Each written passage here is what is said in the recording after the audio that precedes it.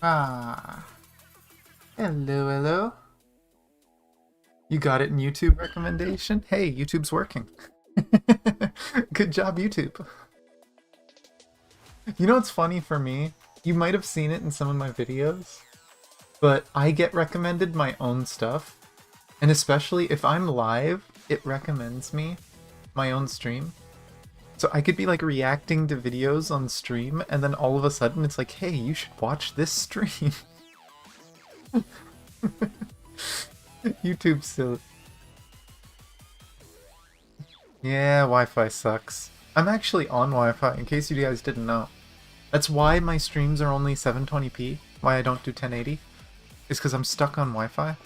I really badly need to run a wire through the house, but literally, I am in one corner of the house, the router's in the other corner of the house, and we're in a relatively big house. So, would be a bit of a pain to do. But let's open up the visual novel. Let's stop the music. What did you miss on Twitch yesterday? We did finish the Arahato event. We did a few of the puzzles at the end.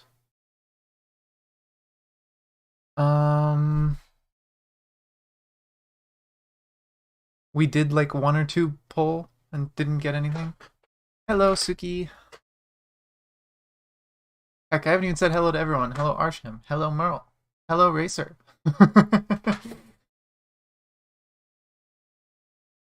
But, let's switch. There we go. I am probably going to have to adjust things because there's a very good chance I'm going to be covering chat, like the dialogue. But the only thing I tested with this is I literally went to the first page of the comic. Apparently it's talking about a car, but I had to get the translations in. Did I end up getting Miko? No, I didn't get Miko, which means I'm probably getting Raiden. I'm not gonna lie, I'd probably prefer Raiden because I think I like her playstyle more. I just really wanted Miko because it's a fox. But, oh well. Next time, maybe. But menu page is quiet. I swear there was audio on this. Maybe when we go in. But yeah, we are doing the anti-entropy. Full disclosure, this is a fan translation. So some of the translations may not be perfect, but as far as I know, this is complete. I'm just going to hit start, and it's going to ask me to continue. Literally, my last position is the first page. I don't know why it's asking this, but... Hey, now we have sound. Now it's not awkward. But as far as I know, this is like 60 years before the start of the game. This is the backstory of Anti-Entropy. We know some of the end result from the game. We know there's gonna be some people that are probably gonna die. We also know that there's probably gonna be some really cute stuff with Tesla, because Tesla and Welt was... Tesla, Einstein, and Welt, all of them were adorable. Although this is probably going to be the old Welt, actually, now that I think about it, isn't it? The Welt we're used to is a small little kid.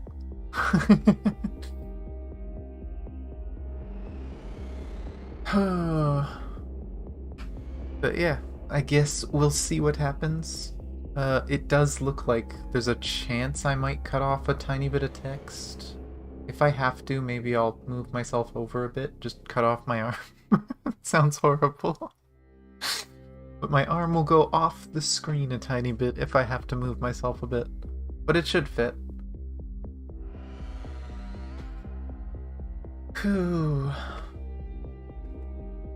But yeah, and then for people who don't know schedule, tomorrow I'm going to be just doing endgame stuff on Twitch.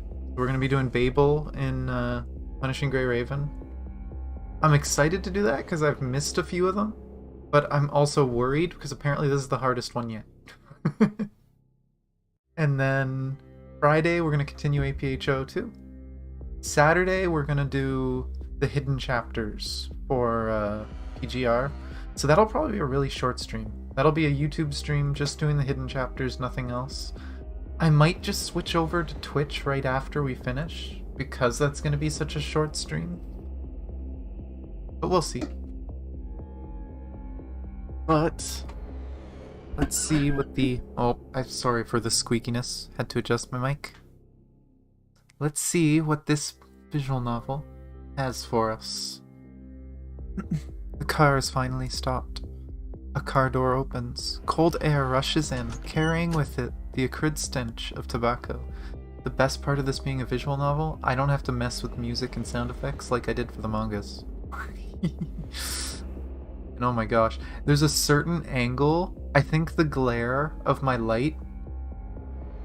No, my tracking is based on a camera, and I think at that angle that I had, the light was glaring off my glasses, because I do actually have real life glasses. I think my face light was glaring off my glasses and the camera couldn't see my eyes. Steve, can I find it?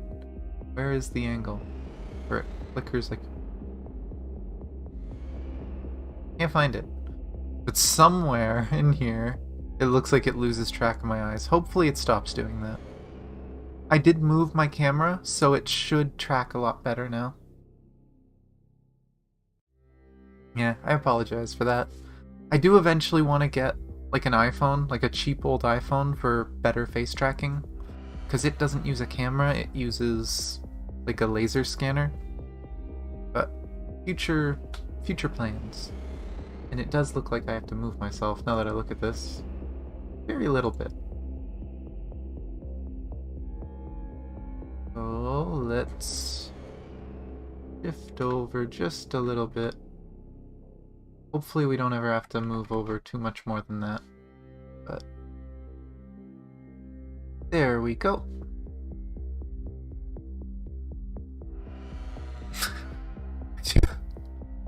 It's... I don't know what that... It's I.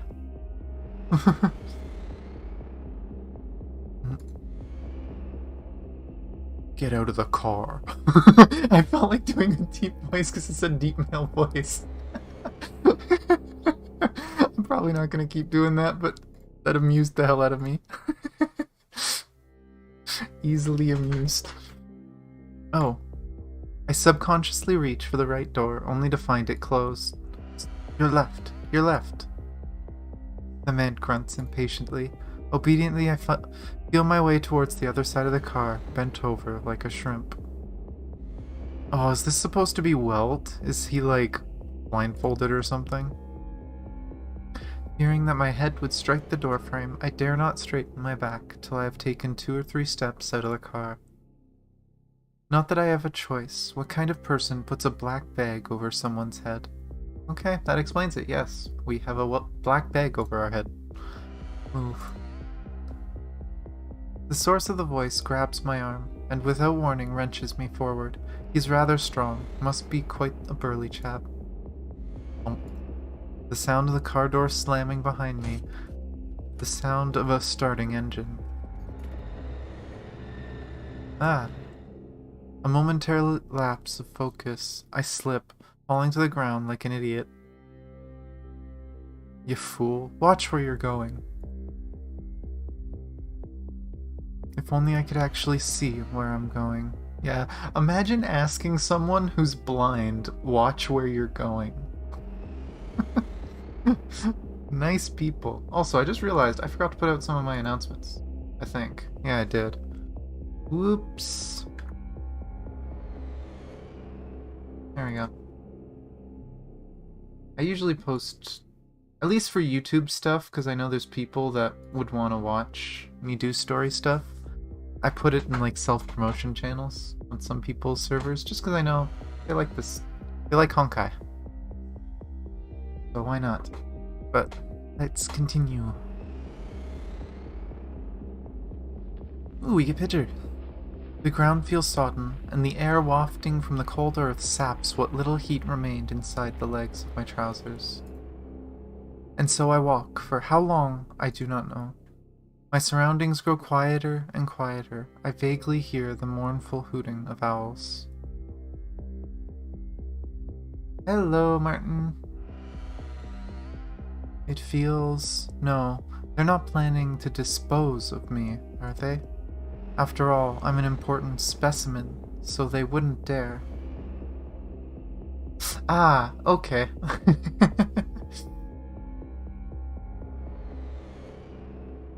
I wish I could nickname people on YouTube. That's one thing I like that Twitch lets me do. I can't do it on YouTube. But I will do my best to remember.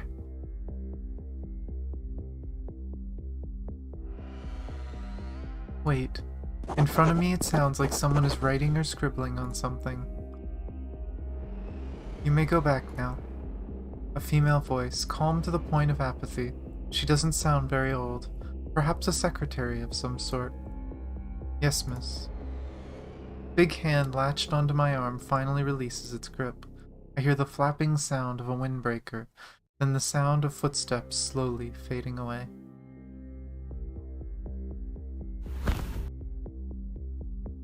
Nope. Greenwich Mean Time, October 20th. 22:57. Thank you for bearing with us, little lab rat. You didn't say the year. I'm assuming it's 1950... What year was it? 1953? 1954 that the first eruption happened?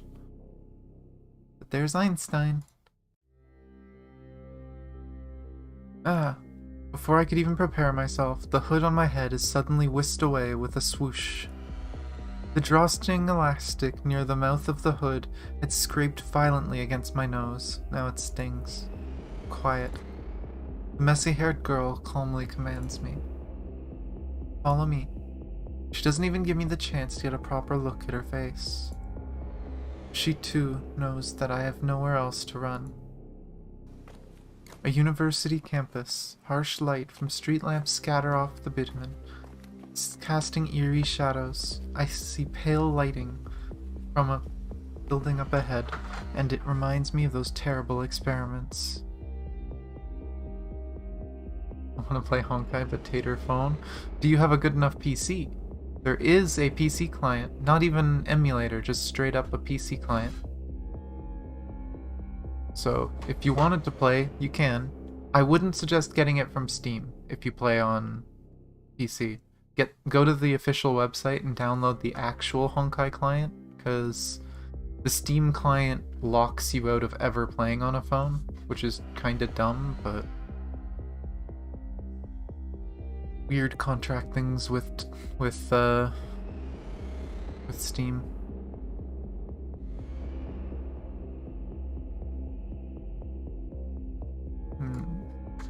As I walk, unable to stop, I begin to imagine myself as that desperate, pathetic figure fleeing for my life. Fingers chewed raw, clothes torn to shreds. Who's he talking about? Hysterically screaming, deliriously waving my hands about, to be eventually shot down with a tranquilizer gun, or worse. Where you shall hear the howls of desperation and see the ancient spirits in their pain, as each of them laments his second death. What's the bubble? Why is there a bubble? The quotation recalled by our protagonist is from Dante's Divine Comedy. There's notes to tell me stuff. Okay, I'm really happy. I like this visual novel 10 times more now. This is such a cool feature. I'm so glad they actually have notes for things. I'll be sure to click that every time I see it. Don't be afraid, this place is different from the other laboratories. Happier music. This music is really loud though, I may have to... Let's turn the volume down for you guys just a tiny bit. Just so that it doesn't overtake my voice, make it hard to hear. If it's ever too loud or too quiet, just let me know. I don't know if I can change the volume for me though, so it's just gonna blow up my ear. She sees through me, straight to the anxiety within my heart. Imperial Institute Lab 42, she speaks as if to herself. Welcome home. Home? Okay, so apparently this visual novel we're playing as Welt then. Sit. The girl points to the sofa in the entrance hall. Tea or coffee? I recommend tea. The air in London is terrible. Einstein. She suddenly and solemnly speaks in German. Einstein. One stone? Dr. Einstein. Lisero Albert Einstein. She points to herself, and then to me. Your name? Omega 1. It's in my files. Omega 1 is not a human name. Oh my gosh, Kai. Hello, Kai. Yeah, this music's really good. I have noticed that a lot of people haven't streamed this visual novel. I have a funny feeling a lot of this music is probably copyrighted. So if there's a problem, the VOD might disappear or just be unlisted. So honestly, if it's just something like I can't make money off the video, I don't care. I'll just leave it up. But we'll see. I know some of Honkai's events in the past, they've used copyrighted music. So we'll see what happens. Not getting any warnings on YouTube, so as far as I know, it's fine.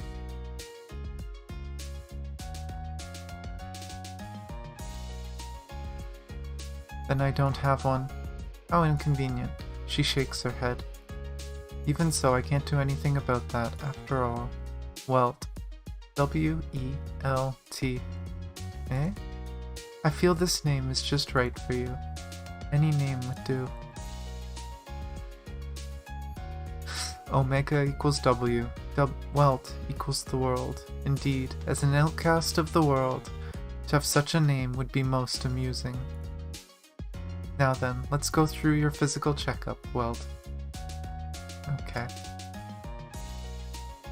Don't mind you lurking, that's fine.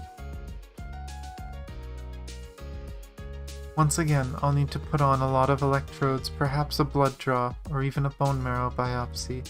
Well, I'm used to it all by now. Oh, so this is after he's been experimented on a lot. So Welt's already been experimented on at other labs. He's brought to this one and they're actually treating him like a person.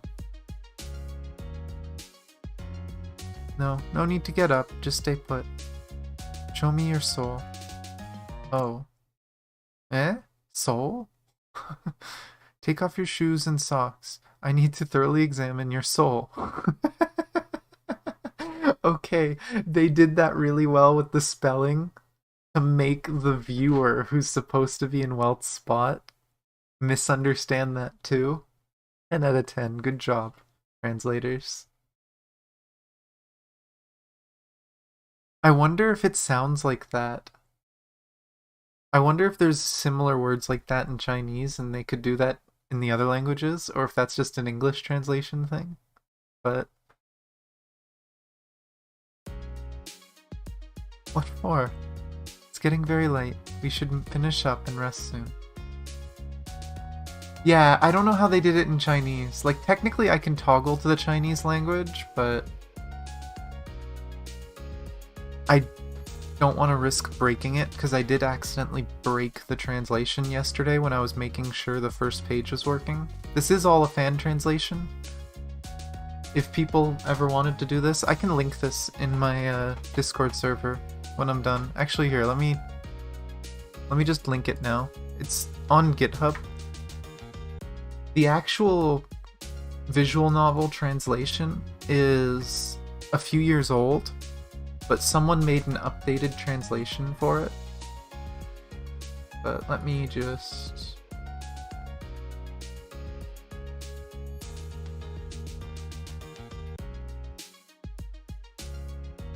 Let's see.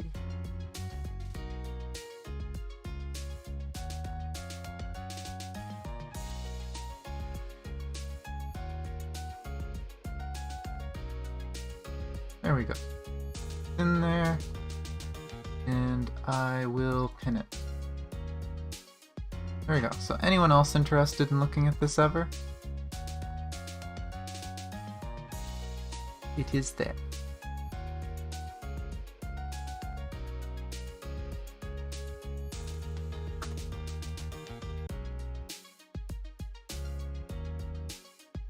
But yeah, it's a fan translation. There's a configuration option to put in new translations, so someone else made a new translation file that you can just go into the configuration to change.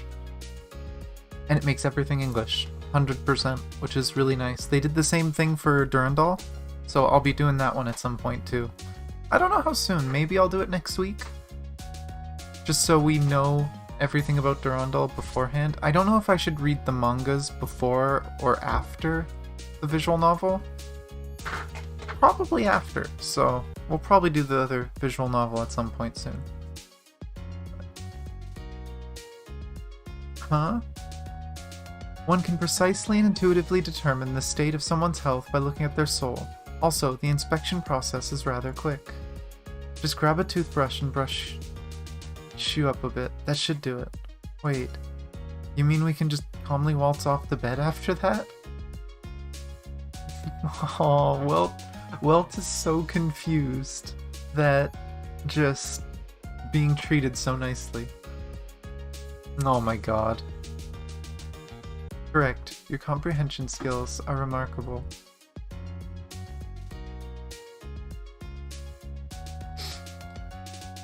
If there is even one H scene, you're gonna suddenly see the stream just end.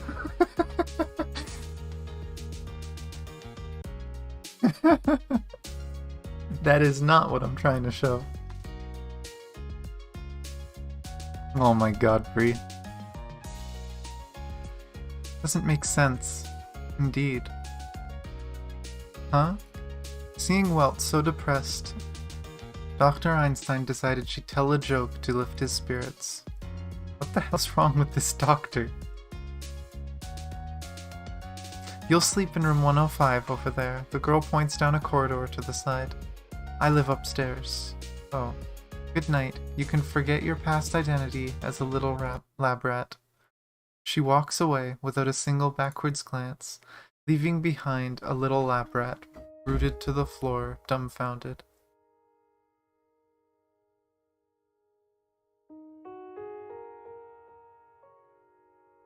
Yeah, it looks like we're playing Welt, so they put I as the chat name for it.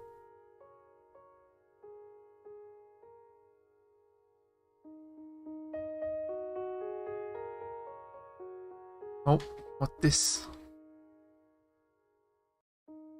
The man, now named Welt, couldn't understand what just happened. Ever since the day he started forming memories again, nobody else had so casually given him such a baffling degree of freedom. Even though the day he started remembering was not that long ago. It was this same season, 3 years ago, when he first opened his eyes to the scene of chaos. Unfamiliar men and women were inspecting him, asking him all sorts of questions. Questions that one would only ask a lost child. What is your name? Where do you live? What is your nationality? It was a strange feeling. You undoubtedly knew all the answers, yet you could not congeal or solidify those answers in your brain. It was as if all the neurons that wove the sea of your memories were fried. I don't know. This was the one response that the young man could muster. He could still remember how to speak, yet he didn't know whether this was something he should be grateful for. German, English, Russian, Latin, even Japanese and Chinese. He couldn't remember how he came to understand so many languages.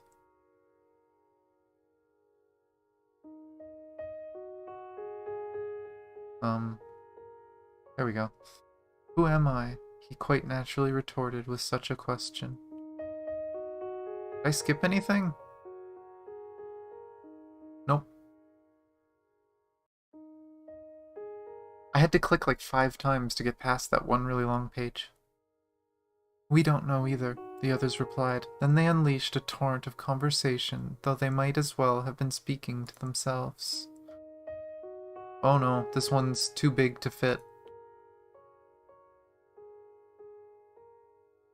Schicksal, our destiny, a secret organization with a long history, the true masters of the world, the saviors of humanity. Honkai, the collapse, the one calamity that science has yet to explain completely. Since the dawn of civilization, it has polluted the human world, transforming peaceful creatures into terrifying demons. These monsters, or Honkai beasts, in their alien plastic flesh, strike fear into us all. Myself, I, who lost my memory, was the sole survivor of a Honkai event. Its location was Berlin, where it had originated from some multi-storied building. My body, within this fortunate body of mine, hides a great secret. For the sake of saving more people, I must accept their plans for experimentation on my body. It is my only option. Kinda sad this doesn't have a scroll box, but oh well, at least we have the log. 1 month, another month, month after month, 1 year, another year, year after year. The young man, codenamed Omega-1, was taken from one laboratory to another to repeat the exact same thing over and over again.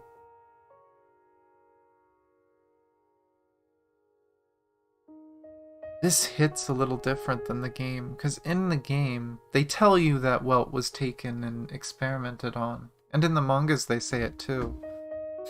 But they didn't say it was willingly. It sounded like he was like kidnapped and forced. But no, this guy was just confused with no memories and told, hey, you hold the secrets to winning this war, so we're gonna experiment on you. And he just accepted it. To bear the unbearable, suffer the insufferable. Please cooperate with us. Please consider it for the sake of humanity. These are unavoidable side effects. A flock of lunatic scientists saving humanity and whatnot. It's all just a load of hogwash. Did you not say that I am a fortunate survivor? Then why do I have to needlessly suffer through such manner of misfortune? The humanity that you repeatedly emphasize. Who are they really? Where is your humanity? There were moments where I really wanted to just die and be done with it. If it wasn't for that chatterbox who kept checking in on me. Oh, this one's out of the box again. Oh my god, this one's really long. Why doesn't it have a 2 Omega? A good October to you. Time flies. This would already be my 22nd letter to you. Last time I had finished telling you the story of the Lady Saint, but before I seek new stories to regale, let us first discuss what is happening around us. Is this Otto? I have already heard of the terrible incident in September, and I apologize on their behalf. Well, it just so happens that there is a new laboratory. I anticipate you will be able to transfer to it soon. Whether the circumstances will be more favorable than your previous lab, I cannot say for certain, because from what I hear, the new person in charge is a lady with a rather earnest personality. However, I must inform you from the standpoint of Schicksal, all the experiments you've been through have been for the continued survival of a certain species on this planet, one called Homo sapiens, hence your continued and necessary suffering. The world will always treat some people unfairly, and this is something none of us can really change. This definitely sounds like auto-style speak. It has already been 3 years since the disaster in Berlin. The city has already begun its reconstruction. The people will slowly forget the horrors of that night. That's interesting. I didn't know any of the cities that had an eruption survived. I just assumed they were all like Nagazora, like they were just flooded with Honkai and couldn't survive. Yet we all know that this present moment a sinister power continues to grow and fester within the rift of space-time. It spared you back then, but it did not spare the others. If we are able to truly fathom the logic behind this phenomenon, then we, Homo sapiens, will be able to live up to our name, to use our sapience to conquer the natural world. Then no one will ever need to spend another day living in fear or delusion, deceiving themselves and others.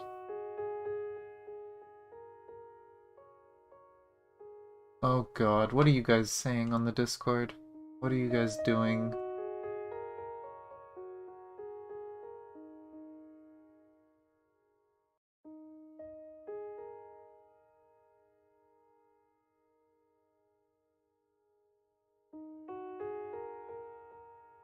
Oh my gosh, you guys. Oh boy.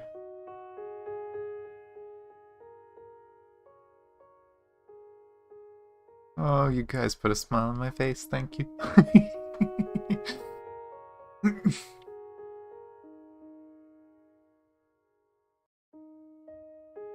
Yes, this is the most unfair to you. In fact, the most recent events have been particularly unjust to you. But if only for my sake, I hope you can understand and forgive everything. The fate of all humanity, in a certain sense, rests upon your shoulders. P.S. Concerning your background before your memory loss, as far as I know, the relevant department should still be looking into this, but as you may already recognize, it has been more than 3 years since the incident, and the possibility of getting any results will only become slimmer with time. And I don't believe that so-called child of Honkai theory. You can't be a Hersher, right? Perhaps the arrival of new technology will bring about some unexpected turnaround of the whole situation. Who knows? The new laboratory really isn't that bad. In fact, I believe when you get there, you'll be quite willing to cooperate with them. Trust me. Your old pal, Clown Alpha, 1955, October 2nd. Is that a translation thing? Did they choose to call him Clown Alpha, or did Otto actually call himself Clown Alpha?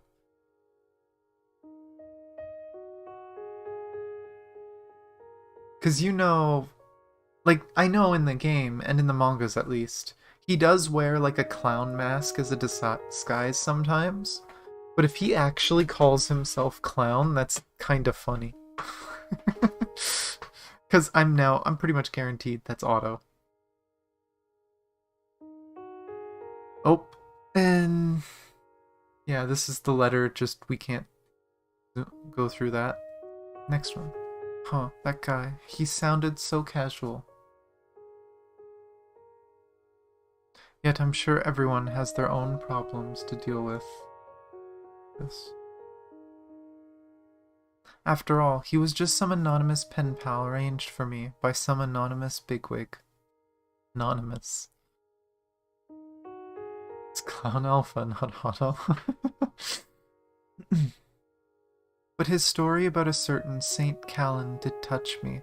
I definitely had not planned on paying so much attention to that type of propaganda or political drivel. Since when did I start looking forward to his monthly story updates? 105. A musty-smelling wooden door is carelessly left ajar. This must be the room where the strange girl allowed me to spend the night. The lifeless linen curtains, the walls that seem more at home at a mortuary. Indeed, this is a decor. God dang it. This is a decor most befitting of a laboratory. I see this has the same translation issue as normal Honkai, where the chat's gonna constantly get cut off. There's bread and snacks on this desk. Are they for me to eat? Munch, munch. Oh, no. My god, what's in this slice of bread? How can it be so delicious? This man probably doesn't remember eating anything but, like, gruel or stale bread. This indescribable aroma of mushrooms, and this bacon that tastes just perfect. There's simply no words to describe this rich and mellow aftertaste. How can it be so delicious? It's great to be alive, indeed. Nom nom nom. A lot of nom nom nom, oh my gosh. This man's stuffing his face. And thus, fully satisfied, having indulged in a delicacy of unsurpassed quality, Walt sinks into a deep slumber. Oh no. Next day. My gosh, it's so loud!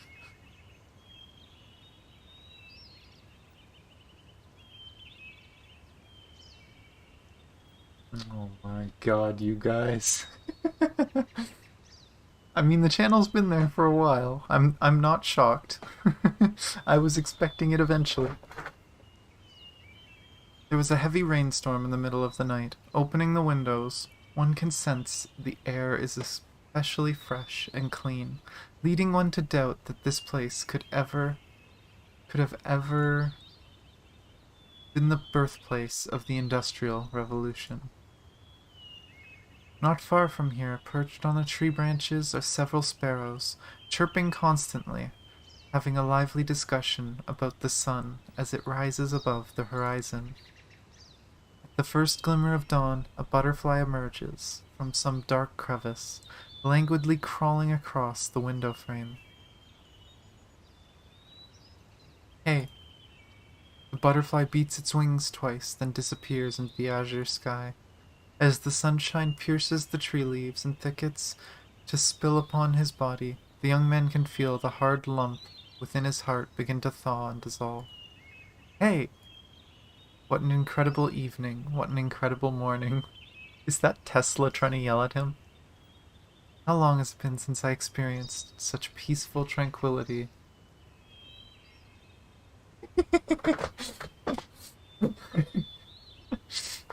I say oh no, but I say it with a smile on my face.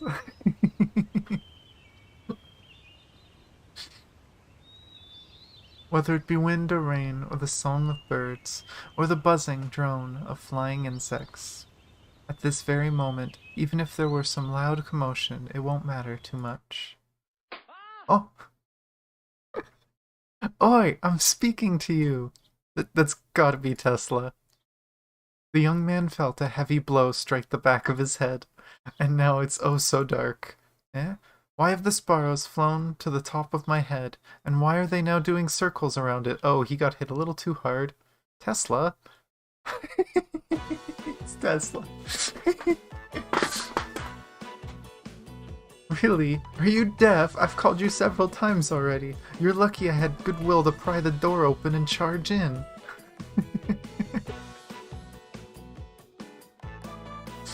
The assailant, a red-haired girl with twin ponytails, fiercely scolds the young man, who had fallen and is now seated on the ground, staring at the birds above his head. She also happens to be wearing a white lab coat. You are? We finally see Welt! Oh my gosh. It's so interesting seeing young Welt Joyce. Do not go away. No. Huh? No one introduced me? As she reaches mid-sentence, the eyes of the twin-tailed girl wander and fall upon the empty plate. Quietly it sits on the only desk in the room. Twin-tails closes her eyes. With utmost concentration, she brings her nose towards it and sniffs. Oi, you didn't eat something made of truffles, did you? Truffle? The plate was originally filled with bread slices mixed with some kind of mushroom. Is this truffle you speak of some kind of mushroom? The twin-tailed redhead rolls her eyes and almost faints. Oh my gosh, it was Tesla's sandwich. Einstein must have taken it from her and put it in his room. Some kind of mushroom? You're telling me that truffles are merely some kind of mushroom? Damn it, doesn't that mophead idiot think so too? You just discovered that beside the empty plate, there are also several other knickknacks of suspicious nature sitting on the desk. Comfy, atomic fireball, dark chocolate. How can one mix truffles together with such cheap, inferior snacks? As she examines the sweets, she begins unwrapping and tossing them into her mouth. That is, until she noticed something in the corner of the room.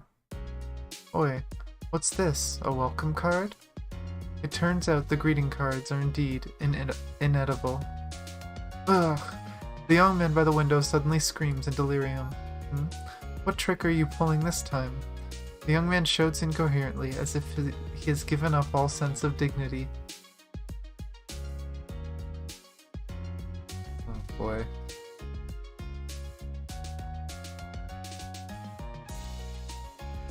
What are you guys doing? I'm gonna have to read up and catch up on all this stuff later.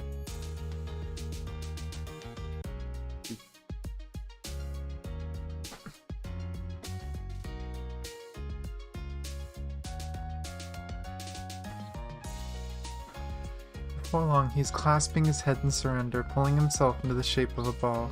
The young woman seems to have understood something. May I open and take a look?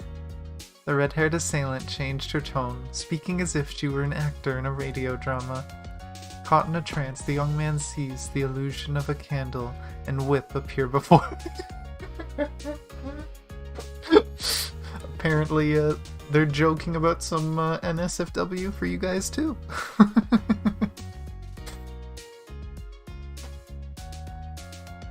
No, Kai, I hope work goes better today. To the most respectable Mr. Omega-1, greetings. Because I do not know your name, I will address you as such for now, and for this I am truly sorry. Why have you never been this polite with me?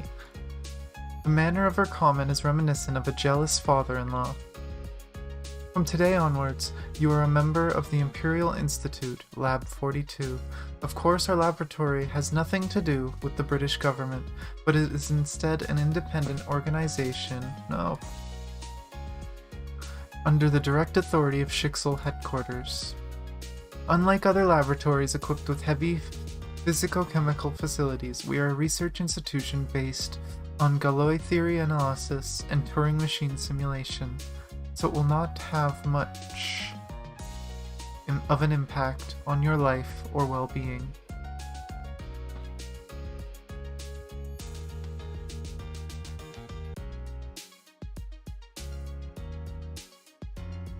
Omega-1, what she has written here, do you understand?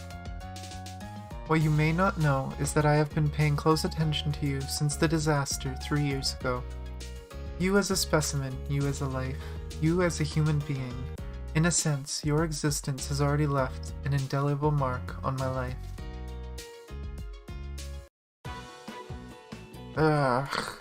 The red-haired assailant suddenly loses all composure, wildly waving a clenched fist in the air. Tesla. So we are now learning that Tesla has not changed in like 60, 70 years. She is still the same person.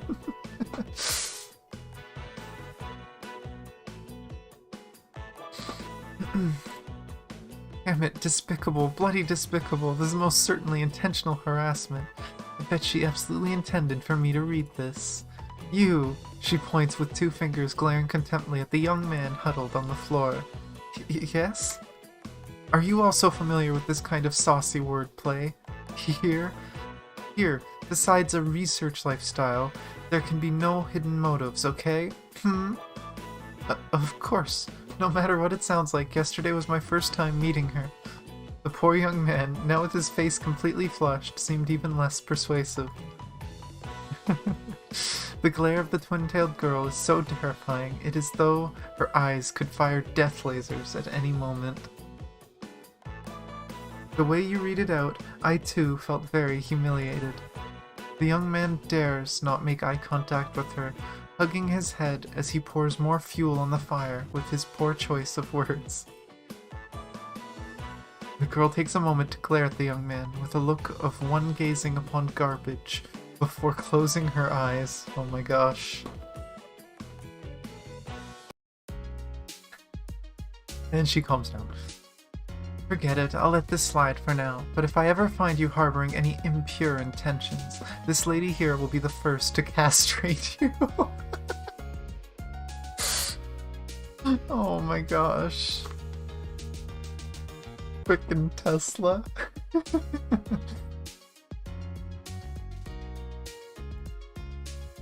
Ah. Oh. Is this the rest of it? Yep. Okay. I know the people you have met may not be particularly convincing, but please believe in this. It is here that you will build a brand new life for yourself.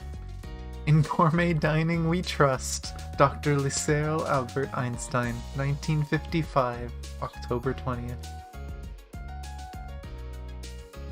In gourmet dining we trust.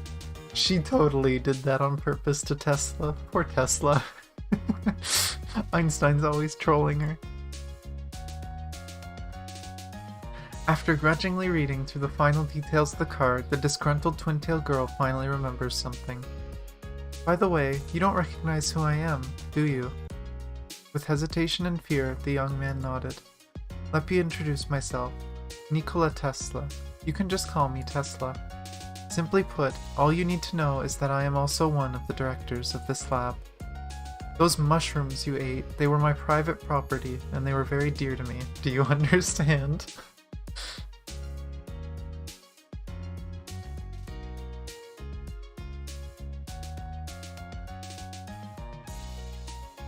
She angrily seized the young man's shirt. Let's go. There are already people in the living room. People? I mean that gourmet food thief. Who else? Oh, I've seen this picture before. Now I know where it's from. Good morning, Dr. Tesla. How was today's breakfast? Oh my gosh.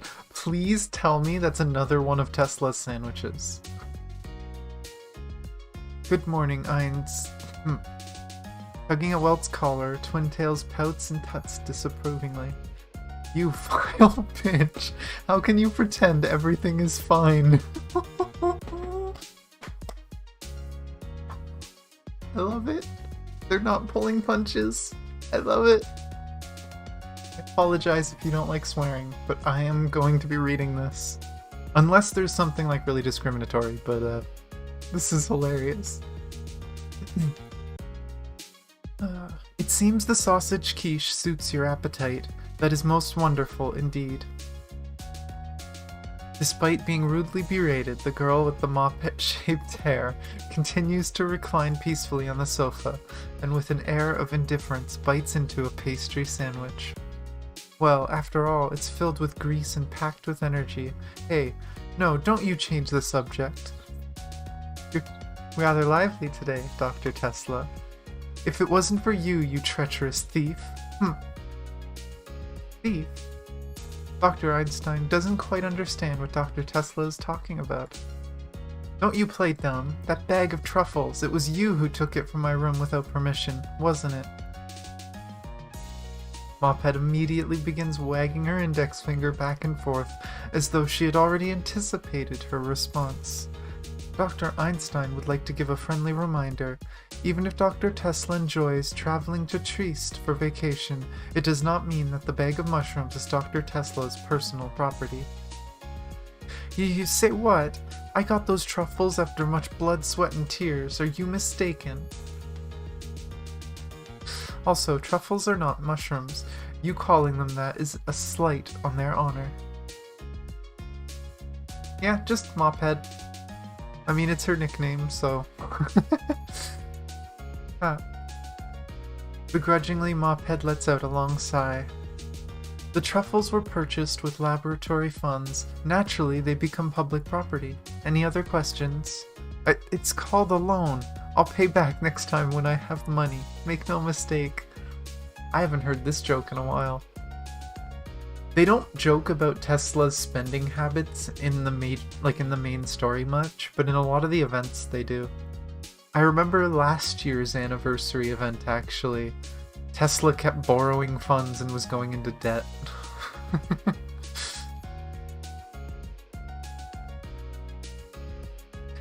If Dr. Tesla continues to persist with her false claims, Dr. Einstein will have no choice but to report this embezzlement of public funds to headquarters.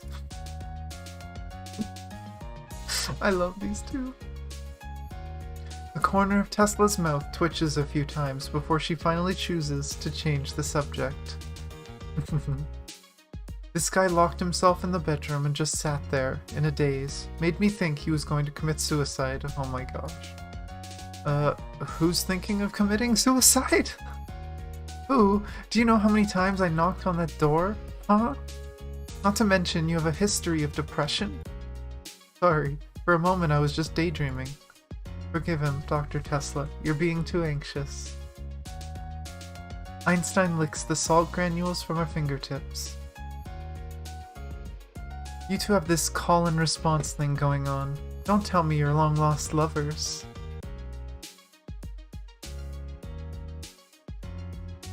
I don't know if it actually happens, but from stuff that happened in the game story, it sounded like Welt and Einstein might have been a thing. Maybe we'll see it? Twintail's brow furrows into the shape of a mountain. Dr. Einstein, I would never find such a pathetic boyfriend. I'm gonna remember that line, Einstein. That is incorrect. How am I pathetic? You surrendered yourself to despair.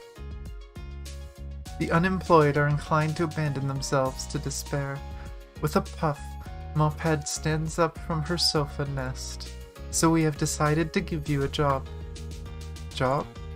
Lab assistant. Assistant? Basically, you're no longer a little lab rat. You are now our companion. Let us rejoice. Twintail speaks with the solemn monotone of one reciting scripture. Dr. Tesla, we need to tell him exactly what he is doing, his specific responsibilities.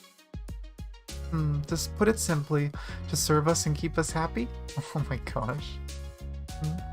For example, serve us tea and water, cook our meals, do our laundry, and if there's nothing left to do, scrub the floors and brush the toilets. Oh my god. Well, the maid. So you can get some training from Ragna? Actually, wait, Ragna isn't even born at this point, is she? The heck am I talking about?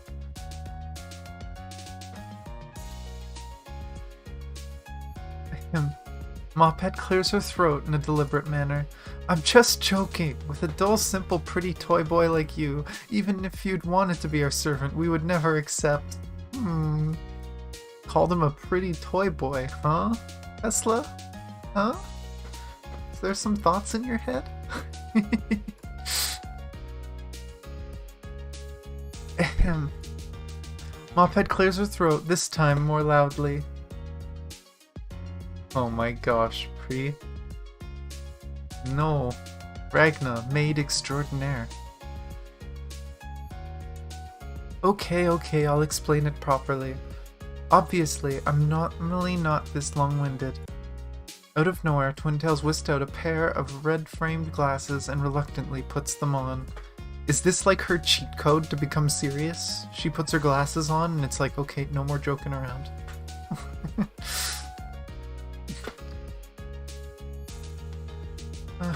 Listen well, toy boy.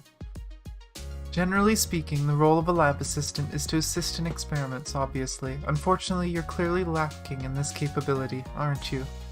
The young man nods. However, we believe you can improve our work efficiency. Not only that, but you will also do yourself some good. The young man tilts his head, looking somewhat lost and vacant. Your job is to plan our days off work, arrange our leisure and entertainment, saves us from working so hard for our vacation, only to have to waste more brain power deciding our own entertainment. Of course, you may also participate in said activities. Doesn't sound too bad, does it? Is there anything I haven't explained clearly? Again, to put it in simple terms, your job is to take us out to have fun. Is this really going to turn into a dating sim? Really? But don't disturb us during working hours. Go idle yourself in the library or just go for a casual stroll around the place. But don't go strolling so far as to make this organization think you're going to escape. We don't want to have to deal with the plainclothed coppers. Oi, is it okay or not? If you don't agree, we can always send you back, alright? Hey, you stupid? Begrudgingly, the girl with the red-rimmed spectacles waves her hands in front of the young man's eyes. Dr. Einstein believes that wealth is simply going through a state of shock and astonishment at the news. Lyseril, aren't you some troll from the Lord of the Rings? Stop using Doctor this or Doctor that to address us. It's getting very annoying. Yeah, why is she talking like Bronya?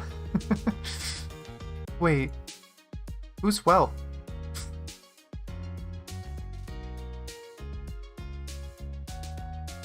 The complaining would be if it's something I'm allowed to show on YouTube. Because if it approaches something I can't show on YouTube, the stream is suddenly going to end.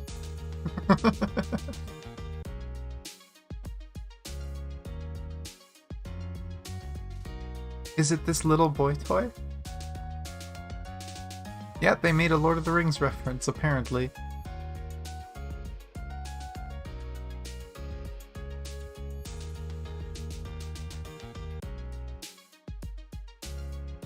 This isn't that old, jeez. Pretty sure this is only from a few years ago. Lyseril, don't tell me that's the name you gave him. Wait, was it me you were referring to as little boy toy? Oh. Please don't break.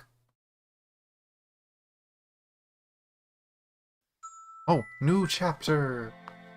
Ooh.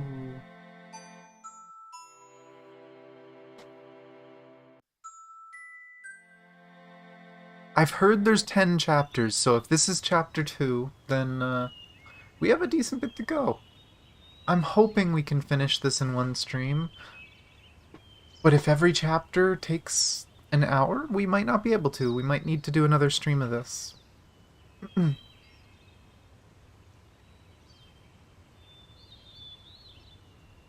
Oh my gosh, Bree.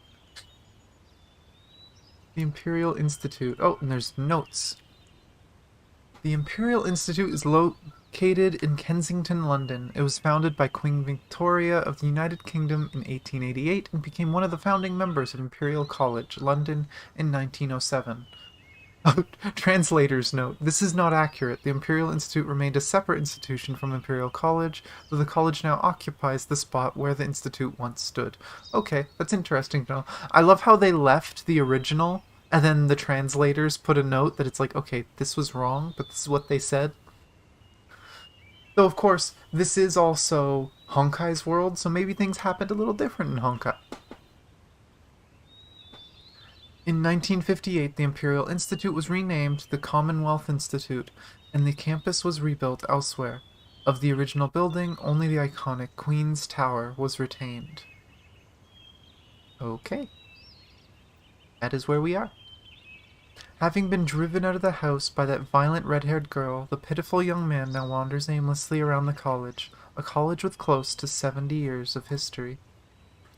Okay, hurry up and get out and get used to your surroundings. Don't you dare come back before noon. Oh my gosh. What is this, Mama Tesla? Sending her kids out to play? I feel like I'm a little kid again.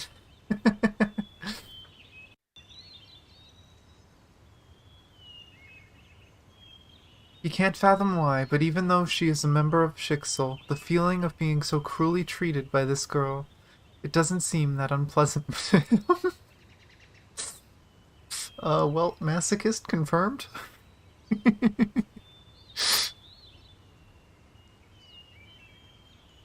Phew. Even now I'm having such mixed up thoughts.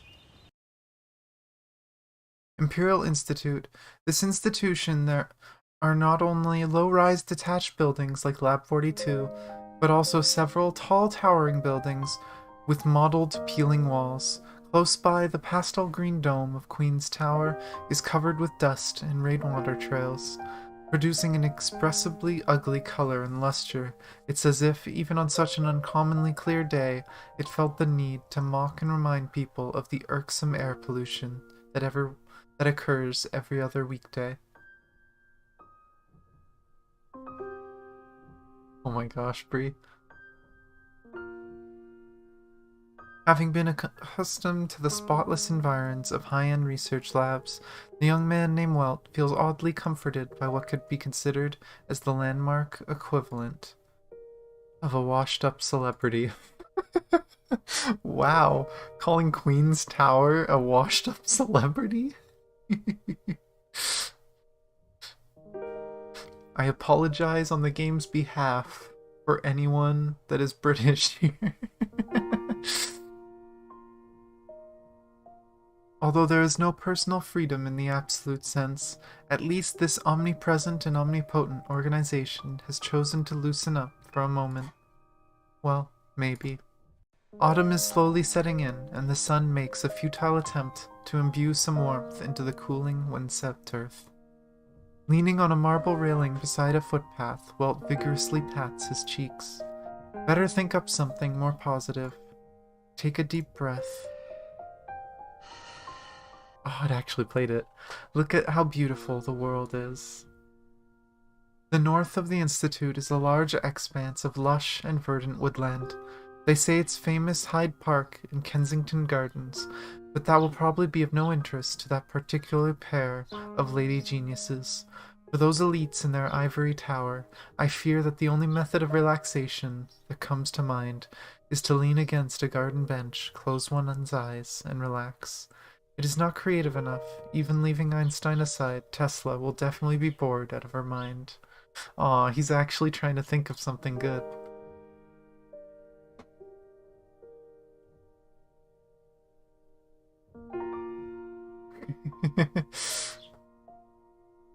I think the prince would agree, actually. I mean, fair, but...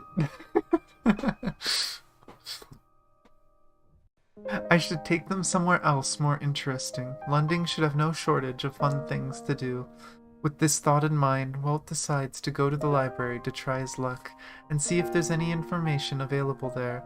Of course, he cannot know that in the future there will be something more convenient like the internet. Yeah, it's the 50s. Ain't none of that internet stuff. Heck, there's no computers in the 50s. Unless the Honkai world's a little more advanced. Hello. The librarian is a frivolously dressed man, wearing a striped short-sleeved shirt and gold rimmed glasses. A blonde man in his 30s, he opens the conversation with a strange foreign accent. Is he supposed to be German?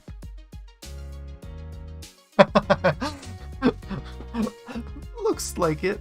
Sir, May I ask, do you want to borrow some books? I love that they actually wrote this with an accent. Bravo, translators.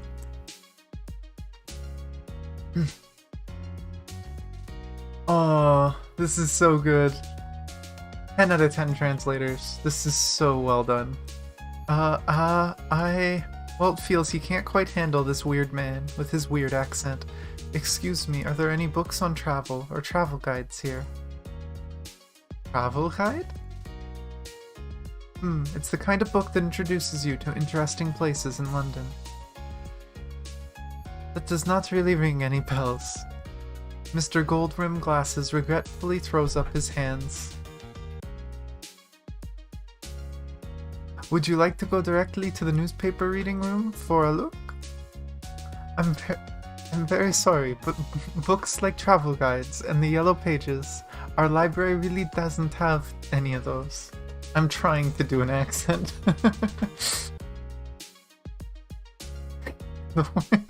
Fair. Or perhaps it is better to say, those are completely beyond our hunting range. Haha. Mr. Goldrim's spectacles puts on a fake smile mixed with a pained expression, leaving Welt to feel that he himself is the weird one now. I wasn't really expecting much. May I ask, where is the newspaper reading room? If I explain it to you directly, you may not get it. Better come with me. Are they calling Welt stupid?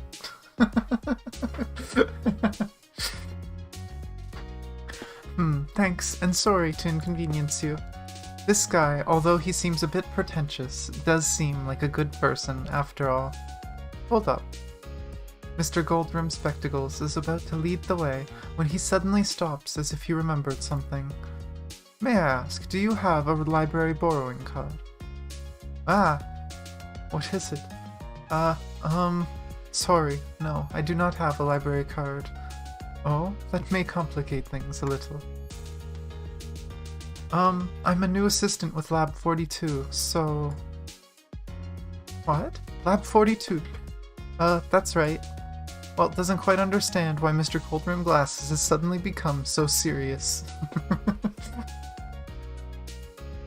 Because the people you're working with are a little more crazy. Also, I just noticed his coat has the Valkyrie logo on it. That's interesting. But it's specifically the Valkyrie logo. You can tell he was originally probably from... He was probably in labs involving specifically Otto. Because all his Valkyrie research and stuff. Whoopsie daisies. Well, Dr. Einstein, that old geezer, is he keeping well these days? Talking about our Einstein? Or maybe like Einstein's dad or something? Schicksel's logo is bigger. It's more complicated. That specific logo of the wings is the Valkyrie logo. As far as I understand, the Schicksal logo is a mix of like 3 or 4 symbols. Like there's the eye at the top, which represents House Apocalypse. But I swear that part of the logo is specifically the Valkyrie part.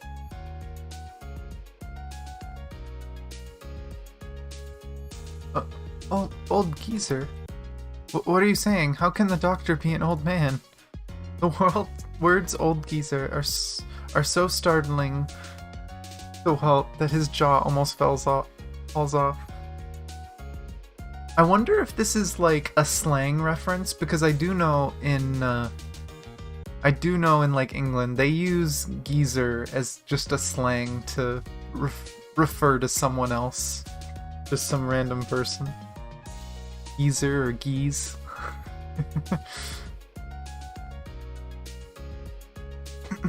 Hahaha, my apologies. Recently there have been scams going around on the school, so we need to stay vigilant. I'm really sorry to have deliberately put you through a test just now. Dr. Einstein had specifically ordered me to, but at that time she didn't have your photo, so... Mr. Goldrim Glasses shrugs his shoulders, while he continues to smile in his usual manner. To be honest, this method of testing people was really her own suggestion. Ha ha ha. No problem. I'll get you a research assistant's library card right away. You may borrow whatever book you want. Mr. Goldrim Glasses nudges his namesake further up the bridge of his nose. His namesake. While he continues to smile in his usual manner. They haven't done as much of the accent stuff in the later lines. Kinda sad. I wonder if him getting serious was him fixing his accent a little bit. The Times is too serious, and the Financial Times completely unsuited for his purpose. But it is within the pages of down-market tabloids like the Daily Herald and the Daily Mirror that he finds some items of interest. At noon, Welt returns from the newspaper room reviewing his notes in one hand while consulting a borrowed street directory on the other. This man's actually working his ass off to just go hang out with them. The British Museum, Great Russell Street. The National Gallery, Trafalgar Square. The Theatre District, Casino and Chinatown, Leicester Square. Had to look at that for a second.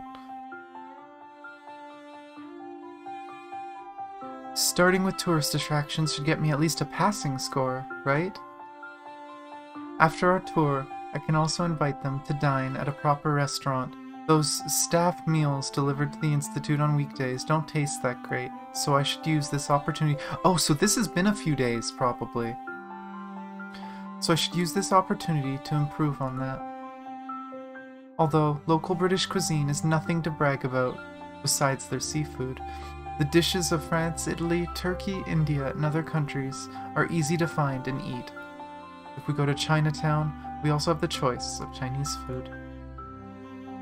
Although I am penniless, since this is my job, it should be okay for me to be reimbursed, right? And thus Welt drifts to a state of deep thought, and before long he is unknowingly returned to the small courtyard of Lab 42. The detached Lab 42 is a work villa built during the post-war period, so it sports an avant-garde design integrating both work and living requirements.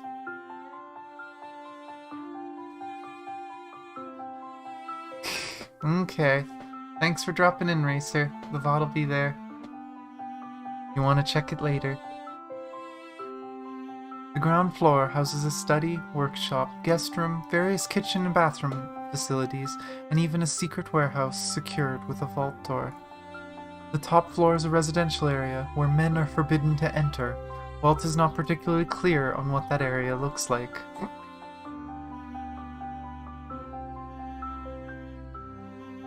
Clock. Why are you giving me a clock?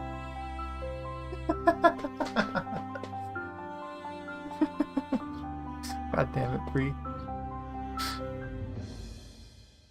Pink curtains, cream-colored furniture, a room full of sweets and plush toys. Oh my gosh, this guy. No. No matter what, a researcher's room can never have that decor. Indeed, their private laboratory appears to be on the same floor. He's gonna be let up there eventually.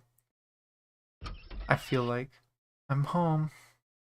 Gently opening the villa front door, the young man politely greets an empty living room.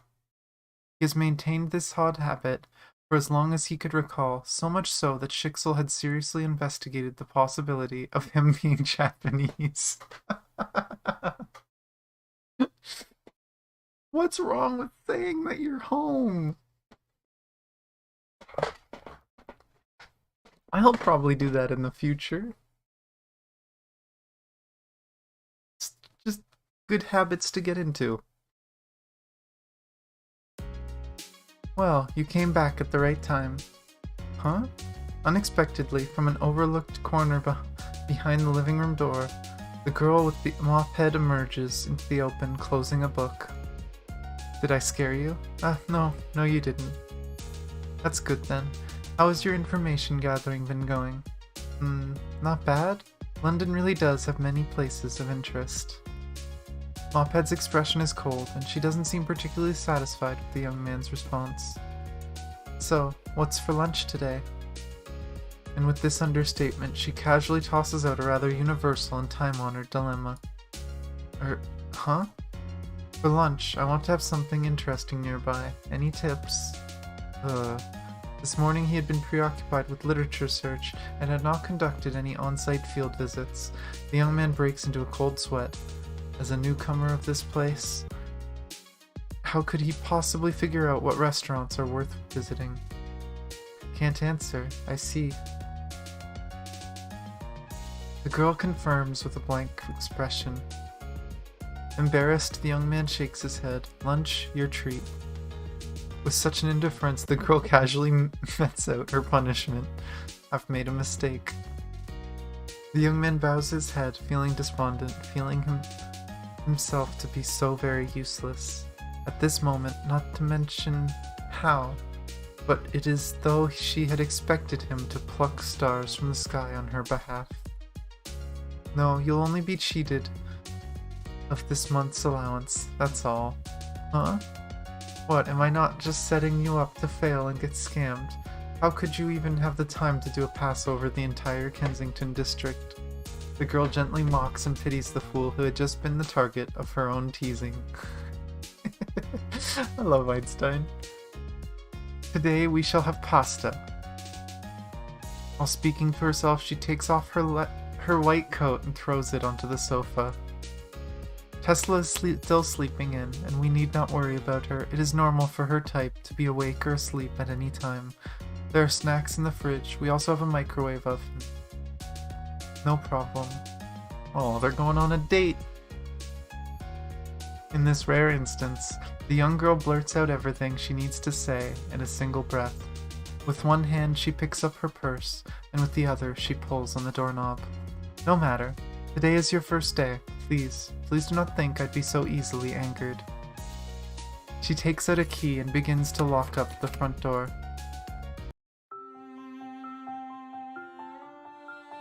This is the V&A Museum. That is the Holy Trinity Church. With her messy swaying hair and expressionless demeanor, the young lady continues her guided tour alongside the young man. Those not familiar with the situation would probably mistake them for a pair of long-lost siblings, somewhat estranged. They do actually kind of look similar.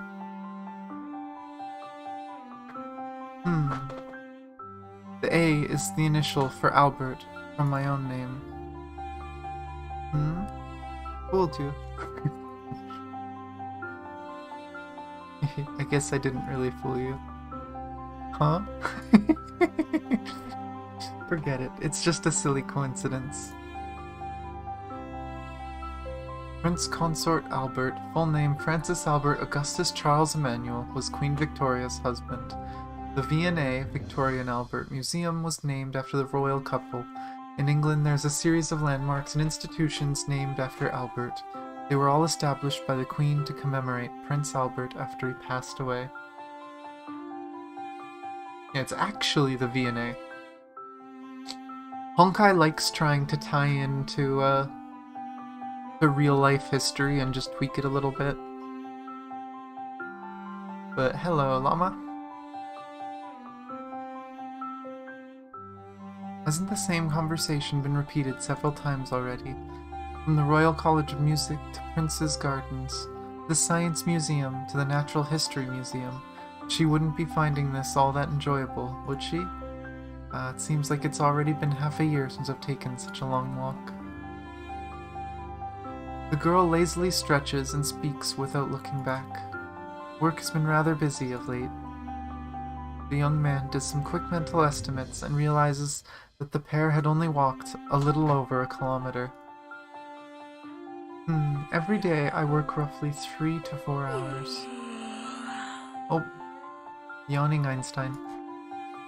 The young woman does an even lazier yawn than before. But isn't that just half a day of work? Thank you. So clearly, you don't understand what I mean. It is possible that, when it comes to a brain-taxing occupation, such as a scientist, working for 4 hours is already tiring enough. Yeah.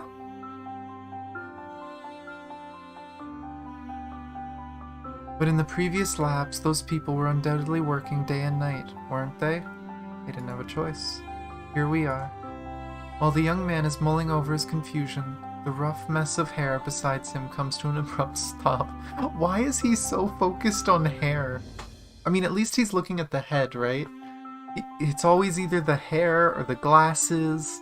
Like when Tesla put her glasses on, he just started referring to her by glasses. Cafe Concerto. Didn't we say we were going to have pasta? Well, here's an Italian restaurant. The girl points to the tiny blackboard at the entrance of the restaurant. The names of the dishes on it are indeed Italian. But what is an Italian restaurant doing with such a name? Why can't you have a restaurant that's a cafe? The decorative artwork, bottles of champagne, shelves of dessert, despite bearing a corny name like Cafe Concerto, the place does indeed look the part of an Italian restaurant. The young man and young lady sit down at the table. The interior feels pleasantly warm, so the pair immediately take off their coats. Aw, I think I've seen this picture before too. I think this has been in the game. Ah, I rather fancy that strawberry cake. Just that one. That'll be enough. I'll have... Wait, didn't you say you wanted to eat pasta? That was just a figure of speech. But I just felt like having cake all of a sudden. The waiter is looking at you. Oh, I'll have baked snail and I'll also have a seafood stew pasta, that's all. The waiter walks away, satisfied with the order. The young girl, having nothing to do, gazes out the windows, as if contemplating some question of philosophy. Her deep blue eyes, round doll-like face, topped by her fair natural curls. If it were not for the terrible hairstyle, she could easily have been an exemplar of beauty. Oh, that's rude.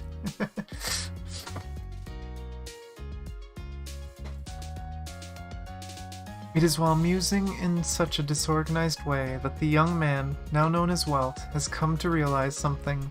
This is probably the first time he has ever paid close attention to the looks of this lady genius, Dr. Liesel Albert Einstein. No doubt she has the legendary temperament of a crazy scientist. Yet at the same time, she also seems to pull off the girl next door act, albeit one who enjoys teasing his poor pitiful self. Eins. Me? Sorry, it's just I accidentally said it out loud. I feel like that using nicknames may help the flow of our conversation, but it does seem rather bizarre pulling apart someone's surname. I don't mind. As long as you like it, it's fine. Is that where she got the name for her robot in the future? Because as far as I know, no one calls her Eins anymore. But she does have a little robot that she named Eins. Then again, she also just calls her robots by numbers, so Eins, zwei, drei, but meh. Really? Then I must really thank you. The young man glances left and right, rubbing his ears and cheeks in embarrassment. This is a dating sim, it seems like it. I'm just hoping it stays within the realm of YouTube, because I don't want to end stream suddenly. I'm fairly certain it does. In fact, I do have a question to ask, though it may be rude of me. Prevaricating before a lady is even more impolite. What? Give me a moment. Define prevaricating. Leave it to Einstein or Tesla to use words that confuse me. I'm really good with English complicated words. I've never heard that before. Speaking or acting in an evasive way.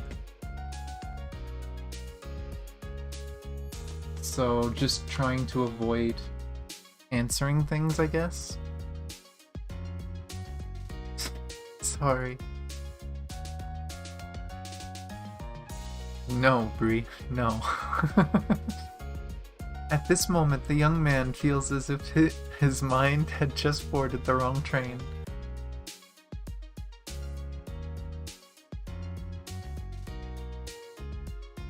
Uh-huh, Arsham. Because again, like I said, I've seen this shot. Not this one, the one earlier when they were first sitting down. I've seen that in the game. When Einstein was reminiscing, upset. Actually, I think it might have been in Second Eruption, too. God, I hate the weird words you guys are putting in there, because they sound so weird. But they're just normal, they're just weird things that have words. I apologize for the creaky chair, by the way. I love this chair, but I might have to get a new chair at some point, just so it doesn't make the noises. Just asking about someone's daily habits, nothing more. Why does one have to be so embarrassed? Dr. Einstein, 51 years old. Oh, so this is after the Abyss Flower experiments. Einstein and Tesla are way older than I thought. They're both over 100 years old in the game. Unless she's talking about, like, a parental figure. But we know they worked with the Abyss Flower, and it, like, prevented their aging. That they just stay the same age now. They don't grow. Nonetheless, it seemed that she too had misjudged what I meant by speaking rudely. Wait, what? 51 years old? Huh? A little slow on the uptake, the young man has to use both hands to keep his jaw from dropping to the ground.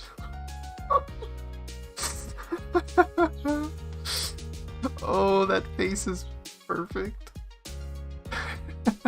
Oh, well.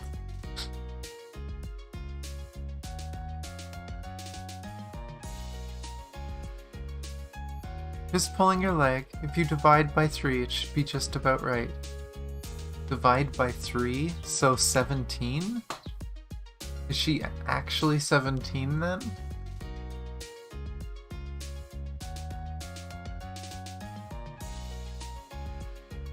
Yeah, it looks like she was joking around. I was very confused too. But yeah, it looks like not that old yet. So that would mean if it happened here, and she's 17 at this point, that means she's like 80? The two of them are probably around 80 in the game.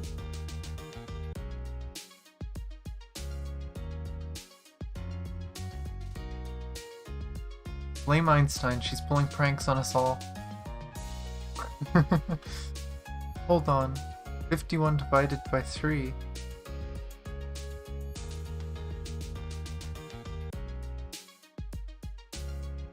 Why is he... What? 6 times 8 is 48. 48 divided by 3 is 16. 6 times 9 is 54. 54 divided by 3 is 18. Why is... So 50 is 17. Dr. Einstein is 17 years old. Why did he have to do all that weird math? A minor? A doctorate degree as a minor? Can't I? This is not a matter of can or can't. While we're on the topic, Dr. Tesla is 4 years older than me, and she's an adult, if you really want to know. Okay, so Tesla is 21 now. That's actually interesting, because Einstein acts older than Tesla most of the time. Tesla definitely has more of the caring elder vibes, though, when it comes to talking to people.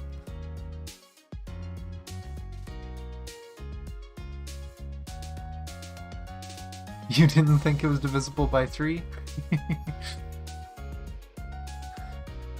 Why does the way you put it make her seem like she's socially inept for her age? 'Cause she is? I'm sorry, Tesla, I love you, but... It's not like Welt is any better.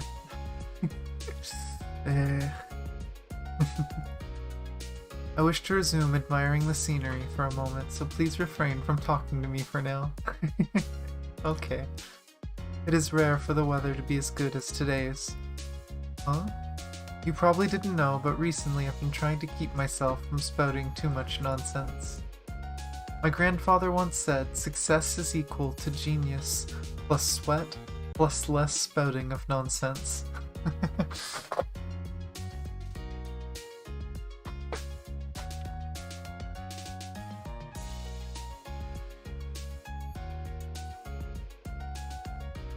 Oh my gosh.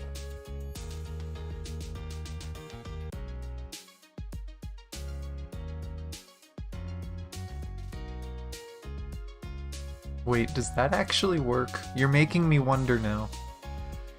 If you add the 2 digits and it's divisible by 3, does that mean the actual number is divisible by 3?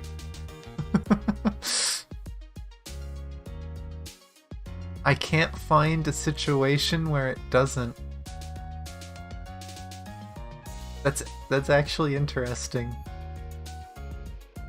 Huh. That's actually really interesting. I didn't know that. No. Schools here in Canada are very lazy and they don't do a good job of teaching you anything. They teach you the basics and they push you out the door. If you actually want to be smart in Canada, you have to try. And I only learned math that helped me with programming and doing whatever else I wanted to do.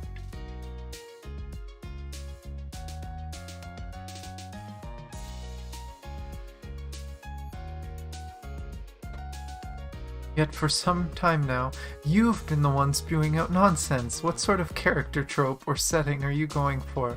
Are you the quiet and reserved type, or the chatty and catty type?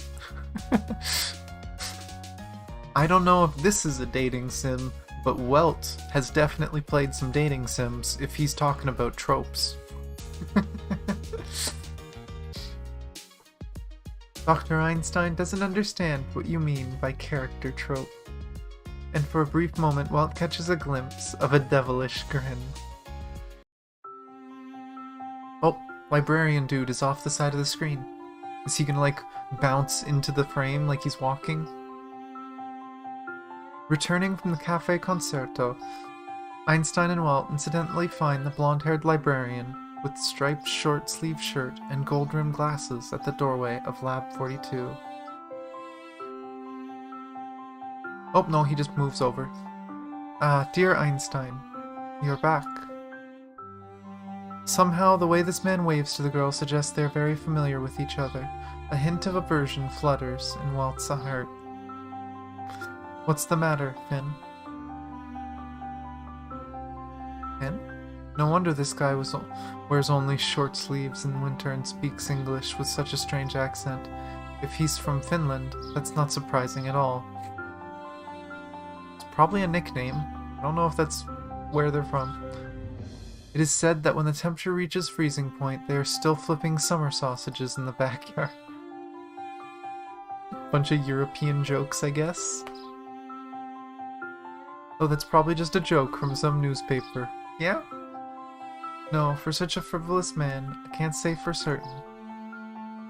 An urgent matter concerning Lab 42. The frivolous man pulls out an airmail envelope from a folder. Understood. Her enthusiasm waning, Einstein reaches for the letter with her left hand while fumbling for the keys with her right. They sent a telegram earlier today, informing us that they wish you check it out as soon as you receive it. They said you will most certainly be interested in its contents. Instantly, Einstein's right hand stops groping for the key. Her expression seems a little impatient. Help me tear it open. Oh, is that okay? My security clearance level. I said, help me tear it open. Haha, it might be strange for me to say so, but if it were a highly classified letter, it would never be delivered by someone at my rank. Finn pushes his gold-rimmed glasses while interjecting in an affected manner. Okay, let me open it. Walt avoids giving the attention-seeking man a single glance. Oh, rip! Ooh.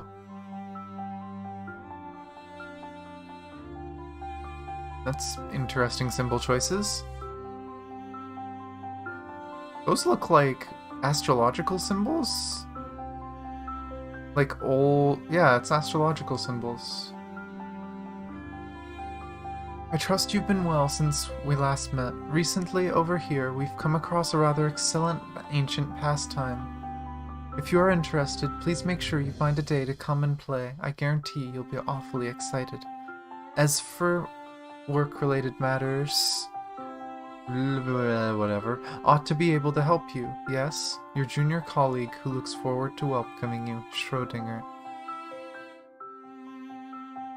Ooh, we get to see some more of the other characters that aren't in Honkai as much. The heck is this, though? I want to look it up, but I'm gonna leave it at that. It is a curious situation. The contents of the letter seem rather carefree and casual, but it contains some rather cryptic code. Why did she so specifically? To Walt's surprise, Einstein solemnly hands the papers back to Finn. This is Ada's real name, yes? Her slender finger points to the string of unintelligible code that is... blah blah blah blah blah. I kind of want to save this and look this up later, maybe. Okay, never mind. Uh-oh. Uh-oh. I'm gonna hope neither of these screw up. I'm just gonna click one and keep going. I can't read it.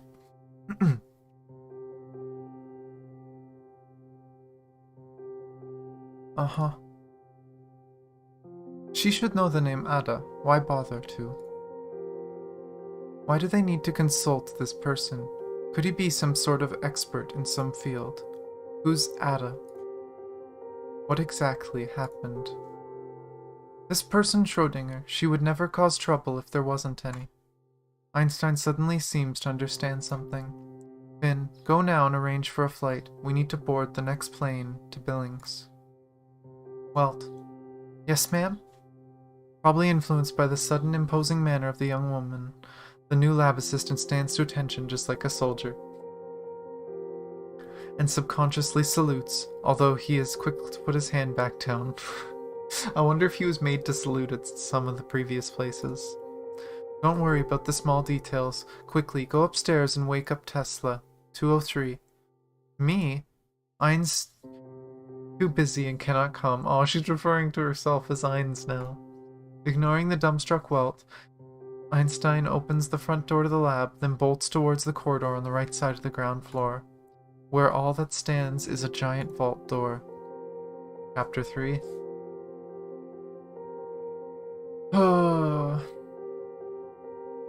Now we're getting to some spookier stuff. Drink some water, because I don't think I've drank any water. First 2 chapters.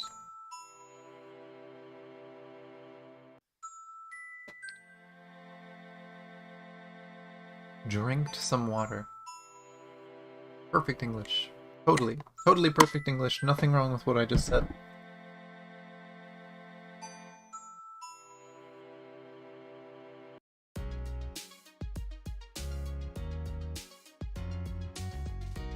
Compared to the tidy and orderly ground floor, the private space on the top floor is quite simply hell on earth. A few minutes ago, Welt would have never predicted that he would find these items outside a girl's bedroom. Pizza boxes piled together like Jenga. Waste paper piled into bins and forming trash heaps the size of small mountains. Bras, undergarments, and stockings hanging drying everywhere. Mysterious electronic devices discarded and tossed against the corner, their surfaces covered in dust. It's hard to imagine how, but perhaps it's because the cleaners won't come upstairs. Everything is now turned into this hair-raising spectacle.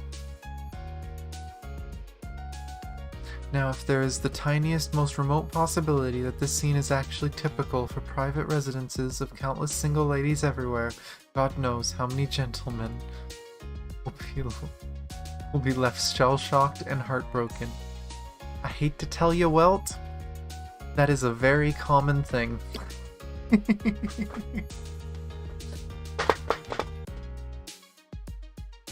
No one has time to clean every day. At least, right now, Welt is searching for room 203 with a heavy heart. Knock, knock. Oh, there it is. Click. Somewhat surprisingly, the door opened rather quickly. No, that was the sound of a door locking. Dr. Tesla, I do not come upstairs willingly. Huh? Are you trying to say you're sleepwalking, Assistant Welt? From the other side of the door transmits a grumpy and energetic voice. No doubt it's the real deal. None other than Tesla herself. I love this. No, I'm not. I mean, it was Dr. Einstein who asked me to come up and wake you up. I wasn't asleep. Okay then. Anyway, we're going to take the next flight to America. Wait. To where?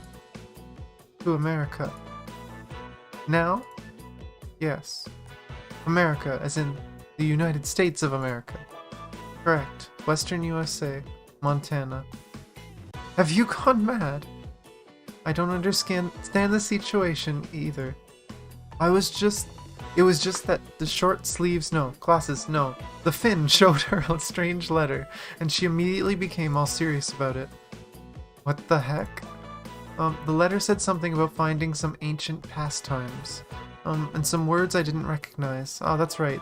The sender's name was someone called what was it? It's Schrödinger. Yes, Schrödinger. It was from Schrödinger. The Finn, yes. Plonk, that old hag, once again using her own students to pick up fresh meat. Huh? You don't need to know. Clearly she's mine. Clearly, so is Lab 42. Clearly, the topic is beginning to sound a bit too dangerous, so Welt, standing outside the door, can only cover his ears and keep mute as a mouse, with the dreadful ringing and clattering of her shrill voice continues incessantly, piercing through the door into his eardrums. Alright. Clatter, scatter. The poor young man had fallen onto a pile of pizza boxes, is now sprawled out on his back, eyes glazed, mouth agape. The door had swung open without warning, startling Welt, who was unfortunately backpedaled onto the pizza boxes and without much force slipped and fell. That is not the most important thing. Ah. Tesla in her sleeping outfit. Oh, she's cute.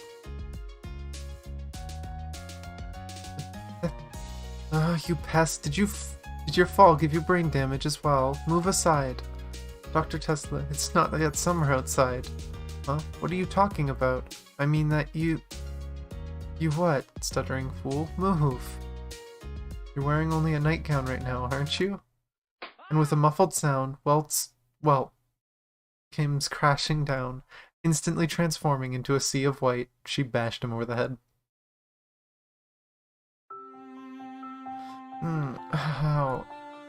Welt is seated in the front row of a temporarily borrowed Volkswagen Beetle, alongside the driver, the Finn with the gold-rimmed glasses. Welt lightly touches his head. Sure enough, it now sports a bump. But having said that, my life is still intact. Perhaps that alone is worth a 3-day holiday. Squinting at the back seat through the rearview mirror, Welt spies the source of his suffering, using her compact mirror to calmly draw on her lipstick. Welt can't understand how such a person is capable of tossing her own living space into complete shambles. It's even messier than Einstein's hairdo next to her.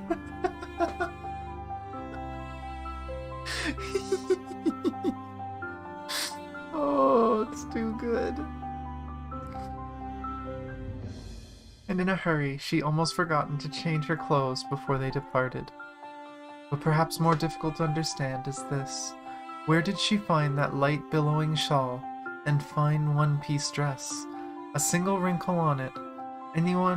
Not a single wrinkle on it. Anyone who has seen those Jenga stacks of pizza boxes would be certain that this girl must have a 4-dimensional wardrobe. No, it should be the other way around. Whoever seen this lovely cute girl before me would never believe that she in fact lives in a pigsty, right? Oh my gosh. Most people don't get to see your room. My room looks like a bit of a mess. My mess looks like a room. Oh my god.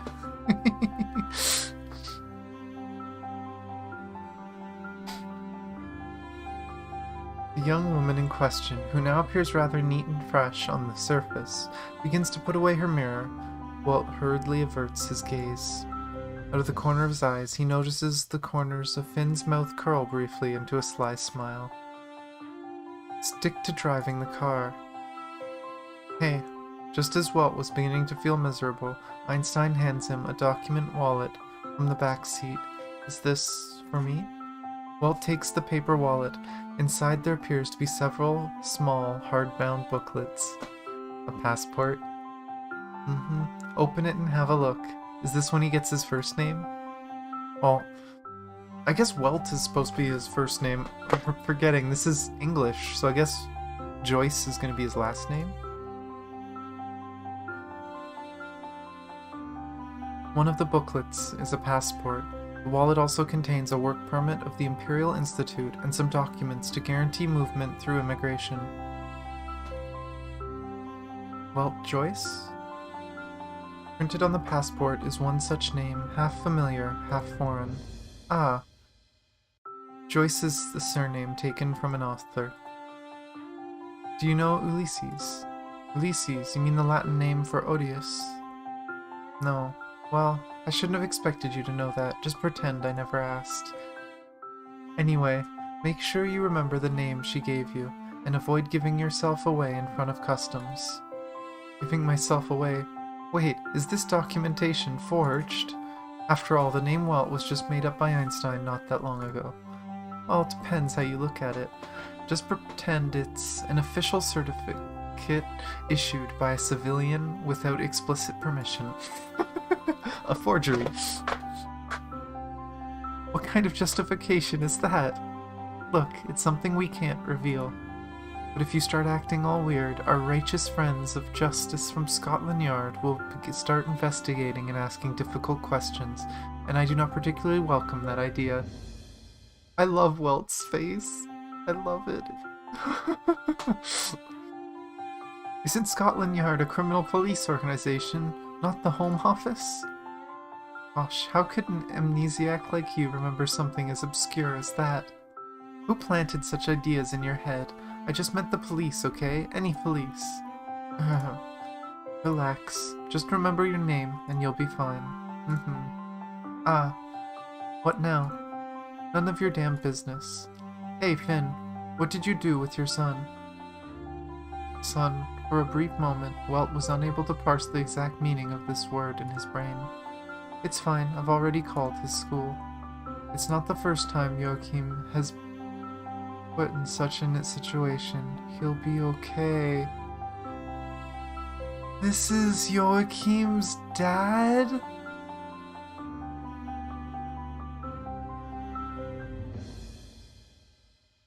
I just teared up. Oh no. This is our Welt's dad?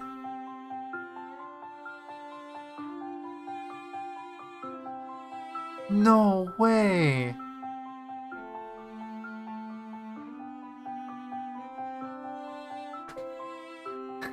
Oh my gosh, breathe.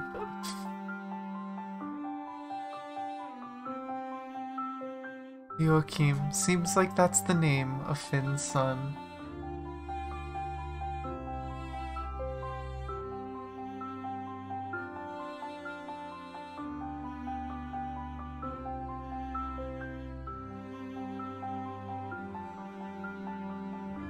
As far as we know, a lot of that, it was Joyce that was cloned. And there was a bunch of clones of Joyce, but I'm pretty sure Joachim, or, you know, Welt Yang in the game, he is an actual person that was born, and he inherited his abilities. We're probably gonna see that in this. I don't know about today, but we'll see it. But As far as I know, Joachim was an actual person, so if this is the same one, this is his dad. Oh, I am now worried for the rest of this. Oh,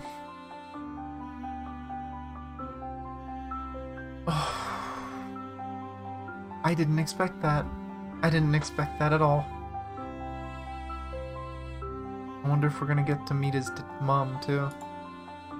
Wait, son? So in other words, Mr. Goldrim Glasses here, he has a son who is already attending school? What are you doing blanking out again, you blockhead? Hurry up and memorize your name.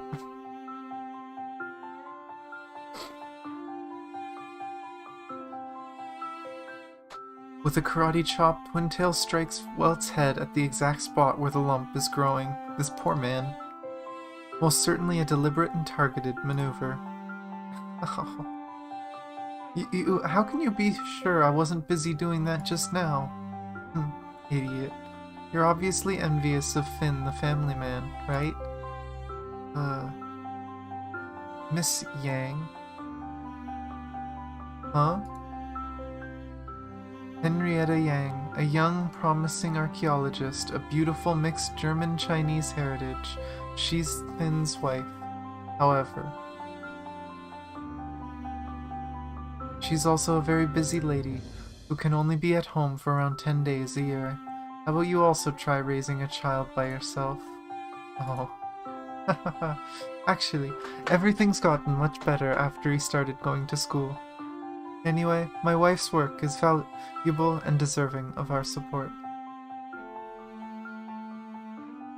Whatever, your top priority now is to memorize your name and your surname, every single letter. Don't you dare think about anything else. There'll be plenty of time to do that on the plane. Oh my gosh.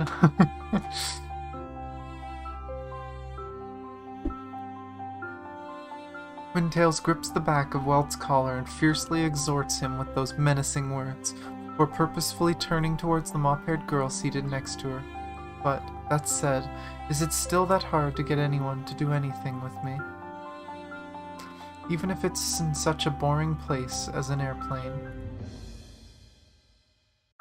What now? Last time you didn't play with me and instead read a book all by yourself, as if your time is simply too precious to keep me company. Mophead stares expressionlessly into Twintail's eyes. This time we're sharing a double room. Wow! Really? Really? No single rooms this time? Hahaha, that's fantastic. I love you, Lucero. Love you to death. But only if you promise to dress properly after drinking alcohol and taking your bath.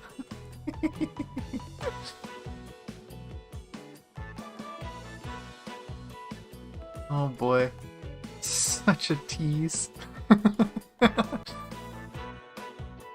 Of course, we've gotten the cute Welt and Einstein little date. Now they have to throw some Yuri fan service in here too.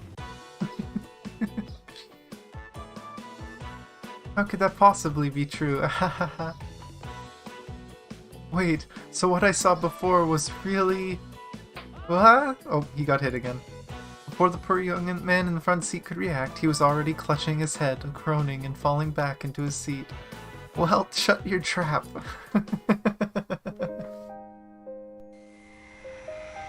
The first leg from London to New York. 8 hours. Then transfer to a flight to Chicago. 2 hours. Then the final leg to Billings. Another 2 hours. Walt is going to die. Don't say that. This does not include time spent waiting to board or change flights, which will be considerable despite the fact they are VIPs. With the expectation of such a long journey, the roar of the jet engine is even more sleep-inducing than usual, especially when the scenery outside the window is an endless monotony of vast ocean. So even when Walt is awoken by an urge to pass the urine, for a while he hesitated to leave his seat. He lifts the right arm of the lightly snoring Twin-Tails that had been draped across his body, and he helps the Finn on the other side of the aisle pick up his glasses that had fallen to the floor. Starting to think that Walt was on his deathbed even before his sacrifice. Maybe that's why he did what he did. He knew he didn't have much time left. Maybe. Man's had enough concussions, that's for sure. Only after stepping into the aisle does Walt notice that, among the travelers sleeping left and right, Einstein is still awake, sitting by a window, reading a book in the light. It seems that, every now and then, she is also jotting or scribbling something into her notebook. I'm going to the restroom for a while. Understood. The messy-haired girl wrote on a slip of paper and held it up with her hand. Is she reminding him not to disturb other people's sleep? Feeling embarrassed, the young man decides to get on with it and move towards the restroom. This moment, no one is waiting in the queue, so Walt is quickly able to address his particular physiological need. Oh! I actually get choices.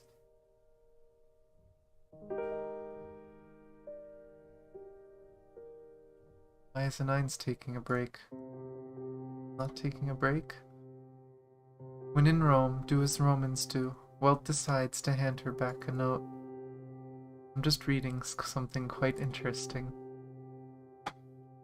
It is written on the note passed back to him. The temperature in the cabin becomes a little cold, and the young man cannot decide whether he should put on a coat. Naturally, Twin-Tails is still sleeping blissfully between the two of them. What is it? Riemann conjecture. Math problem? Oh gosh, we got math. All non-trivial zeros of the analytic continuation are on the line half plus ti. Absolutely no idea. Not surprising, and people who lack knowledge of complex functions will find it hard to understand. You only need to know that it can be considered the holy grail of the entire mathematical community. Holy grail? For example, if it holds true from the generalized Riemann conjecture, Goldbox conjecture can easily be proven. Do you know what Goldbox conjecture is? No, I don't. Any odd number greater than 5 can be expressed as the sum of 3 primes. Any even number greater than 2 can be expressed as the sum of 2 primes.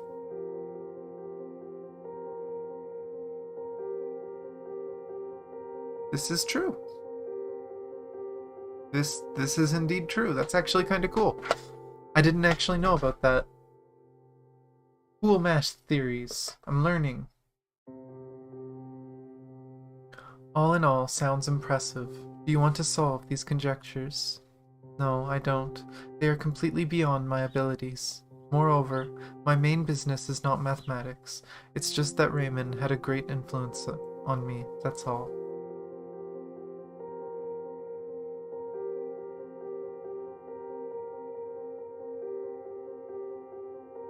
Was he your maths teacher?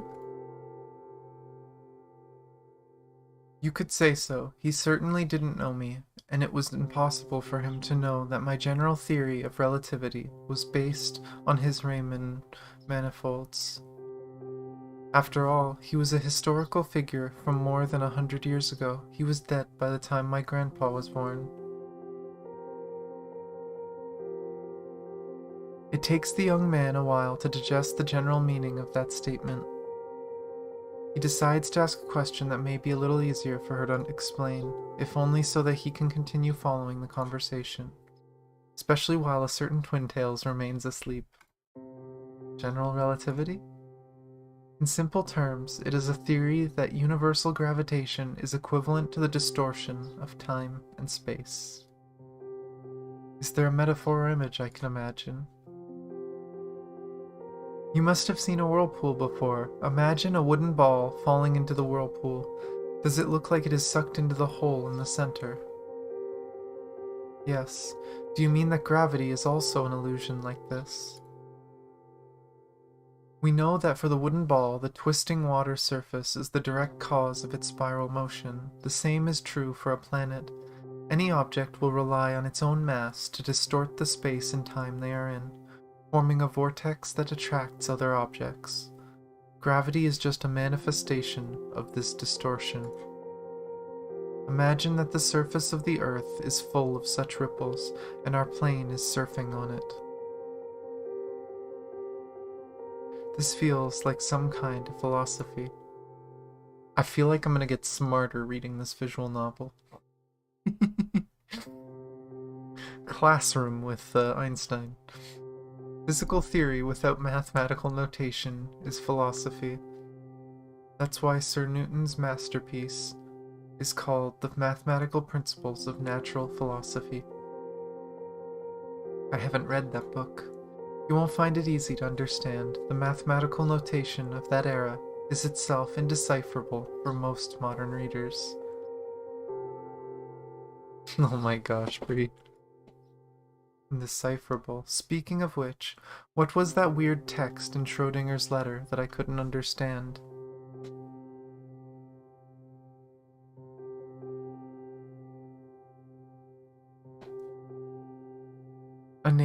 The name of an information processing device from 50,000 years ago. Oh. Are they talking about Prometheus? Or are they talking about something else? The content of the sentence is so unexpected that Walt remains perplexed for a while. What? The other party simply draws a line silently under the words, information processing device. So what is an information processing device?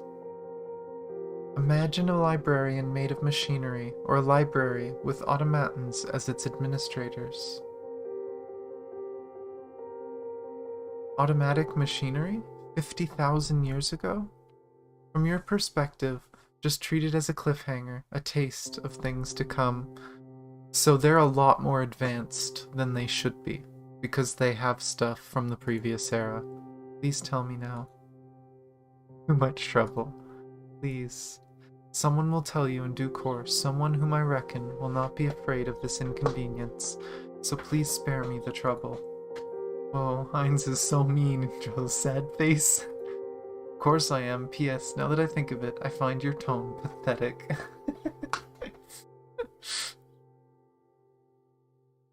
The young man had no choice but to stick out his tongue. The girl responds in kind. While doing so, she also takes the note back from him. Let's use this opportunity to attend math class. Are you serious? Of course. Do you know how to prove... Oh god. E to the power of pi I plus 1 equals 0? How could I know? Oh, should we start with the fundamental theorem of calculus? No, since I need to teach you, maybe it's better to start by learning Dedekind cuts? At this point, we're better off just starting from the very basics with set theory. God, this is bringing me back to school. And I choose to sleep. Okay, then I can read more books by myself. As she passes the note, the girl sticks out her tongue with an even more innocent expression.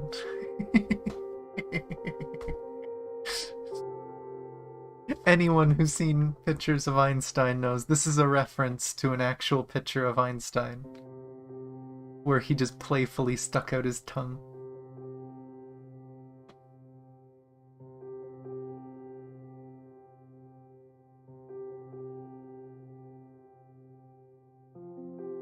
What, pi with an I after it? I'm pretty sure it would be pi I. Because it had like the imaginary I after it, I'm pretty sure. That or just a variable, I don't know. It is as if she is saying, want to chat with me, you're 100 years behind. New York International Airport. Due to the flight spanning five time zones, Walt can still see the afterglow of a setting sun here, even though it has been 10 hours since lunch. Yeah, they're basically chasing the sun, huh?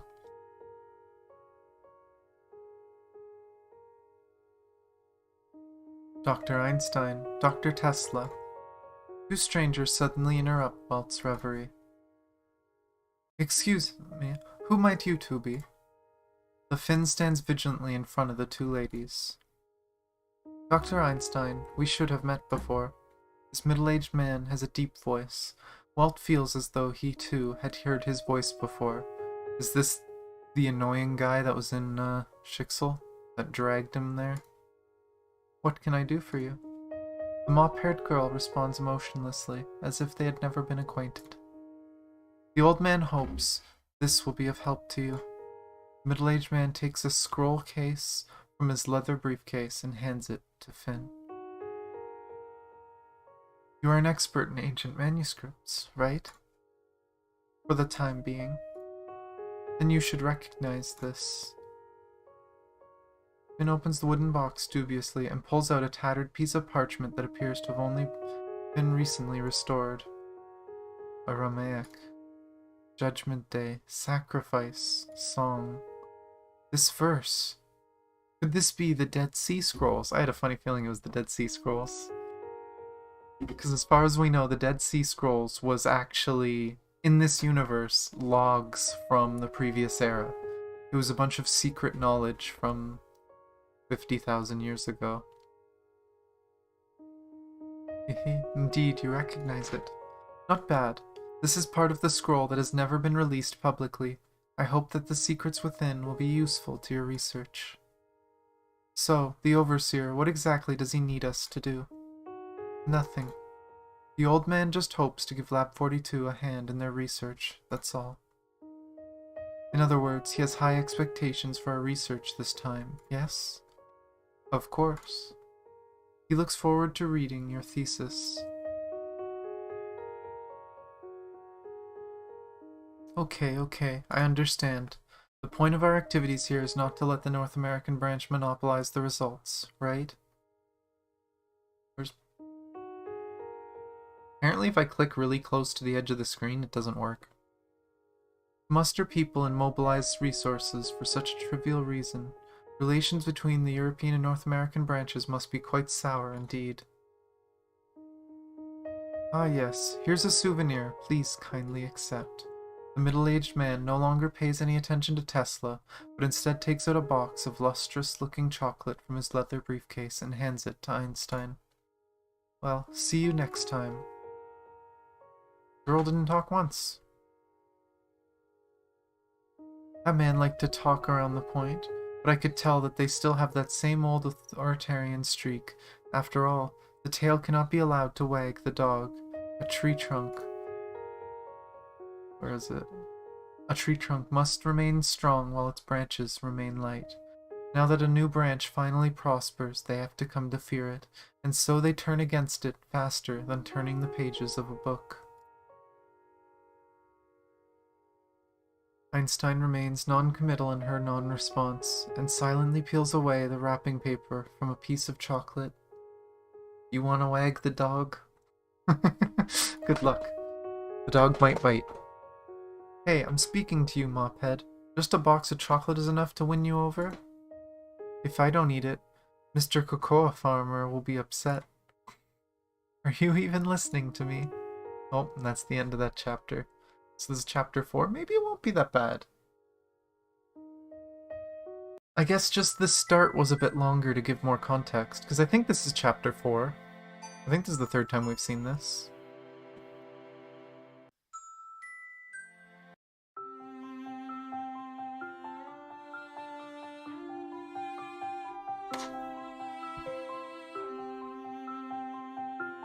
So, how did the situation end up like this? Oh my gosh, he's got a bunch of presents. Walt takes a furious sip of cola. A furious sip! Imagine just having a drink and just angrily sipping at it. While warily watching the Finn, who is carrying shopping bags of all shapes and sizes. Why is it the Finn? I want to know his actual name if his name isn't Finn. The girls have gone into a lingerie store, and the young man had no choice but to pull away with the only other male and make small talk outside. Yes, the other man who was about to follow the girls and swagger inside the store himself. Does shopping really ever need a reason? Unperturbed, the short-sleeved man spread out both hands in a frivolous gesture. Not to mention, the duty-free stores here are indeed cheaper than in London. This guy is really good at carrying bags, even with his ridiculous posture. Still, they do not fall to the ground. Can it be that he frequently played such a role in the past? Isn't his wife some archaeologist who's often away from home? Oh, I'm sure you could feel that way. If you were with the right people and there was stuff around that you were interested in, it's easy to lose yourself doing it. I used to do it a lot, with a lot of friends. I probably wouldn't have done it by myself in the past, but when you have friends around and you're just walking around shops talking, it's easy. Women are indeed such terrifying creatures. So is this the reason that Dr. Tesla lives paycheck to paycheck? It does at first, but eventually you get used to it. You're half right. To be honest, she has also been indulging in mail shopping recently, and I've heard she has bought many useless things, like those devices that were tossed in the corner. It must be really hard for Dr. Einstein to deal with her. Haha, you've got it completely wrong. Huh? Don't you think that things are more fun and interesting in life precisely because of people like Tesla? Don't look down on the girls.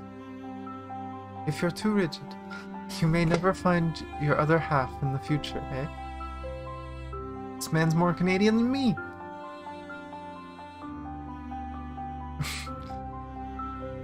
Mind your own business. Oh, cold and gloomy on the outside, hot and spicy on the inside. How quaint. If you wish to be even more somber. Perhaps in the future you can follow in the footsteps of Humphrey Bogart. Oh. Info please. Humphrey Bogart. December 25th, 1899 to January 14th, 1957.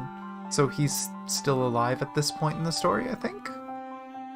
Was an American film actor who remained legendary in the film industry for decades after his death. He was nominated for an Oscar for Best Actor in an outstanding performance in Casablanca in 1942. Oh, it's this guy, okay. This movie is still considered to be an eternal classic to this day, and his role as Rick Blaine has been idolized by Americans. In 1999, the American Film Institute named him the greatest actor in the 100 years since the birth of film.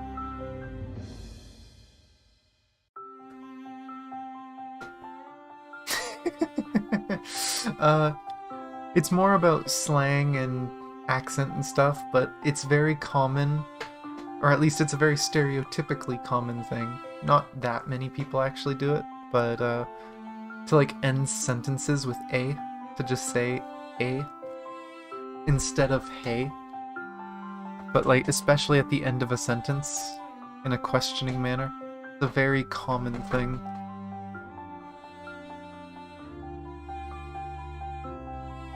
I mean, like Rick Blaine in Casablanca.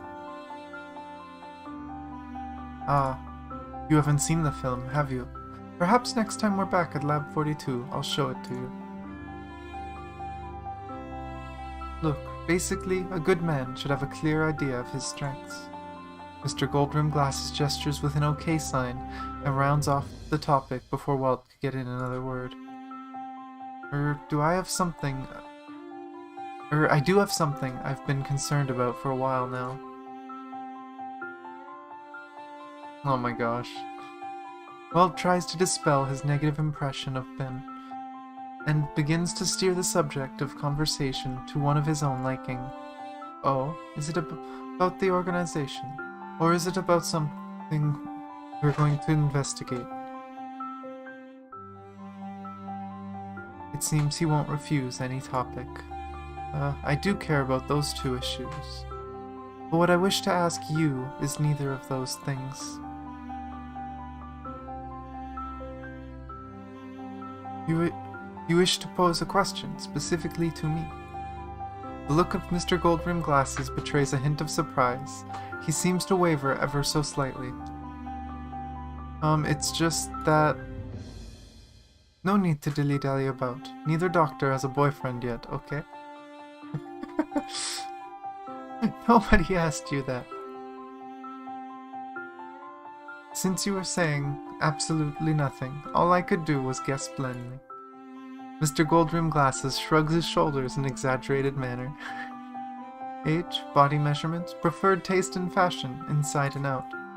Hey! Mr. Goldrim Glasses lets out a suggestive laugh. I think it's best to wait for them to give you the answers themselves, yeah? Hey! Please don't show me that expression. I'm not poking fun at you on purpose. I simply don't know the answers myself. I don't think that's what he was going to ask. But you see, with such private personal details, if by any chance you ask them without thinking it through, Finn makes a beheading gesture while keeping his grip on the paper bags. You're nuts. You don't say. But when I met my future wife for the first time, I stupidly asked her a question. Isn't it a bit silly for you to still be wearing bloomers at your age? Oh no. And then I was beaten to a pulp.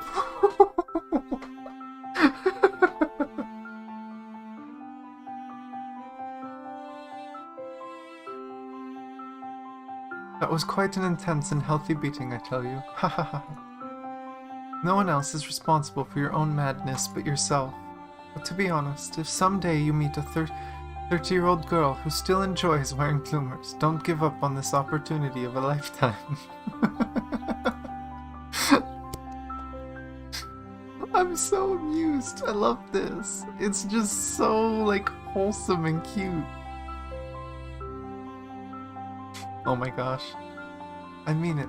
If she happens to be a Finn, especially one who likes Raven Polka, you can even invite her to a sauna. Oh my gosh. And now I have the song stuck in my head. Gosh darn it, Finn. There we go. This is probably what Welt was gonna ask, is what was your name? By the way, my full name is Elias Nokian Vertanen, an authentic Finn. Traditionally, everyone in a sauna room has to be completely frank and open with each other. You get what I mean? Why do I feel like you're desperately promoting saunas to me just now? Oh? I thought since it's a question you wanted to ask me specifically, it must be related to something I'm very familiar with. Give me a break. I barely know or want to know anything about this sauna business of yours. Oh? Isn't it only cultural export from my beloved Finland that has gained worldwide popularity? Well, the questions I want to ask have nothing to do with Finland. As a result, the two doctors finally emerged from the lingerie store. Welt still had not yet inquired about any of their personal hobbies or habits. Aw, he wanted to ask what kind of things they did. He probably wanted ideas for gifts.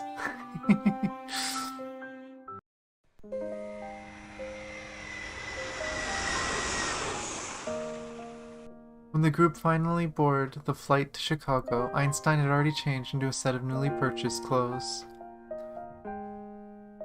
A furred shawl coat resembling a ferret, and an overflowing dress layered tier upon tier resembling a cream cake. It is said to be a Victorian-era debutante dress. Very old-school way of dressing.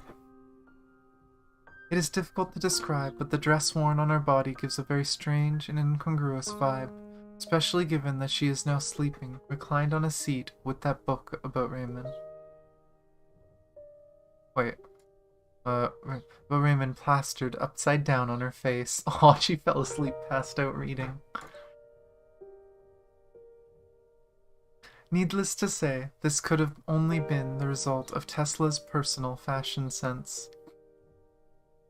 Oh, that's true, it could have been Tesla bought it for her. Also, needless to say, this could have only been the result of Tesla's own wallet. Oh no. And finally, it goes without saying that people like Tesla could never be caught reading professional or technical literature on an airplane. Let's play cards! The fashionable red-haired Twin-Tails announced. Why doesn't she wear that doll-like dress herself? 3 people is a bit awkward, though. It seems that the Finn has already started to seriously weigh up their options. We know his name now! Why are we still calling him the Finn? 3 missing 1. Mr. Goldrim Glasses is definitely the type who likes to play bridge.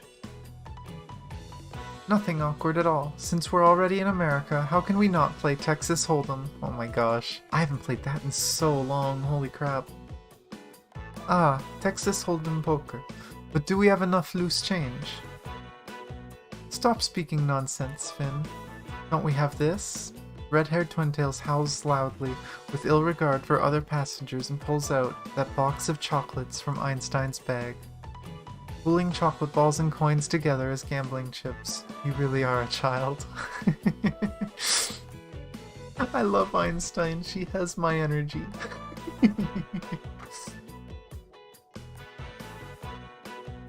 You went to listen to it?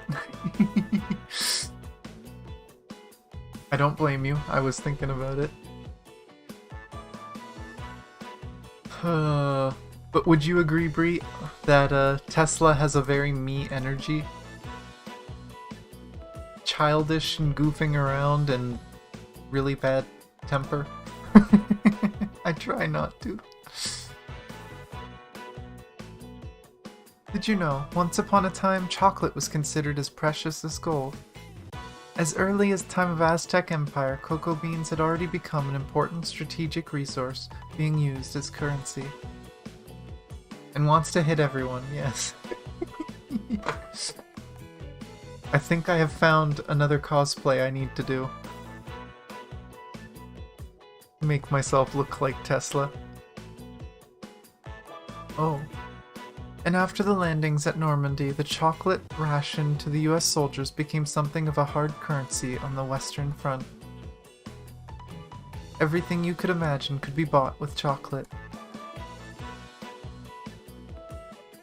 Pluck becoming red. Modern chocolate is produced by some kind of special crystallization technology, which can preserve its hardness and taste at the same time. That is why chocolate, once melted, will taste worse when it's refrozen. It fundamentally changes everything at the molecular level. This frickin' nerd. Oh. We're learning stuff in this one. Anyway, we should be thankful for today's industrial civilization, for making it possible for us to follow our heart's desires and eat as heartily as we please. Amen. Yeah, for my model it's pretty easy. Just change the color of the hair. I need to get better at making hair textures though, because technically this is a slightly modified default hair texture. Oh, real life, there's dye. Red is actually the hardest hair dye to do, if you don't know much about hair dye.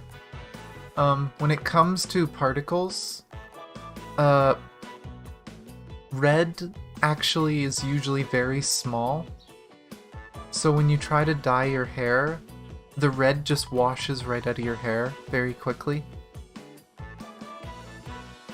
That's why colors, like darker colors, usually are easier to do.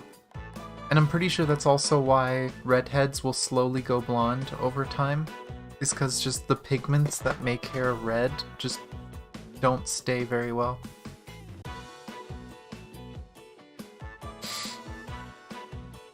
Yep, that is what you do. But yeah, red hair dye doesn't stick very well. I have tried. Well, did I do red? I kinda did red. I also did a pink hair once. That was fun. Imagine going to high school one day. One day your hair is dark brown like this, and the next day it's like bright pink. My teachers were all shocked. It was fun. Excuse me. Yes, Assistant Walt, what is your question? You have permission to ask. This Texas Hold'em you mentioned. I don't know how to play it. What's the matter? It's not that hard. You'll catch on as soon as you play. Yeah, it's not that hard of a game. And you have cat ears? That doesn't happen where you're living?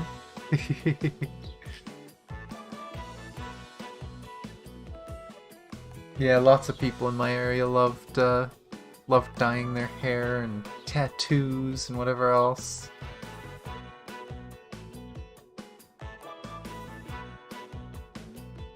Gosh, have you never heard of fake it till you make it? How can you give such long-winded explanation of the origins of chocolate, yet when it comes to... Well, mumbles at a volume only he himself can hear. What, do you harbor some dissatisfaction with me, a doctor? No, no, I wouldn't dare. It's not real gambling after all. Even if it were a real gamble, I would have nothing to lose anyway. Yet chocolate! As he reaches this line of thought, Walt decides to harden his resolve and bite the bullet.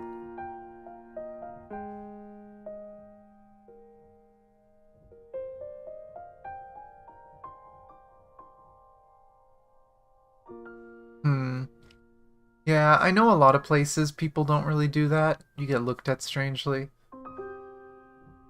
And it depends where you go. There's definitely some schools, especially schools that have more religious backing, where they would definitely look down at that. But, the school I went to was a little more laid back. It was just a simple school, and it was pretty common.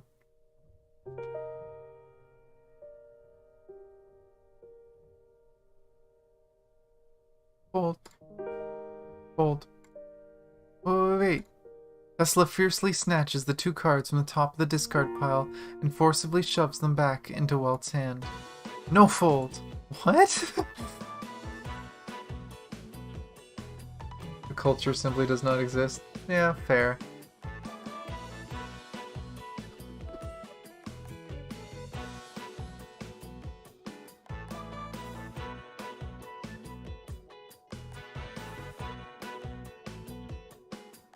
No particular reason, just no consecutive folds. She's making up her own rules. But, how can you be so tight with a beginner's hand? You can't imagine it? Yeah, it was interesting. There was no uniforms, no strict regulation. Obviously there was some things, like, you couldn't have a skirt that was too short or whatever else, but otherwise a lot of people just kind of wore whatever they wanted, and schools didn't feel like dealing with it. But I kind of liked it. It gave everyone some individuality. People got to have fun.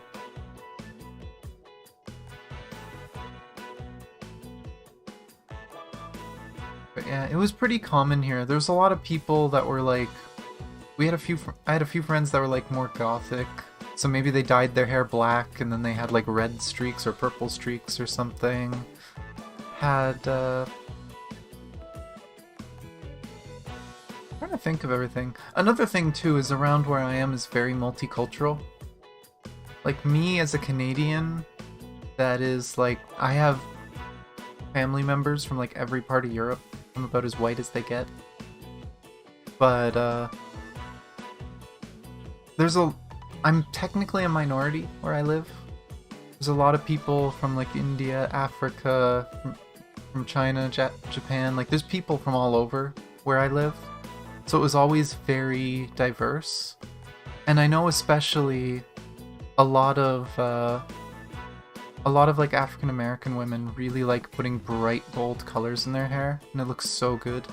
I know there was a store run by a family nearby that sold a whole bunch of really good quality hair dyes. That's where I got mine when I did my hair pink.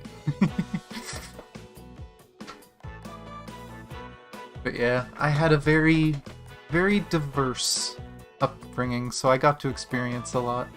It's also part of why I think Canada's boring for the most part, because we have no history, but I got to interact with so many people that had such cool cultures in their history. But getting distracted.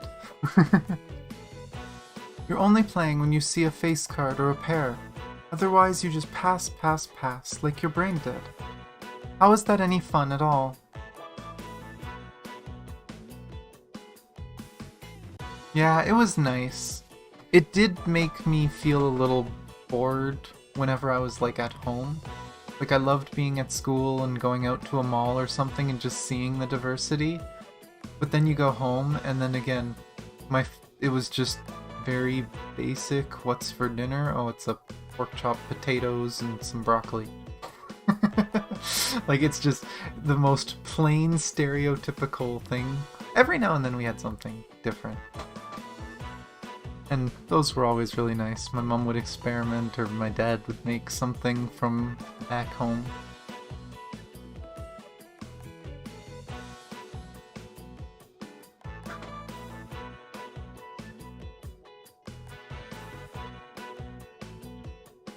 Assistant, well, do you know what the biggest problem with gambling is? You're losing money? Walt looks at the empty spot that is the depleted earnings of the young doctor. No. No. For people like you, it's caring too much about your winnings and losing all the sense of fun with the game itself. Look at you, always so conservative, always hesitating, always cowering, always stuttering. Are you even a man? God does not play dice. A familiar, inorganic voice transmits from beneath the Raymond book. It seems that Tesla's loud voice has finally stirred Einstein from her dreams. You're awake. Even without looking at Tesla, Walt can still feel the blush on her face. Don't worry. The upside-down Raymond is casually tossed to a corner. I will join as well.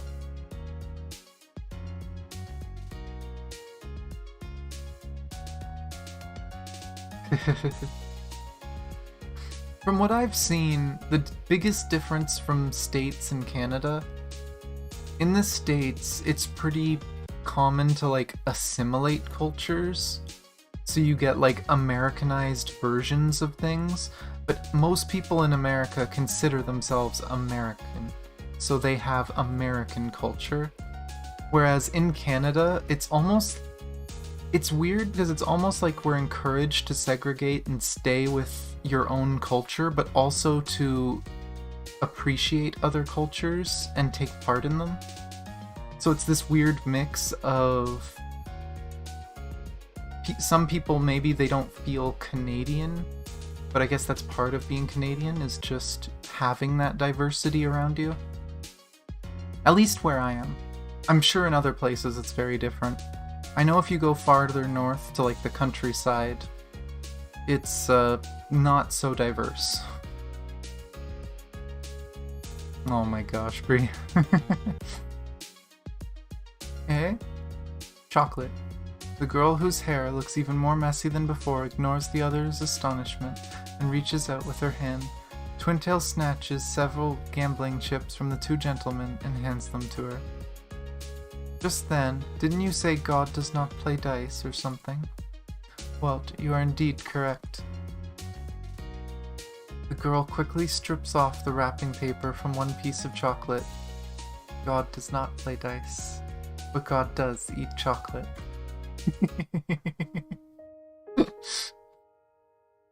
Oh, that was great. I also feel like I've heard that before, the God does not play dice. I hope I didn't miss a question mark thing over here. But I feel like I've heard that before, and I think Otto might have said that, or at least the game might have said that in reference to Otto. But who knows? By the time the airplane finally landed in Billings, Montana, the sun had already set for a while. In fact, if it weren't for the difference in time zone and location, they should probably see a bright and splendid morning sun hovering above London right now. Well, if the London haze isn't so heavy this time around. Billings is a small city, and coupled with the fact that it is currently off-season for tourism, There seems to be barely any people in the otherwise large terminal. But perhaps because of this, once someone starts up a greeting or says hello, it is clearly audible at a distance of 100 meters or more. Is that one Planck, I think? Trying to recognize them from game art. Einstein, Tesla. A tall, lithe woman with waist-length hair greets them loudly from the distance. That is way longer than waist-length. That's longer than my real-life hair. Aw, Schrödinger! Next to the sisterly woman is a young girl dressed in a down jacket, with a single corkscrew ponytail and expressionless face, waving her hand in a perfunctory excuse for a greeting. Sure enough, the old hag is also here. Tesla's biting on her nails with some degree of resentment. Schrödinger is a cat.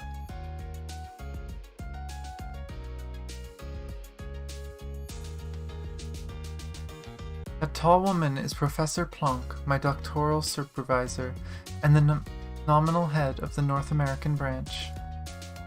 It seems that the other girl must be Schrödinger, the one who sent the mysterious letter. She seems to be about the same age as Tesla.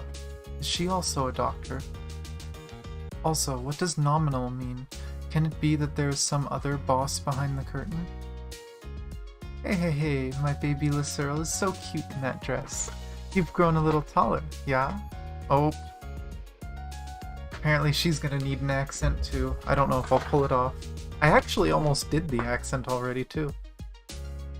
While Welt is still in the middle of reflecting on Einstein's words, the girl is suddenly pulled by Professor Planck into a tight embrace.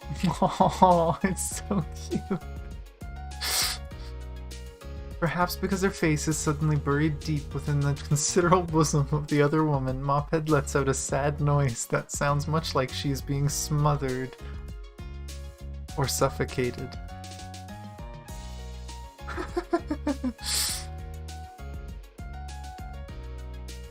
It's unfortunately very cold in Montana. My little lieblings, have you brought enough warm clothing? You don't need to remind me. Tesla gives Planck a sour look. As for you, aren't you afraid of murdering your most beloved student even as we speak? Mein Gut. One is inclined to believe that baby Lucille is quite enjoying herself. Enjoy that, I'm probably never doing that again.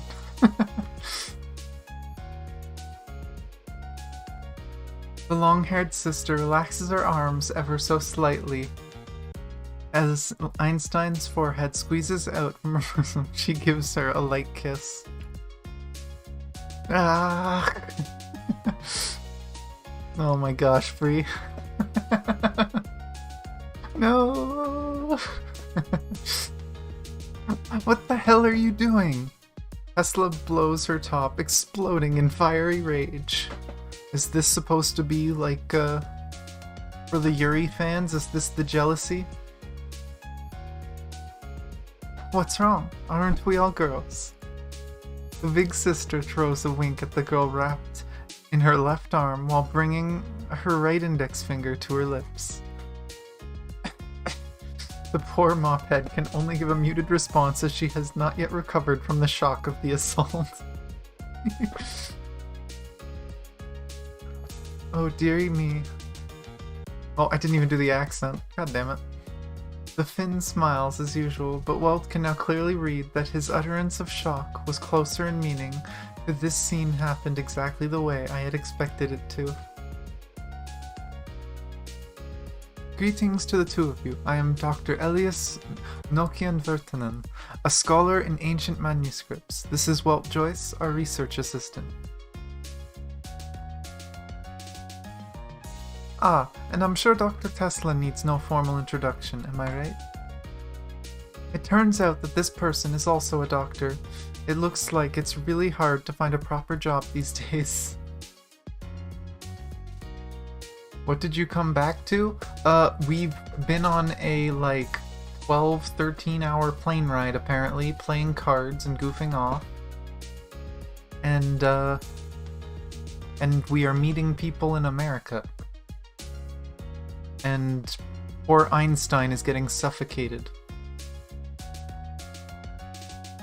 I did read that one, right? Yeah, I did. An expert in ancient writing. That will certainly be most helpful to us. Oh yeah, that too. Professor Planck finally releases poor Einstein from her grip. She takes a long, seemingly earnest look up and down at the fin, but then her eyes turn to rest upon Walt. Research assistant.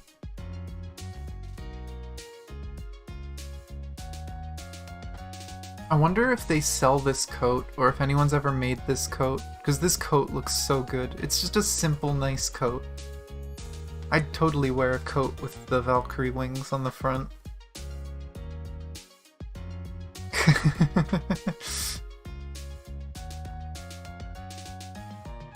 Nominally speaking, yes.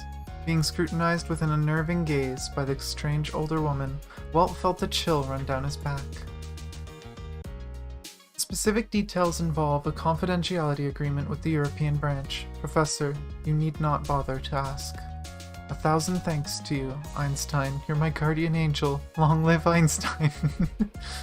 Oh, there's something that hasn't happened in a while. Be gone, bot.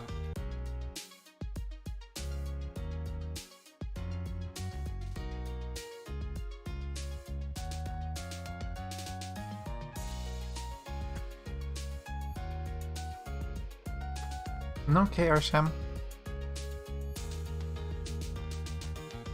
Really? Even when the North American branch always tells you something, it tells you everything we know, without reservations. It's not clear if she is trying to tease her student, but the sisterly professor appears to be deliberately putting on an anxious and sullen expression. Well then, teacher, your 3 measurements and your age, please. Neither does Miss Mophead pull back on her punches. Oh my gosh, she answers. 94, 62, 92. Damn. 17 years old, 17 years ago. Well played. So she's twice the age of Einstein? Einstein's finally learned to care about her teacher's well-being. So happy.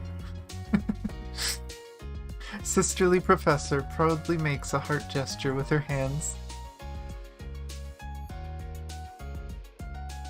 Everyone's just silent. Did I say something strange? Surely you're joking, Miss Planck. Oh my gosh, surely you're joking, Mr. Feynman is an informal autobiography of Nobel laureate and physicist Richard Feynman, published in 1984. Its sequel, published in 1980, is titled What Do You Care What Other People Think? Huh, it's a reference to a book. I love that they do this stuff. It's so cool seeing references and what they use to make it.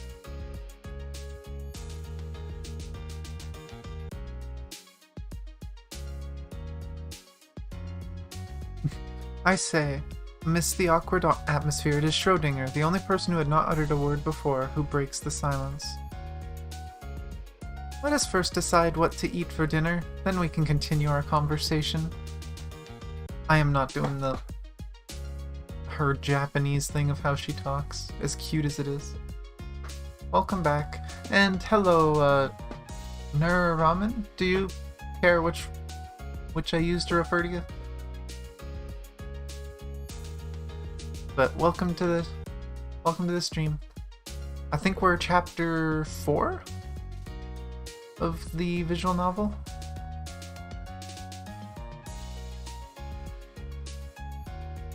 With a poker face, she waves her right hand like a Japanese fortune cat, motioning them forward. Oh, going to a bar apparently.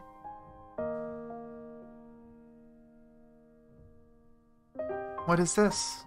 In a tavern near the airport, Twin Tails blinks at a plate of fried meatballs on the dining table. Oh no. Oh no. If that's actually what it is, they're gonna freak out Tesla after she eats them, aren't they? Oh. Isn't Ein a minor? Yes, Ein is 17.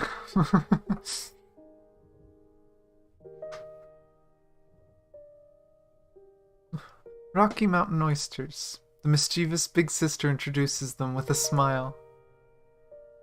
For some reason, the girl with the single corkscrew ponytail sighs helplessly. The professor, she prefers to eat these, but I don't know if you lot can ever get used to them. Aren't these just oysters? It's not something I haven't already had before. That said, these do seem a little strange. Oh boy. Oh boy. I can't wait for the reveal of what they are. Twin Tails takes a fork, prods disapprovingly at the piece, then carefully places it in her mouth as though she were eating dessert. Well, Although she had already felt something fishy when her fork pierced the meatball, it was only after it entered her mouth that she began to feel her heart thump and palpate with anxiety. The rubbery elastic texture is completely unlike the rich complex flavor she'd expected from good seafood. This is definitely not some oyster. But then is also unlike any other chicken, beef, liver, or heart she has ever tasted. So what the hell is it? The meatballs aren't exactly unpalatable, but even then, doubt begins to etch itself onto Dr. Tesla's face. The Rocky Mountain Oyster is an affectionate nickname. After seeing that she had swallowed the meatball completely, Professor Plonk begins to explain without a moment's hesitation. Of course she did. She's got a troller. Does everyone in chat know what a Rocky Mountain Oyster is?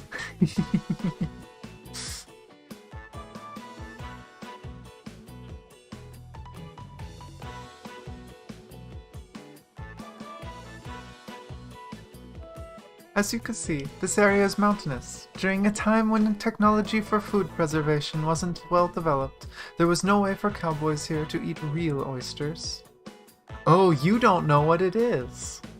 Well, enjoy this, because Tesla's about to get very, very freaked out.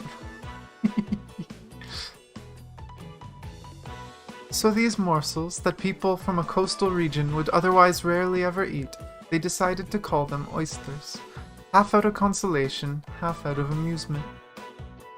In everyday life, we have a lot of names for these things. However, if we want to be accurate, in a biological sense, we'd call them testicles. Specifically, bull testicles.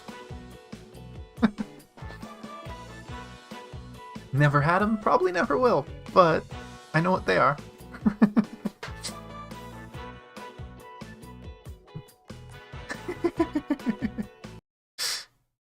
What? Twintail simply cannot believe her ears. Testicles. Trying to say that with an accent, I can't do it.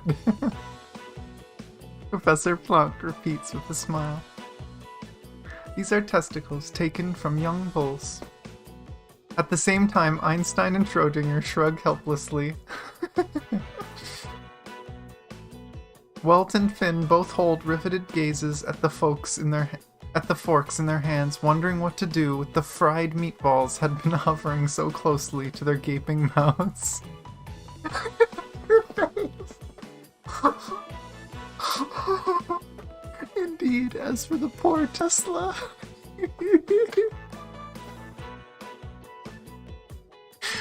Oh no. I don't know about completely green. There's a bit more color there. Her face had turned completely green. Quite literally.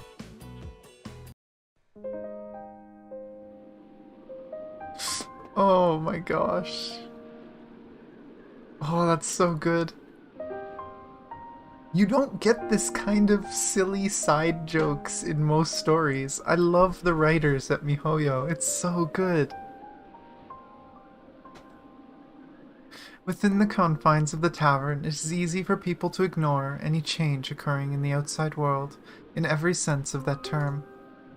By the time Welt and his party had eaten and drunk to their heart's content, settled their bills and checked out, snow was already falling outside, having begun some time prior. There was not a trace of moonlight in the night sky. Instead, snowflakes swirl and float down gently under the tangerine streetlights, reflecting the shimmering brilliance of the starry sky, as if it were all some illusory dream. Ha ha ha ha. Of course Tesla got drunk. They already talked about Tesla getting drunk.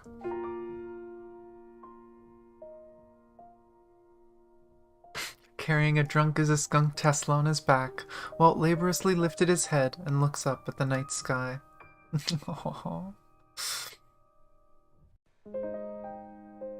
So, this is snow. I don't remember seeing it myself, and I don't know why, yet I feel a sense of nostalgia. Yeah. Deja vu. Oh, and it's literally explaining what deja vu is. Huh. That means already seen. It refers to common physiological phenomena where a person sees a scene for the first time in a conscious state, but feels like they have already seen the same situation a second time. The Chinese note further explains in the etymology of Chinese and English terms for the phenomena. In Chinese, the term is borrowed from the Japanese translation, which is generally translated as repeated sensation. I really wish they had pinyin or hiragana there so I could read it.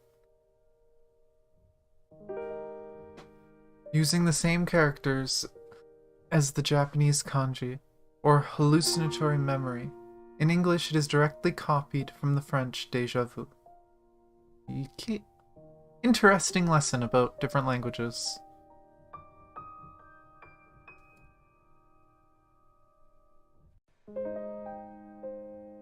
Einstein opens up an umbrella and falls into step beside him.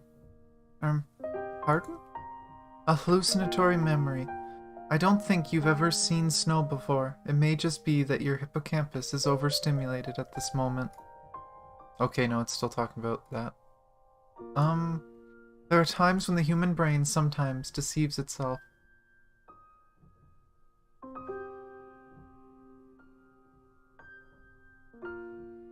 But your emotions may be sincere, but their origins may be fake. Sorry, it seems I've ruined the moment. No, I sort of like it when someone says something aimlessly like that, so casually and without a care in the world. It's more interesting than not saying a word. Oh, suddenly. Ah, seems you two have a good relationship. The long-haired big sister had managed to catch up from behind some time ago without anyone noticing. Professor, elders shouldn't interrupt when young people are talking to each other. Boo-hoo-hoo. Baby Lucero is too cute. Oh, too cruel. It's too cruel. Plonk weeps in a feigned and exaggerated manner. Now Big Sister is truly heartbroken. I had even planned to tell you some good news.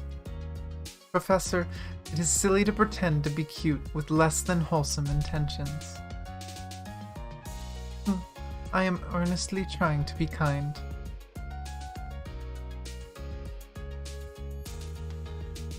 Yeah, I mean, people do that sort of thing in Canada all the time.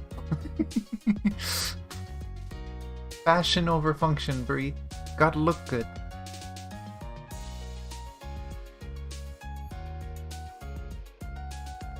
All of you must be prepared for nighttime raids.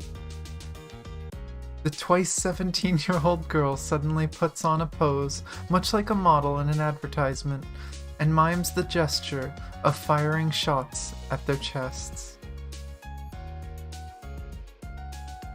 Huh?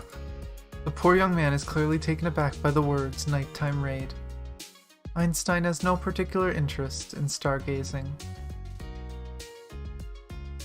With this statement, Mophead nails the true meaning of the so-called nighttime raid.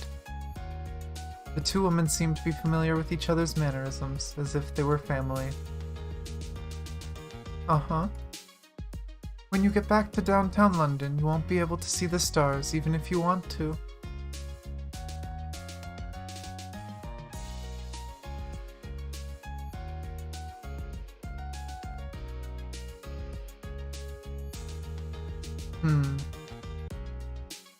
Yeah, I think they just simplified it and dumbed it down so it was easier to understand. Because I feel like a lot of people have experienced deja vu, at least. I know I definitely have quite a lot of times.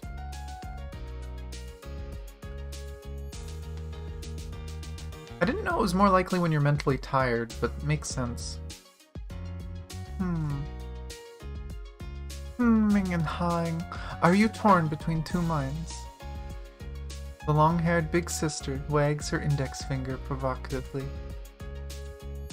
But you'll have to sleep well tonight. Everyone needs to get up early tomorrow to travel to the site.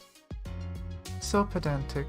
You're the one who raised the idea of a nighttime raid in the first place. Of course, you us elders always tend to be a bit more pedantic. Suddenly, for some reason, Planck raises her head, gazing over Einstein's head to stare at Welt. Don't you agree? Huh? Lucille is such a lovely girl. As an older brother, you should not bully her, yeah? Hey, brother? I guess I was wrong. Long-haired big sister responds pretentiously as though she had already anticipated his response. Fair enough. In that case, a pet, perhaps. A pet? What is this all about?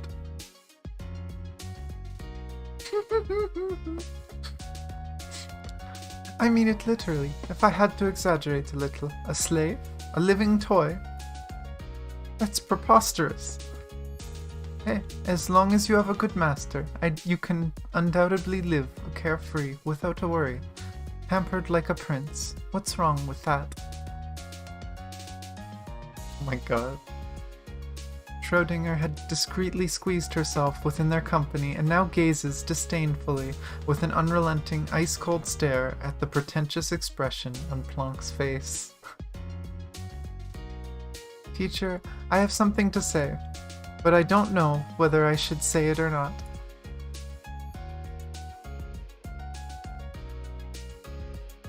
Yeah, Planck is great. I like this.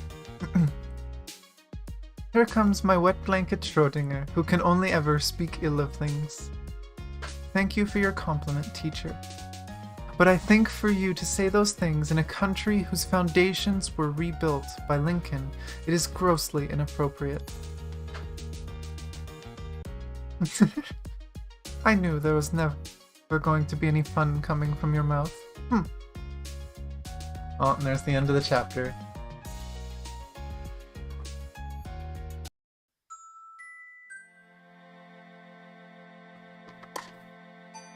Huh.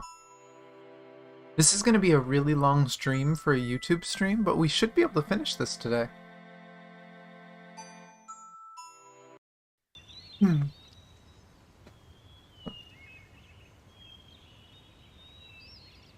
Destination Yellowstone Lake. Let's go. Early next morning, as Planck steps on the accelerator, the plump Volkswagen Type 2 camper van spits out a thick puff of hot air, then trundles forth, carrying everyone westward out of Billings.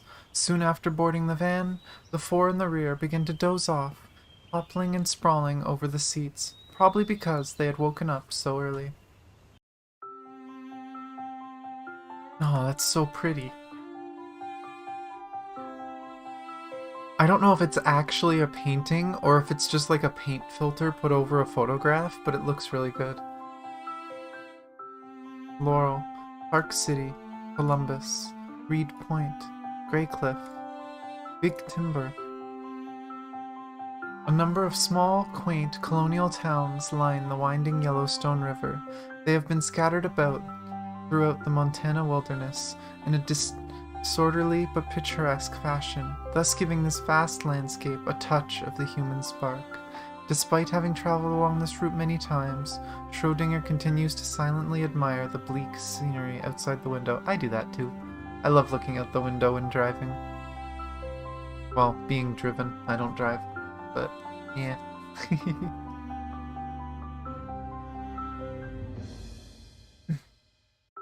Oh, Montana, so pleasant. This wilderness, filled with serenity, is most suited for emptying your mind and calming your mood. I don't even know what kind of accent I'm doing for her anymore.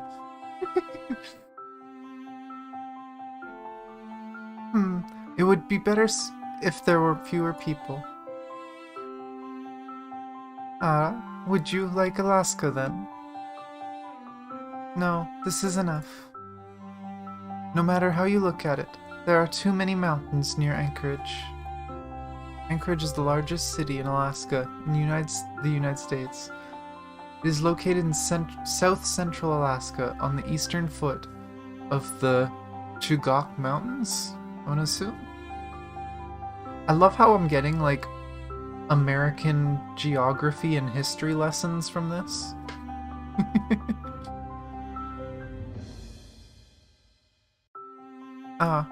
Siberia might be nice. Oh, jeez, Schrödinger. It's just that Russians have too strong a body odor, so I might not tolerate it. Schrödinger, calm down. That's rude.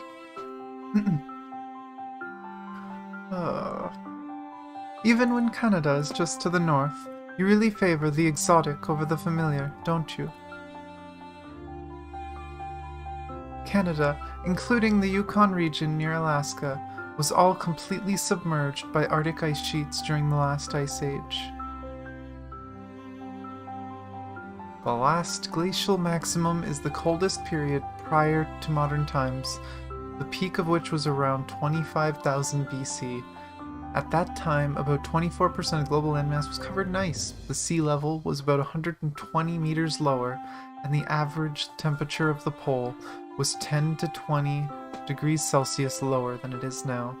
During the last ice age, the Earth was cooler and drier, desertification more severe than it is in the present day. And now we're swinging the other way and it's getting warmer.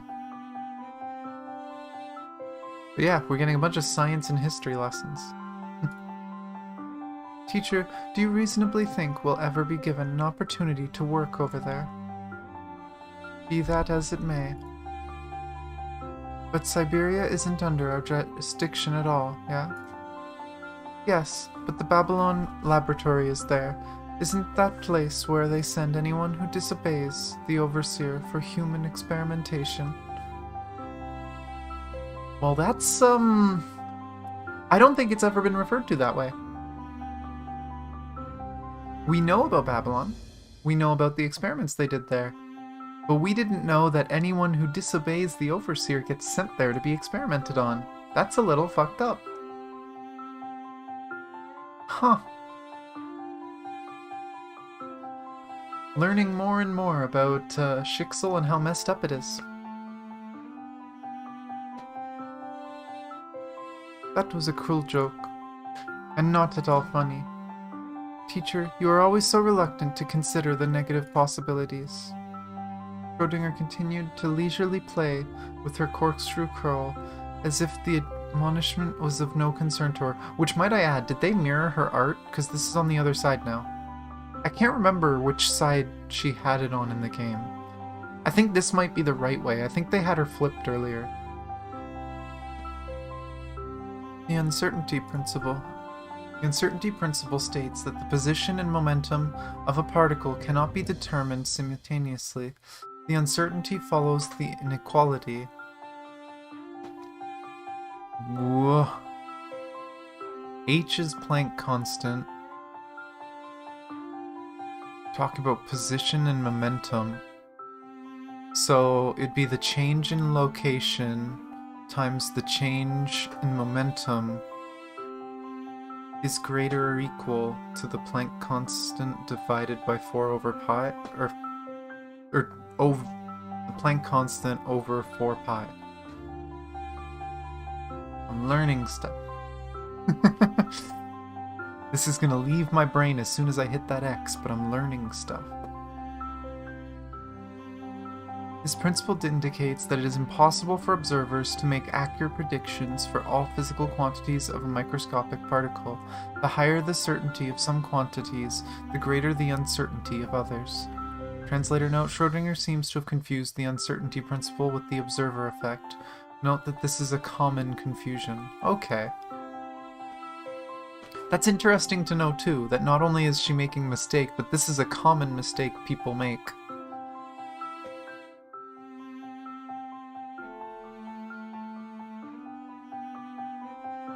The world changes with human observation. If you only focus on cute and pretty things, then it'll transform into a fragile porcelain doll. Speaking of porcelain dolls, Einstein has always been a lot cuter than you, Dr. Schrödinger. Schrödinger halts her fiddling of her single corkscrew curl, her finger frozen in midair, possibly because the jump on topic had been so unexpected. Hehe. You Austrians will need to practice for another 100 years if you dream of ever surpassing us Bavarians with your cruel humor. I love how we're learning their origins too, though I'm assuming it's purely based on where the scientist is from. Bavaria, German Bern, is located in the southeast of the Federal Republic of Germany and is the largest state in modern Germany. The local customs are quite different from those in other parts of Germany and is also historically one of the last German states to be unified by Prussia. P.S. Planck is Bavarian while Schrödinger is Austrian. Yeah, I kinda got that last part.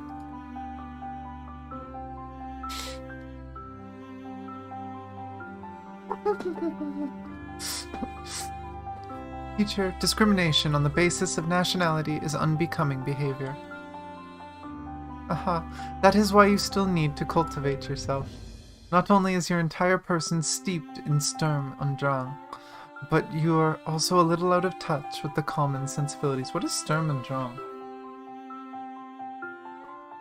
Translate. Model don't break.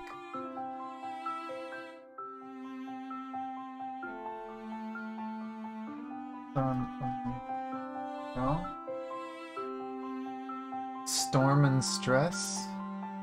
Okay, makes sense. Considering the context. I'm surprised they didn't put a translation here for that one. How can you ever find a boyfriend like this? So, isn't that convincing enough as a reason for change? Schrödinger sighs helplessly. Must I really say this? Teacher, this is all about your own anxiety of being single. Isn't it getting a bit out of hand?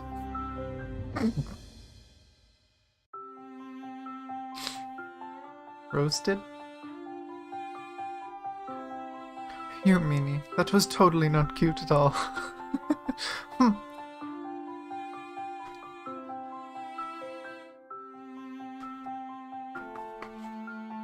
You know, someday I should just look up a bunch of random accents and try practice talking them, so when I do videos like this, where I'm reading a lot, I can just practice the accents.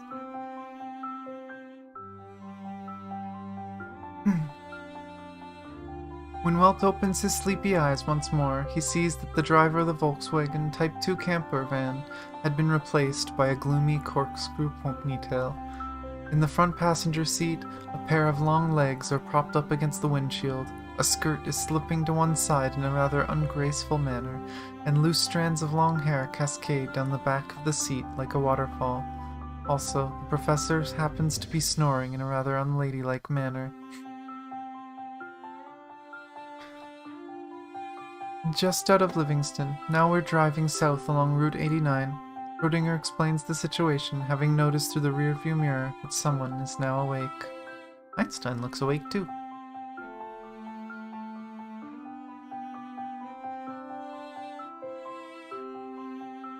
Then let's check out the situation in Yellowstone first. It seems that Einstein too had already awoken some time ago, peeling open her some seemingly drowsy eyes. Also, where do we get this picture without the front seat so we can see the cuteness that is Einstein and Tesla?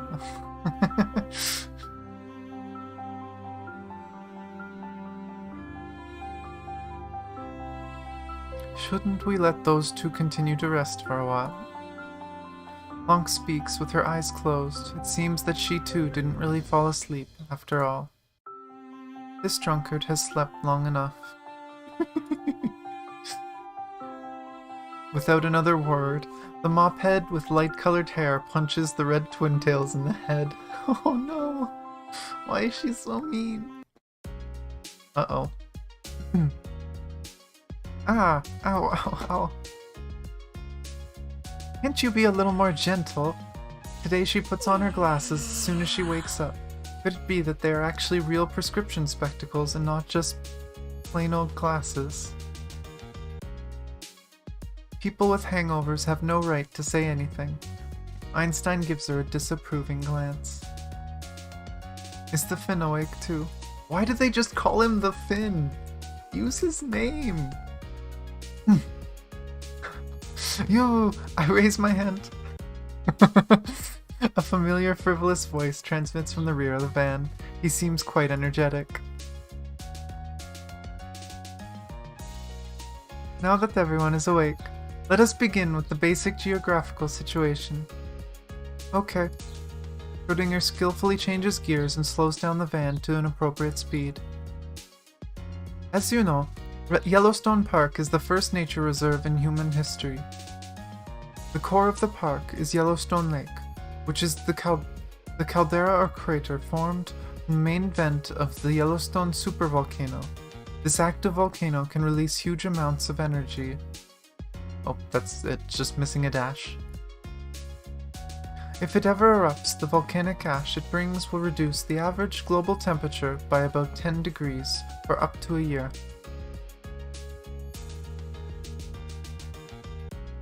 Huh. It's actually kinda crazy. 10 degrees? Walt doesn't quite understand the significance of Planck's point. This means that, soon after the disaster, the overwhelming majority of tropical or subtropical crops will die off, resulting in failed harvests. If the response is not adequate, it is no exaggeration to say that devastating famines and plagues will spread throughout many countries. How? Relax, that's not something we should worry about in our lifetime. Schrödinger squints at Walt through the rearview mirror. What's more, if we happen to lose to the Honkai these anxieties, they will all cease to have meaning anyway.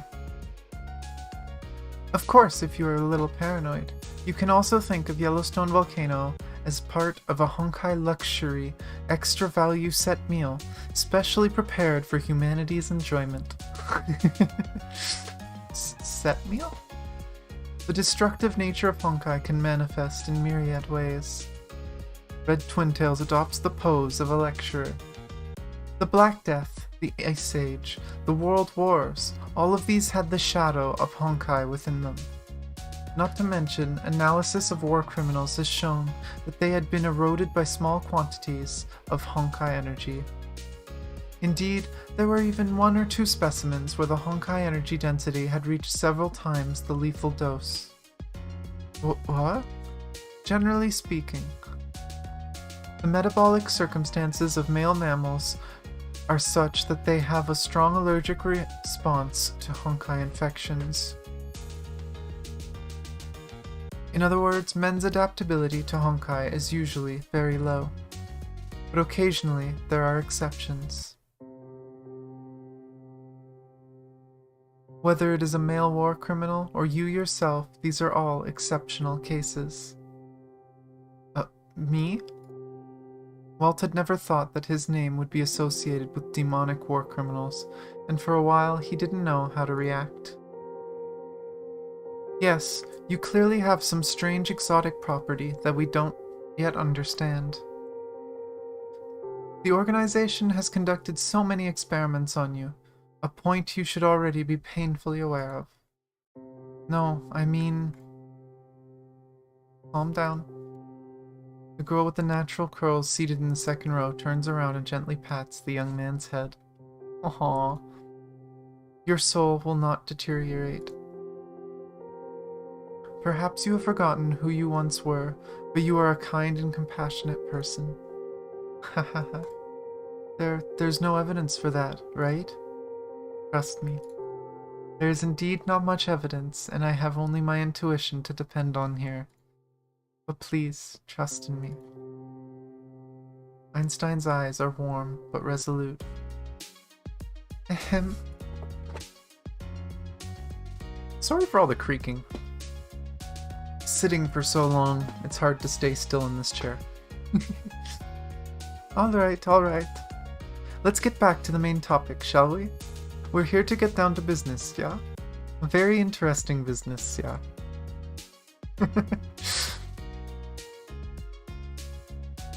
Finally, no carbon-14 should be detected in this sample.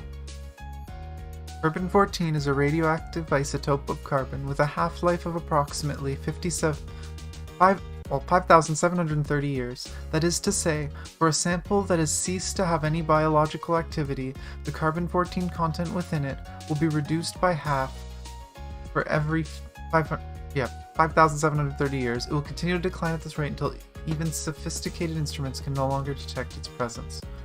In other words, until it's really freaking old. Yes, okay, I know how that works. From this comprehensive assessment, the last human activity in the ruins would have taken place at around 50,000 BC, with a margin of error of no more than 1,000 years. That is all. It's still incredible. The Finn clasped his hands together, sinking into deep contemplation. I did not expect that, during the era of the previous civilization, human activity was already present in North America. It's analogous to us having research stations in Antarctica, and it does not contradict our current understanding of the previous era. Blanc absent-mindedly plays with her long hair as if in deliberate imitation of Schrödinger from before. No, the scale of this is comparable to archaeological ruins in the Old World. Things may not be as simple as you say. The Finn continues to prop his chin up with his clasped hands. Where did this wannabe Sherlock Holmes fan come from? Welt, who long ago had been scratching his head in confusion, now raised his hand. That previous era you speak of, what is it exactly? Now we're at... no, we haven't arrived at Gardner yet. Professor Longhair studies the signs along the highway. It's okay, we're still early. You can continue to pass the time. Pick one from among yourselves to give him a primer on the subject. Then let me explain. As an expert in ancient literature, the Finn simply could not refuse the offer. The previous era, as its name implies, was scientifically and technologically advanced civilization that once flourished on Earth long before the beginning of our own history. This civilization could be traced back to the Astrakhan archaeological site number 3 from around 53,000 BC. Astrakhan is located in the shores of the Caspian Sea. It is the last great city through which the Volga River flows. It is distributed on more than a dozen islands connected by bridges. The city was founded in the 13th century by Golden Horde and formed an independent Astrakhan Khanate from 1460 to 1556, before being annexed by the Grand Duchy of Moscow. The local specialty is watermelon. Oh, okay. I like watermelon. Let me drink some water.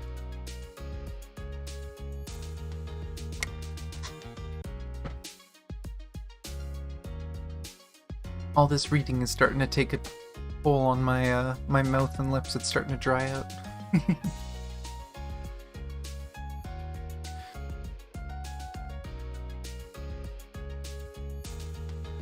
It was characterized by a common culture and covered an enormous region, ranging from the Sea of Japan to the Mediterranean, from the Baltic Sea to the Persian Gulf. Were they also humans? Haha, of course. They would have been the first Homo sapiens to step out of Africa. Having said that, their model of civilization was still very different from ours. You mean differences in lifestyle, customs, or art? Hahaha, no, not so. Rather, we are unexpectedly similar in many of those aspects. The so-called model I just mentioned is mainly referring to the duration and diversity of civilization. For example, our civilization today can be traced back to a few regions, such as the Middle East, as early as 4000 BC. Since then, after nearly 6,000 years of propagation and expansion, we have finally formed a civilized society covering the entire globe.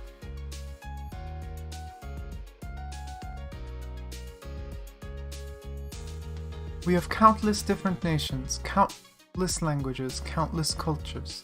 We have a very diverse civilization. Wasn't it same for the previous era? No, they were different. Their entire world had a unified language and technological system. In our world, although the Greco-Roman, British, and American cultures have been very influential, they remain far from reaching that level of hegemony. I don't know what that means. Another word to look up.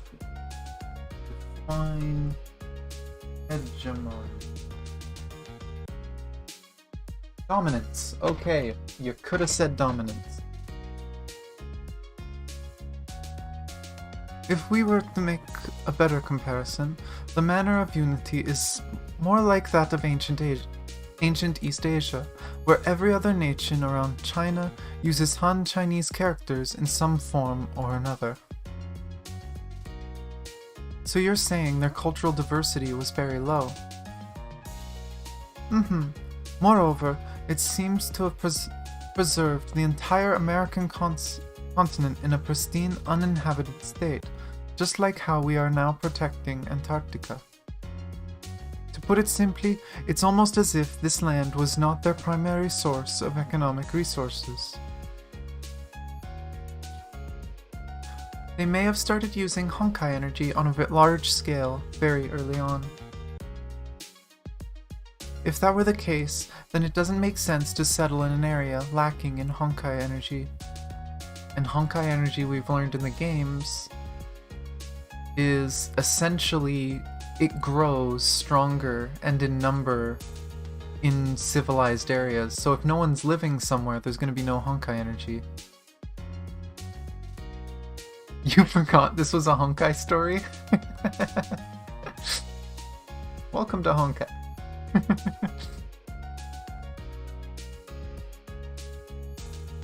Just like how the metropolises of today are often situated close to seaports, river ports, and railway hubs.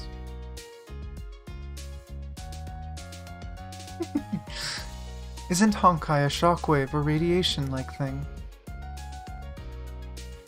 Hahaha, lightning can be used to blast people to bits, yet electricity can also illuminate. The same is true for Honkai energy. From a physics perspective, Honkai energy, or so-called imaginary internal energy.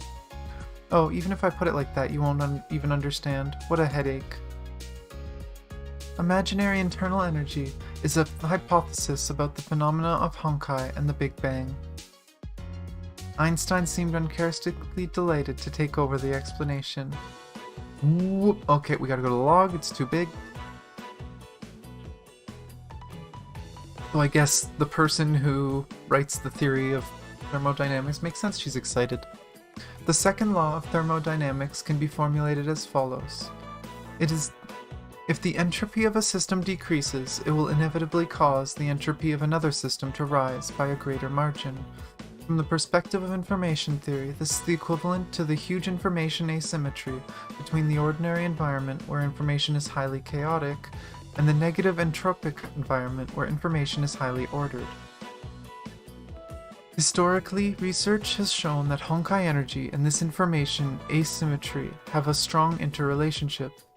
Mathematically, the imaginary internal energy belongs to the collapsing convergent manifold, while the so-called divergent manifold, that is, the four-dimensional space-time that we can usually perceive, contains the thermodynamic manifestation of the real internal energy.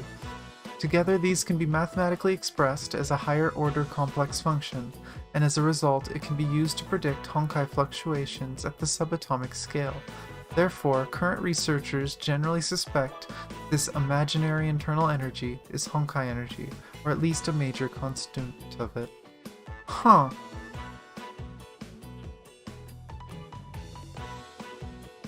Honkai science.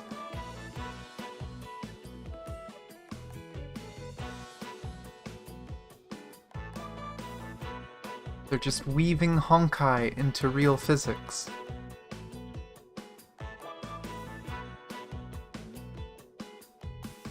How about that? Do you understand a bit more now, Assistant Welt? I understood Jackal! Oh my gosh. Passing under the Roosevelt Arc, which is engraved with the words, "For the benefit and enjoyment of the people," the Volkswagen Type 2 camper van enters Wyoming along Route 89. The scholars enthusiastically discuss all manner of technical details. Welt, who barely understood even the most elementary of such details, can do nothing more than admire the scenery of National Park instead. Mammoth Hot Springs, Swan Lake, Roaring Mountain, Firehole River. Americans sure have a quirky way of naming things, and their taste for scenic place names is no less peculiar. Well, what time is it now? Plonk, who had switched back to the driver's seat, suddenly seemed to remember something and presses Welt for the time. Give me a moment.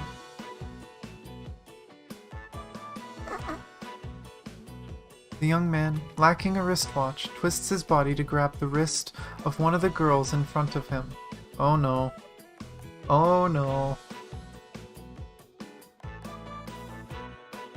Oi, oi, oi! Do you choose death? Turning a deaf ear to Tesla's protest, Welt desperately puts his life on the line and focuses his eyes on that small round surface. Report for the professor. It is 10:43. Piss off!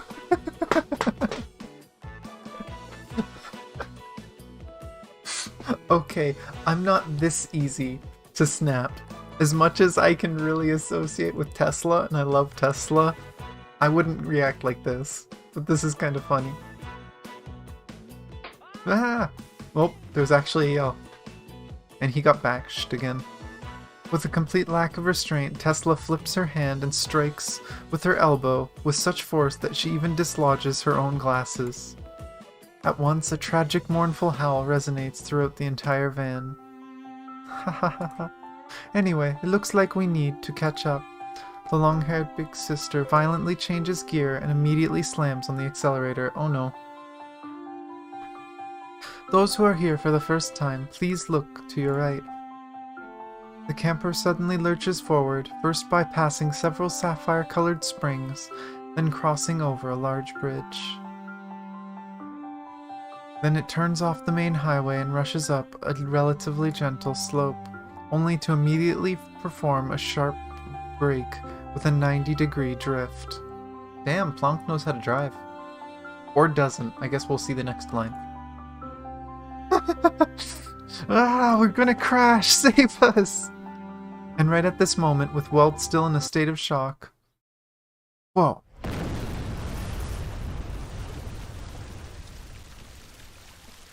She doesn't know how to drive. We got our answer. I gave her too much credit. Bad Plonk. A huge... Oh, maybe not. maybe that wasn't the car. A huge column of water, about 30 to 40 meters tall, shoots high into the air from a basin behind the hillside, spewing out a large quantity of white mist, much like a volcanic eruption. I see. Okay, I am sorry for doubting you, Plonk. Apparently you can drive. What the hell? This is a roller coaster. I totally just thought the story was about to get dark. What the hell? The old faithful geezer. What a coincidence that we can actually see it. Oh my, oh my, oh my. We've definitely hit the jackpot. Winter is indeed much more spectacular than summer.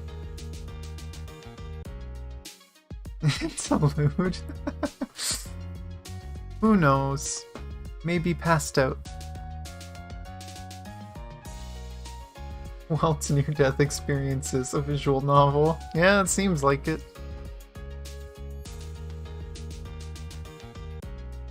Although this attraction is named Old Faithful because it is very punctual, it actually has 2 intervals. 65 minutes and 91 minutes. The exact interval is said to depend on the size of each eruption. Then we... So how about that? Aren't we all very lucky today? Professor, please stop being a tease. This was no dumb luck. Especially given that the park forecasts and updates the eruption times every day. Schrödinger, always, no matter the situation, you just say something, anything, and all sense of mystery and wonder is dispelled. Thank you, that is indeed my strength. Oh, end of a chapter. So does that mean this is 6 now?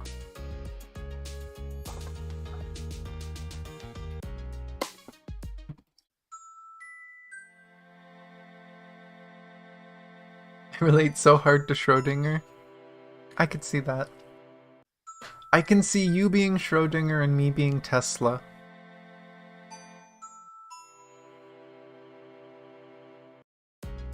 I don't know if I can associate friends with everyone in this, though.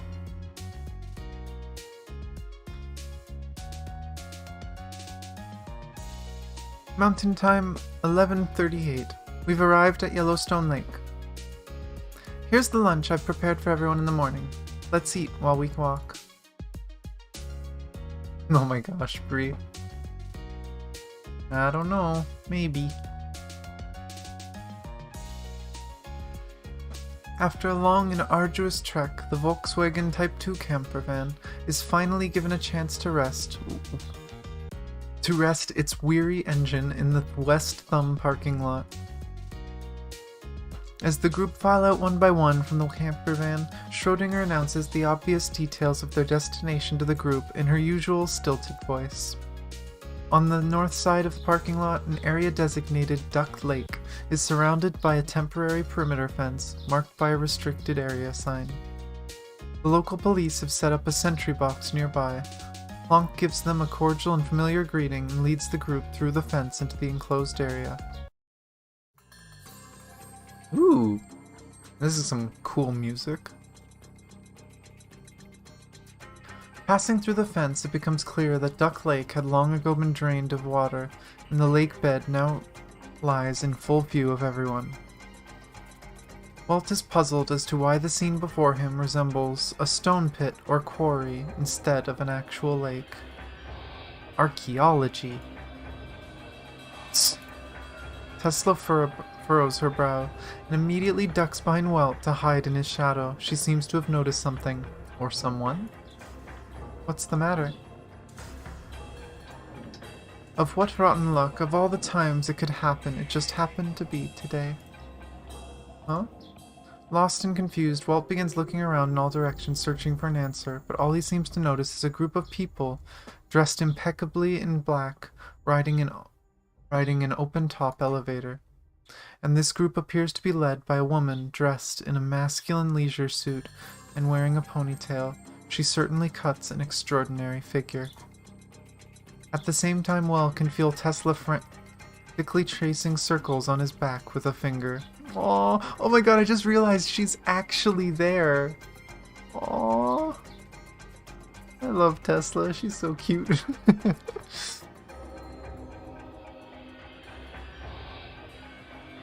What's wrong with you, Dr. Tesla?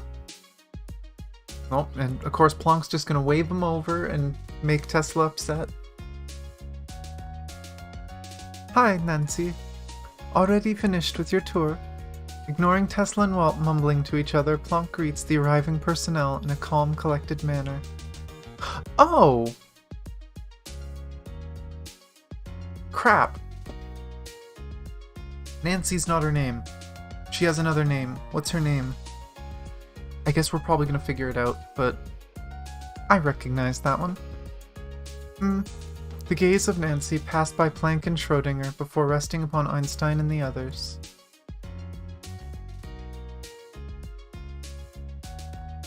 Are these all your students?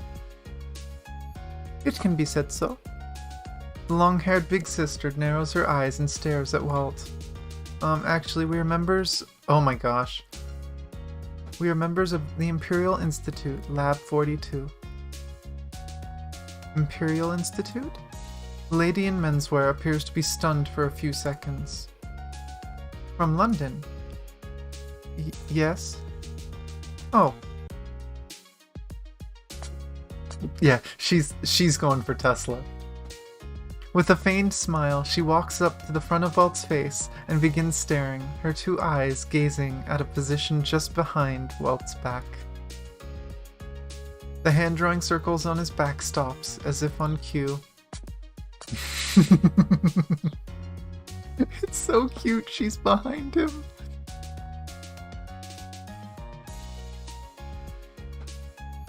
The lady takes one step closer. Walt feels like their noses are about to bump into each other. Although Walt can hardly breathe properly, the other person's gaze remains fixated on a spot behind Walt's head, as though Walt himself is a cloud of transparent air.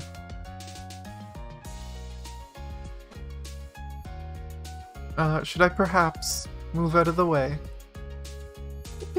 Of course, be my guest. She doesn't even bother to make proper eye contact with the young man. Oh! Oh no. Poor Tesla's been abandoned. Oh no, sniff sniff. The menswear lady extends her neck and begins sniffing around Tesla's body. What are you doing? Hey, that's sexual harassment. Oh my gosh, Einstein, Planck, Schrödinger, aren't you going to come and help me deal with her? Enough, what the hell are you doing? If you keep doing that, I'm going to get real angry. Oh? Menswear lady abruptly straightens her posture to an upright position. That would indeed be really scary. I remember that. Why is she talking like this? One year, you got just a teeny bit angry. Then you almost had my office burnt down to a crisp. Oh no. Isn't that right?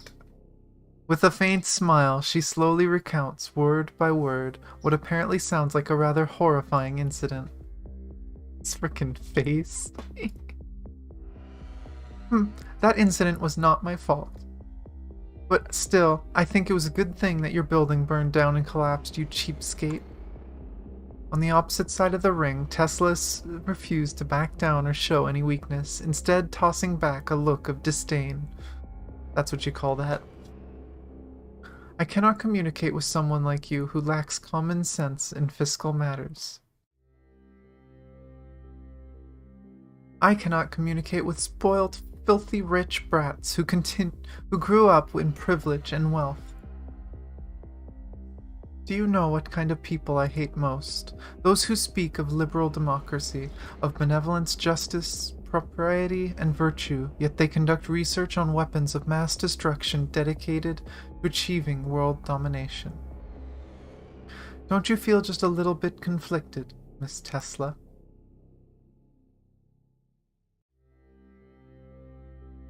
Yes, you're not fond of inventing weapons, but do you think that even if you stop inventing new weapons, there'll be no more people dying from wars? There'll be a day when both sides of a war will no longer be able to bear the cost of starting one, and that is our responsibility as inventors to bring about such a day.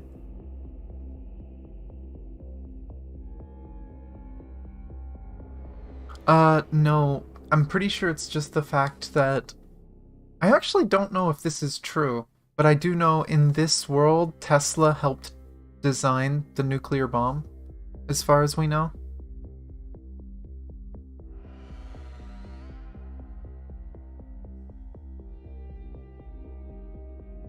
Or what were they called in this world? Because they weren't nuclear, they were Honkai fission missiles. But I think they were called the Silver Bullets.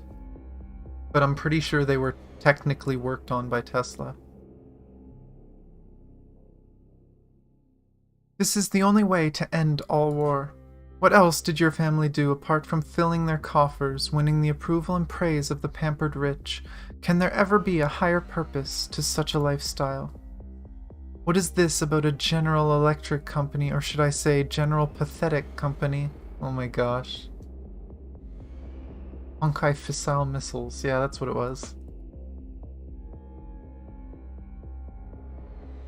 You really went ahead and said it. Of course I dare say it. I'm exercising the bare minimum of my right to free speech. Okay then, free speech. For a loser bitch who refuses to speak politely, a minor mishap may be considered a major blessing, don't you think? Oh my god. It's the second time they've dropped the B word.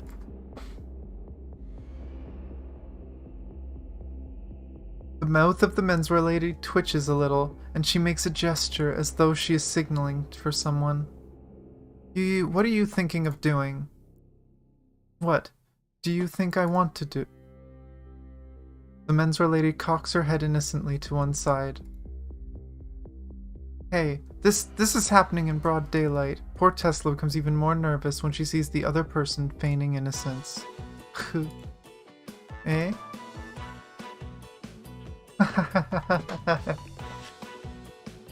The menswear lady cannot hold it in anymore. Without any hesitation, she begins laughing heartily towards the sky, and the previous feeling of tension and aloofness completely evaporates. You scoundrel, what are you laughing at all of a sudden? Nothing in particular. The other woman tries hard to hold back her laughter. I just wanted to say something like that once in a while. And your response was really amusing. How could you be so cute? Okay, yep, sounds like you were right, Arsham. This is a Tesla simp.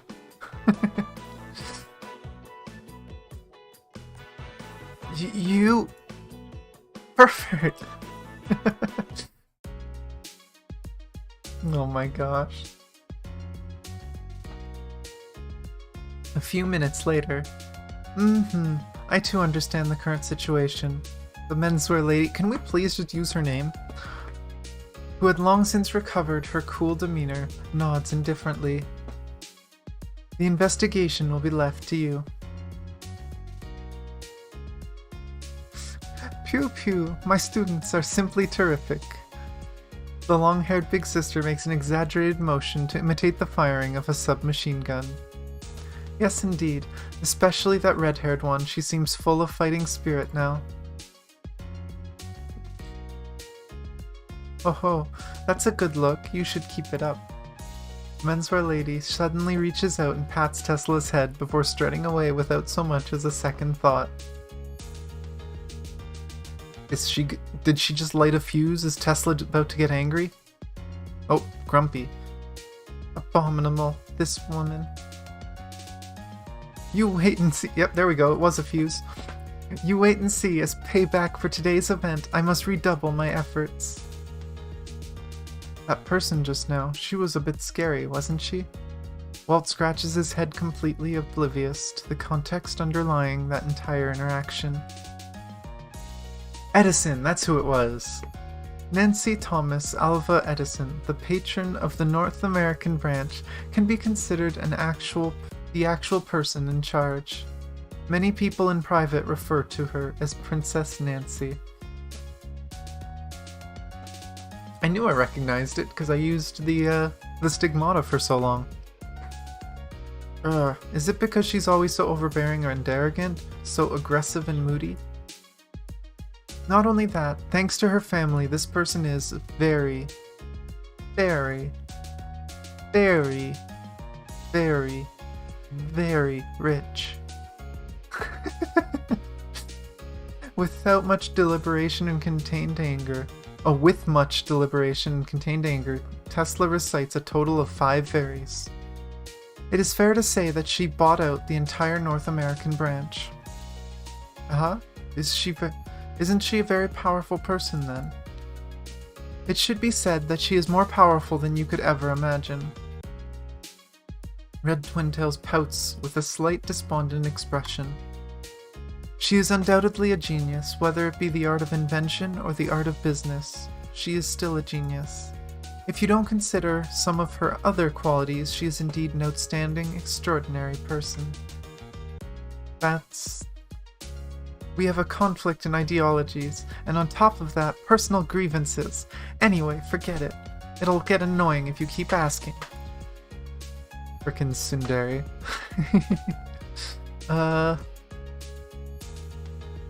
Unfortunately, Tesla did suffer a bit during her internship under Edison. Let's just consider the two of them as having an ill-fated, star-crossed relationship.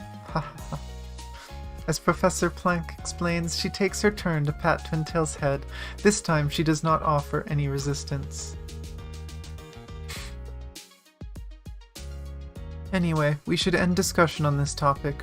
Schrödinger glances grudgingly at Tesla, pulls out her ID card, and swipes it on the activating device of the elevator. Let's hurry up and enter the rooms. And while we were advancing towards the center to which all weight is drawn, the poetry recited by Welt is from Dante's Divine Comedy, Mandelbaum translation, Inferno Canto 32. The original Chinese text omits the last line, without which the verse does not make much sense in English. In Chinese it would have read... Okay, but... And while we were advancing towards the center, to which all weight is drawn, I, shivering in that internally cold shadow, I know not if it was will, or destiny, or chance. So cold, so cold. This is how it is with an open-top elevator. Please bear with it just a little longer. Assistant Welt, such a delicate flower, already struggling at 5 degrees below zero. I'm really looking forward to seeing you in January when it's minus 20 degrees, just to see your reaction. Hehehe. Sorry, I really don't like the cold. Have I read Divine Comedy? That doesn't ring a bell, so probably not. I am very behind on, like, major literature. I haven't read too much. I really need to read more. But the main time I like to read is if I'm, like, traveling, and I don't travel much. So I haven't really read much in a long time.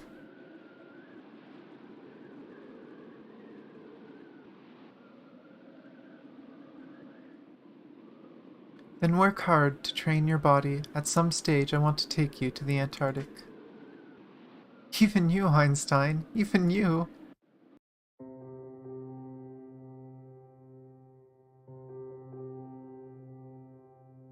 I mean, they make some sense, but I haven't seen the originals.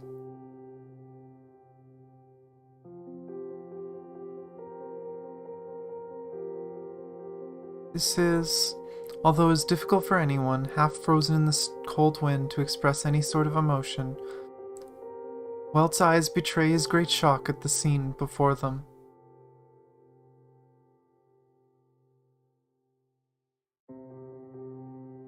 The Dante stigma? I'm sure I've seen it. I don't remember it off the top of my head, though. It is a large, solemn, yet incongruous-looking door. The heavy-duty metal door is covered in many scratches accumulated over many millennia, yet on the panel surface one can still clearly distinguish a line of simple but odd text. Eba Dagami Tashi Hanu. For the next generation to fight, it is up. Oh, I didn't even do the accent. For the next generation to fight, it is up to us. It is for the future that we must fight. That's an approximation of its meaning. Ah, okay. Okay, I can see it in my head now, then, knowing it's hers. But yeah, I don't have Bright Night, so... The Finn's voice becomes a little tense and excited. Truly a professional. You can even translate it directly. Well, well. The librarian scratches his head, embarrassed. It's just that, compared to the others, I have access to research materials that are a lot closer to the original source, I guess. Besides, if it is an audiovisual resource, I can only ask my student, someone better qualified, to interpret in my stead. Ask a student? Even then, you are already talented enough. After all, humans cannot compete with machines. Ah, we digress, we digress. The long-haired big sister snaps her fingers. Shall we enter, everyone?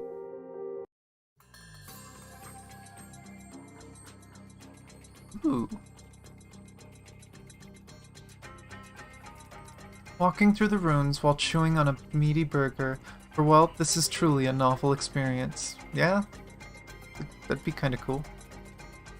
The structure of the ruins is reminiscent of the ancient city of Petra, as seen from a certain geographic magazine, or some dwarven city as described by Tolkien.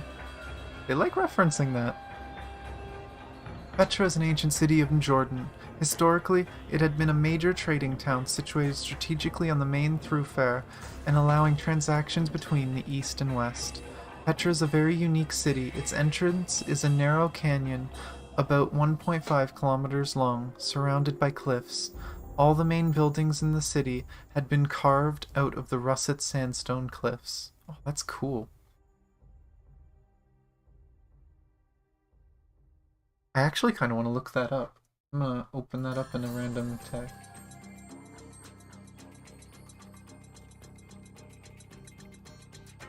Oh, I think I've seen some pictures of this stuff, actually.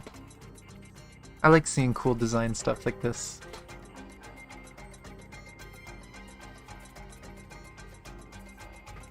In the huge underground cavern, high-powered floodlights marked with the General Electric trademark, of course, pour bright light upon both naturally formed stalactites and artificially carved buildings alike. Remnants of individual rooms are scattered about as though there were stars under a night sky. These structures are connected by ancient plank walkways made from a metal resembling stainless steel, and the utilitarian industrial design of it all gives one a sense of solidity and reliability. The crumbling fences and dilapidated walls, together with the scrapped machine equipment, form a complex labyrinth. The entire lamentful scene is reminiscent of Pompeii burned under the volcanic ash. Okay, I already know about Pompeii. It was one of the ancient Roman cities, was buried by the volcanic ash erupting from Mount Vesuvius on August 24th, 79 AD. Since the time of Pompeii was permanently fixed at August 24th, 79 AD, historians and archaeologists could learn much about the life of many Romans during the 1st century.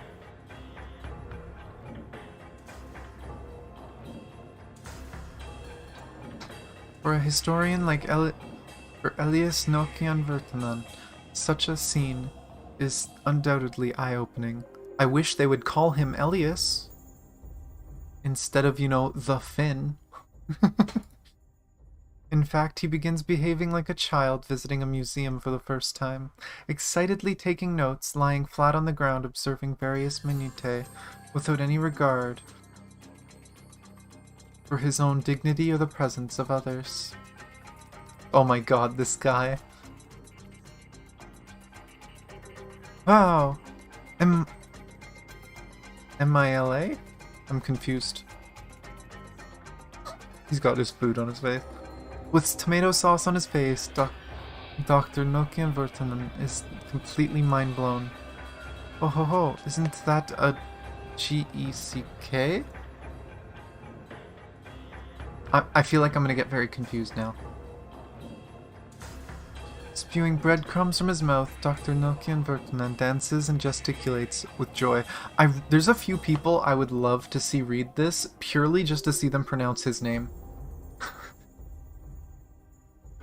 Like, it's not too bad for me to pronounce, but I know some people would just stumble over their words forever anytime his name comes up.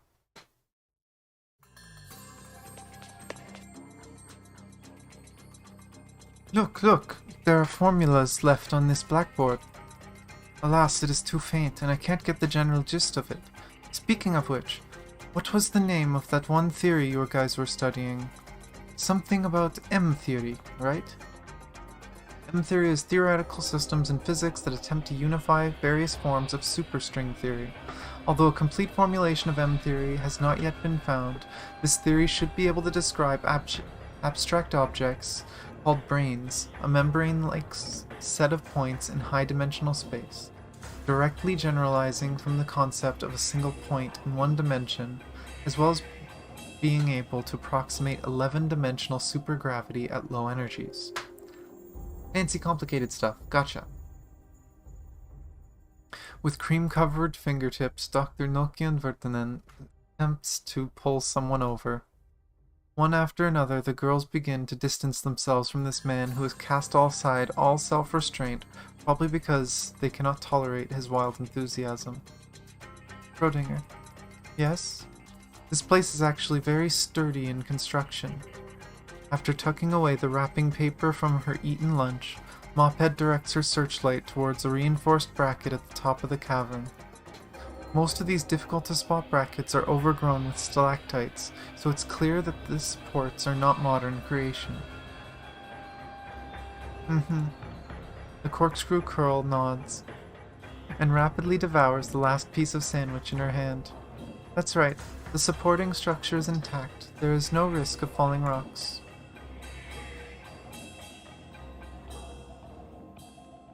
So all this rubble at the bottom. The destruction must have been man-made, yes? Can't be wrong about that. Foreign invasion, infighting, infectious disease. Who knows? That would be the Finns. Shh. Schrodinger was midway through a response when Einstein suddenly places her index finger on her own lips. You hear that? It seems like there's some noise. Schrodinger shakes her head. I can't hear anything either. Tesla speaks in a hushed tone. Can't you guys hear? A very tiny but sharp piercing sound, a little bit like tinnitus. Maybe it is tinnitus. Einstein closes her eyes, jams her pinky fingers into both ears, twists them around a few times, then suddenly pulls them back out. Nope, the noise is still there. I'm not hallucinating. But we really can't hear anything, no? The Finn, who had finally wiped his face clean, stares blankly at Walt. Well, I can't hear anything either. I heard it! Walt also shakes his head.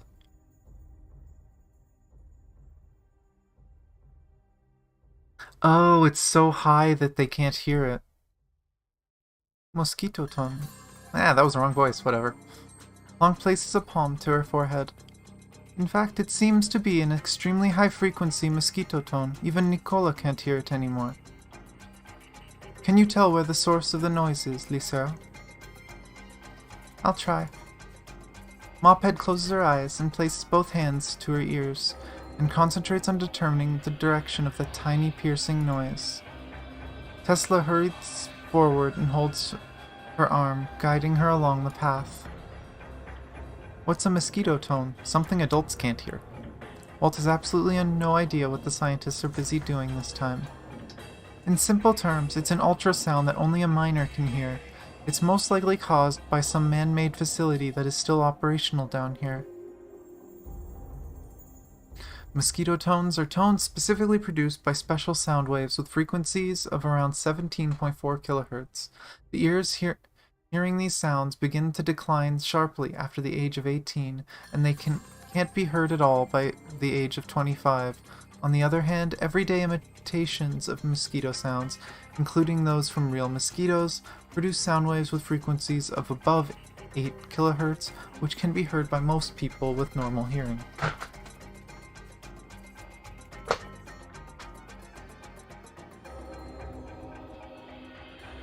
Focused on helping Einstein, Tesla gives a few words of explanation without looking back at him. There's a wall in front. Careful of the step. Aww. Wait, this is the dead end. We need a detour.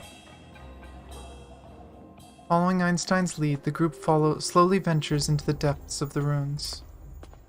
Along the way, in addition to those baffling installations from the previous civilization, there are also many relics from more recent times. Numerous bones, unweathered and intact, early 19th century rifles, and even some tents that were apparently from the local Shoshone tribe. Shoshone is an indigenous tribe that was widely active in western United States and northern Mexico. Its language belongs to the Uto-Aztecan family. In strategy games... Well, I probably should have answered that. That was apparently Amazon? What? I'm stuck. Hello?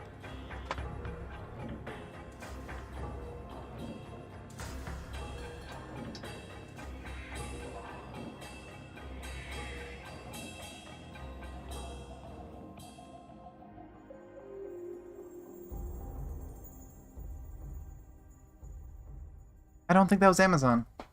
I'm impressed that they actually had a fake caller ID. But an automated voice trying to authorize something?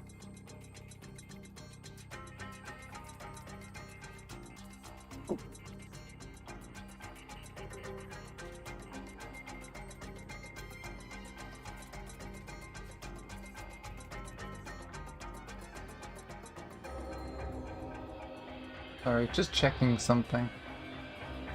Because you see something like that, and obviously I want to make sure there's no actual orders under my name. It doesn't look like it.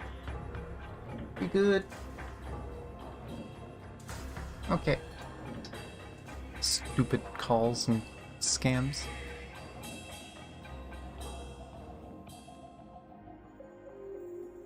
But, huh. Interesting. I don't know much about that part of native tribes. I know a lot about eastern native tribes and more northern ones, obviously, because Canada. But I haven't heard about that one before. These... what are these? Even Walt understood that the rifle in front of him, along with the other objects, could not have been more than 200 years old. Don't know. The Finn shakes his head.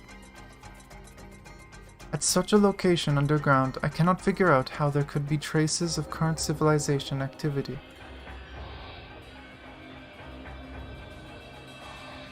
Could it be an investigator previously hired by our organization? Impossible. I've never heard of our organization working with the indigenous tribes. So has this place ever been used as a refuge by indigenous people? Do you think they could have had ability to drain the lake above us? With the world always changing, perhaps at one point in time, this lake did not exist. Even so, how did they get through that large front door, which literally required hydraulic pumps to breach from the outside? Auto works in mysterious ways? That's... Shh. Planck makes a gesture, signaling him to please speak more softly. If you are really curious, I think there's a famous quote in a novel that fits this situation right now. Oh, let's see, can I read this? Les mains humaines s'exercitaient tout entière dans ces moments? I'm really rusty with French. All human wisdom is contained in these two words, wait and hope. The Count of Monte... Oh, okay. The Count of Monte Cristo.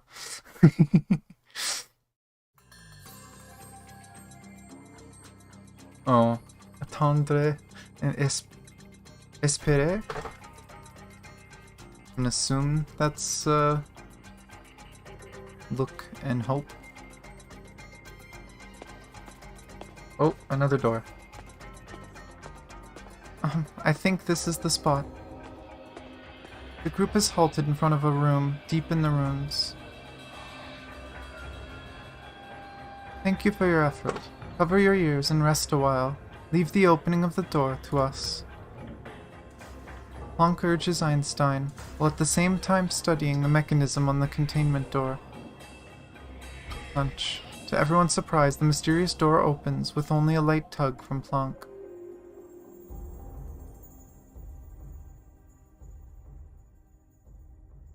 I'm not that rough of a woman, you know. Nobody cares, Professor. On the other side of the door is an abnormally clean room. On all four walls, some material resembling plastic wallpaper has already liquefied and crumbled away, but remarkably, the ivory-colored table in the center of the room is almost spotless. On the table sits a weird machine with many tubular protrusions. Within it, red and green fluorescent lights flicker incessantly. There shall be no more strange noises from now on. Schrödinger picks up the weird machine on the table, takes out a bar-shaped, battery-like object from its base.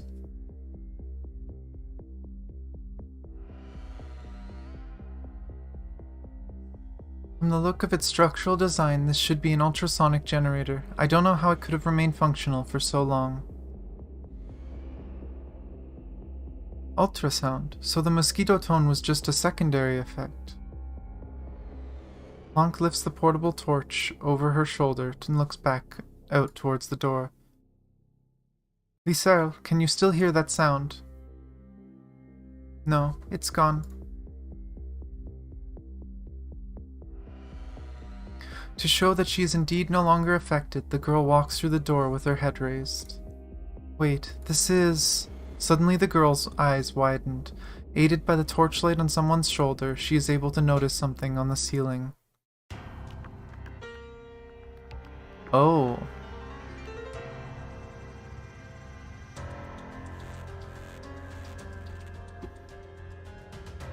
No, this can't be. This...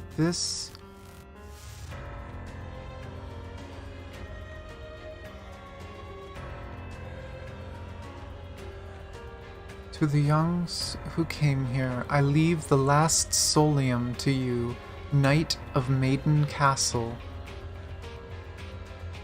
H. Londinium Doive A? It's probably gonna put it on the screen, but we'll see. The Finn, upon raising his head, exclaims in surprise. Isn't that English? Modern English? It's really true. That writing is... To the young ones who come here. Is it cut off or no? I leave the last solium to you, Knight of the Maiden Castle. H. Londinium Dwar A. What is this? Schrödinger, the machine you are holding, is it missing something? Well, let me see. The corkscrew ponytail places the mysterious machine on the ground and begins dismantling it. It should open here. Oh, there's indeed a cavity in it, and a receptacle.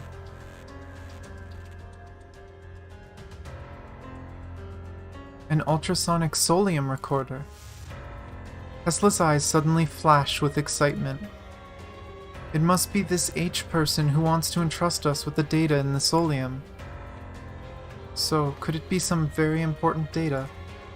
Schrödinger placed the mysterious machine back on the table and gestures before the excited twin tails. It must be this H somebody had hidden it in a location that is more secure or better concealed, don't you think? So why did he or she do this? Wouldn't it be better to leave it intact if you want to give it to future generations to study? Maybe this person had some urgent reason to transfer the solium to a new location. So you want to say some ancient person had taken the solium and left this clue for us? Schrödinger shrugs her shoulders in a non-committal manner. In that case, shouldn't there be a clearer hint? And not some vague, ambiguous text? No matter how you look at it, it seems more likely that someone has stolen the solium and is now pulling our leg. Well, furthermore, according to this reasoning, we are not the first.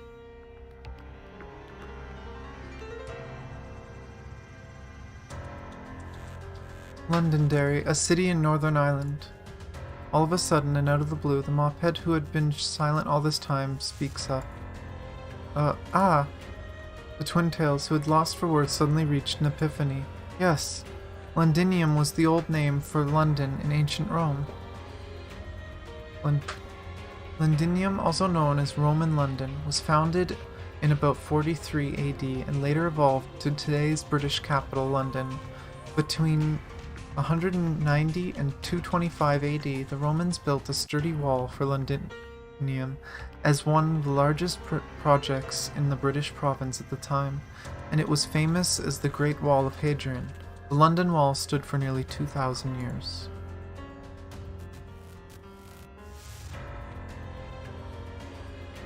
Yeah? Wait, why Northern Ireland? Of all the places whose name includes the word London, only Londonderry has the nickname Maiden City or Castle. This is because historically it has never been captured by foreign enemies. Is this still talking about... Oh no, Londonderry, called Derry, Gaelic Dwar, by the Irish, is a city in the northwestern part of Northern Ireland in the United Kingdom. It is also the county seat of Londonderry County. The city has the nickname Maiden City because its walls have never been hit by artillery shells during the recent wars. It is also one of the very few cities in Europe whose walls have never been breached. For the average person, the city's popularity is likely to come from the song Londonderry Air. Incidentally, Dwar is also Gaelic for Derry, so that's double the evidence. Oh my gosh, Tesla. She's excited now. Oh, that's it! Twintails looks admiringly at her roommate. That may be just a coincidence still. Schrödinger, stop shooting everything down. Schrödinger is still not particularly convinced. How in the world can there possibly be such a coincidence? From a mathematical perspective, I don't even talk about it. Even the concept and birth of a person is zero probability event. In probability theory, the probability of an event is zero. It is called zero probability event, which means that the event almost certainly does not happen. Since in an infinite set the probability of an event depends on its measurement in the sample space, there is indeed possible but almost certainly improbable events. For example, take any number from all real numbers and the number is rational.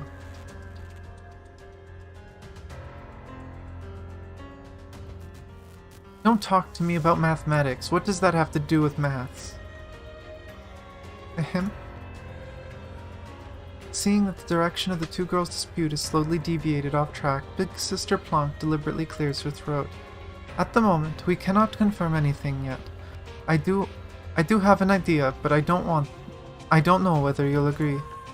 Before introducing her proposition, she gave Tesla a sly glance. What, they're going back on the plane already? Late night the next day. On the flight back to London, a terminally bored Welt returns to playing cards to their returns the playing cards to their box. One more round of that single-player game called Solitaire, and he felt he could vomit. Oh, Solitaire's fine. Patience in Europe, or Solitaire in North America, is a single-player card game that has been included with Windows since version 3.0. Its official Chinese translation is quite simply, playing cards. Interestingly, since Windows became a standard operating system, government employees have been playing the game during business hours. It has become a common problem worldwide. In 2006, when then mayor of New York City, Michael Bloomberg, saw a civil servant playing solitaire with an office computer, he decided to fire him immediately to serve as a warning to others. That's interesting. Huh. I didn't know the game had a different name in Europe. But yeah. I've played it a lot. Einstein again has a book covering her face, and Tesla is again asleep, sprawled all over her seat. As for the Finn, who was there before, he is no longer on this plane at all.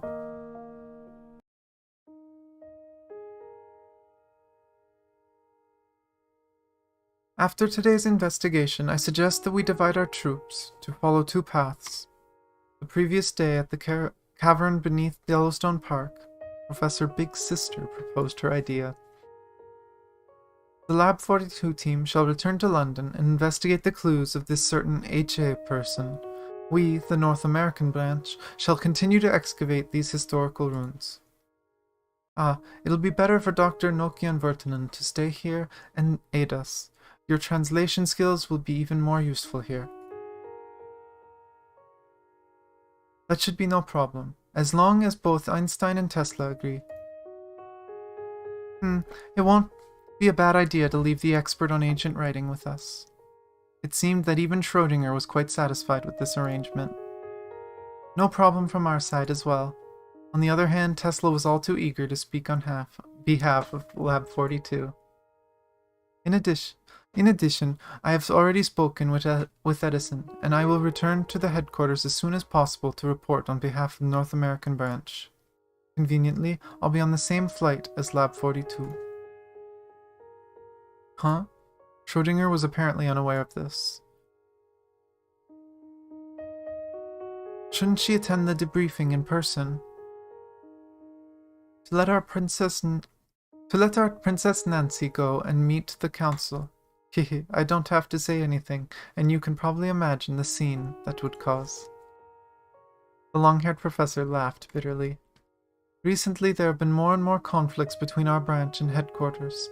If I go in her stead, the communication will run just a little smoother. That just sounds like a procrastination tactic.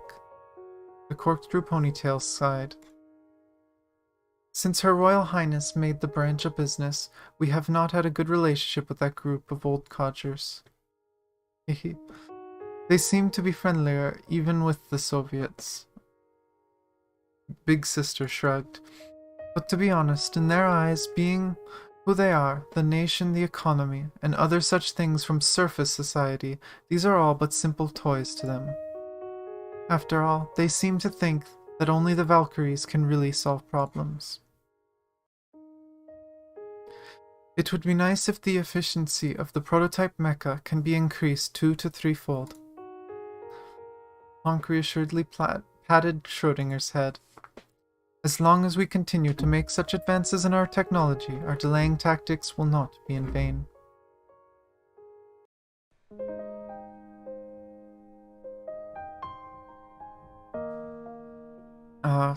So bored. Won't you come play with your sister? At some point in time, the long-haired Big Sister had leapt into the seat next to the young man. Forgive me, but I must refuse. It seems the young man's social status has not yet reached the bottom of the food chain. Why am I so quickly despised? The other person plays around with the hair by her ear and pouts delicately. Who are you to blame? Just a while ago you pulled me over to tell me a bunch of really bad jokes. Don't tell me that you still wish to continue. Scientists clearly have all kinds of hobbies. The long-haired big sister puts on a pitiful face. Compared to eating, drinking, whoring, gambling, and so on, what is it to occupy you with a little joke? From my perspective, is it because you only have my students in your heart? You despise your big sister for being too old, don't you? No, that's not true. Why would you think so? Then come and play with me. So, Professor, can you at least explain what you want to play? What sorts of things would little brother be interested in? Since the others are sleeping, how about we go on a date? Oh my gosh. Huh? Well, what are you saying just now? What? Is there something with your big sister that you're not satisfied with? I love this character. This is not a question of being satisfied or not. But after we get off the plane, won't we be going off on our own separate paths to do our own separate things? That's right. So. The older sister smiles mysteriously, then tears off a few pages from her notebook and begins scribbling. Will you be able to protect the girls? If it comes to that, if it's something within an ordinary man's ability. No, that will not be enough. We assume that there is indeed a person from the past, the so-called H.A., who took the Solium steel from the ruins of Yellowstone and intentionally left clues behind. In that case, there's one thing that we can determine here. He or she must have felt that it was not safe for the Solium to remain there. Moreover, even moving it to the United Kingdom and hiding it properly is not enough. Also, they felt the need to leave behind enough clues for future generations to inherit their own cause. Was it H.E.?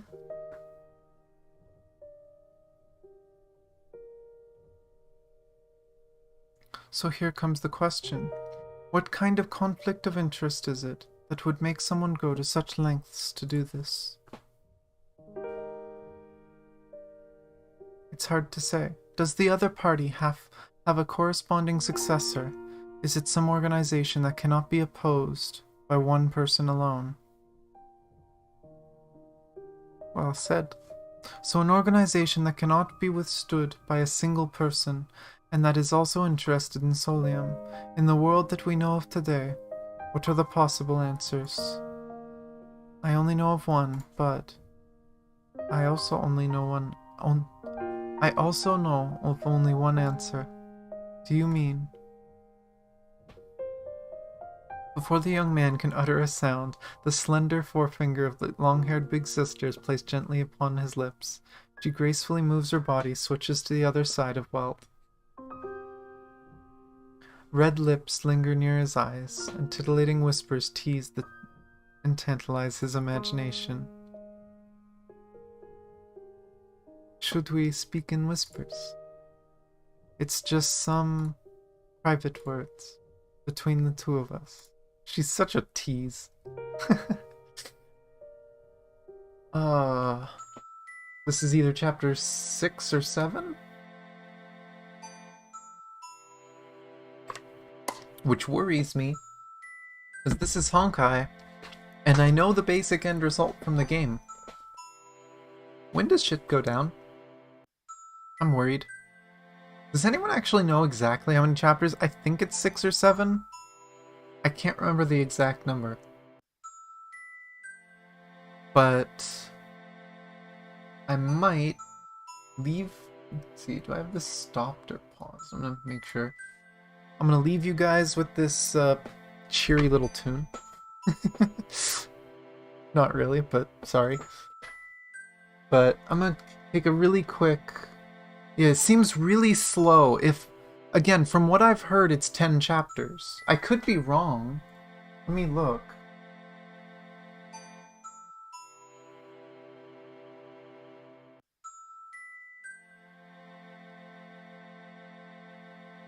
Oh boy, it's a lot longer. I was told wrong. It apparently has a chapter of 26, so we're definitely continuing this on another day. But I'll keep going for a little bit longer. But yeah, apparently the list that I looked at only has 10 of the chapters written down, but it's technically, it says at the top that there's 26. Let me look at this.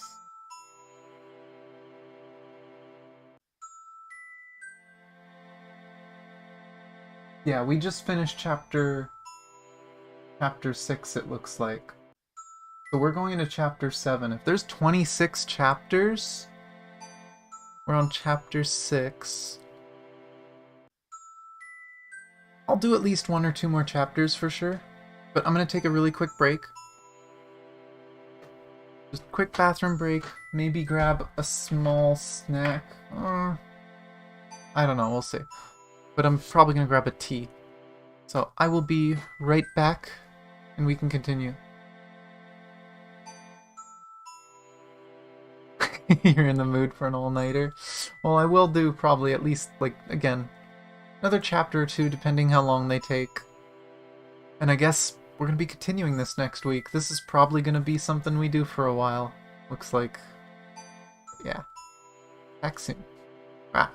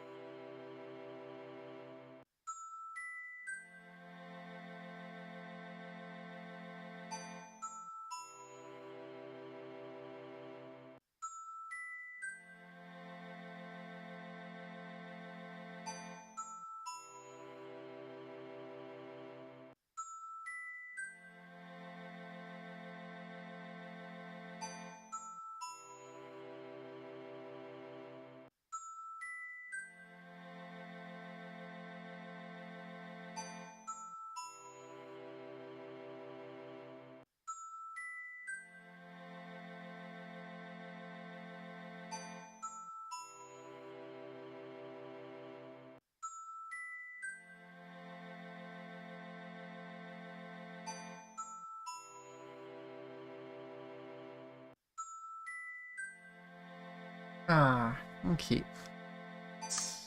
Game view. I have obtained some cookies and some tea. He's gonna have to wait a bit, but let me just take another sip of water and we continue.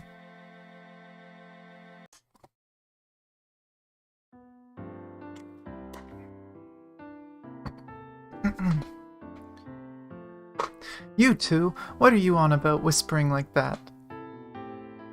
Twintails complains while tossing everything she's carrying straight into Welt's arms. The danger! With great difficulty, the young man manages to grab one bag after another as they fly towards them in quick succession. In a state of panic, he spits out.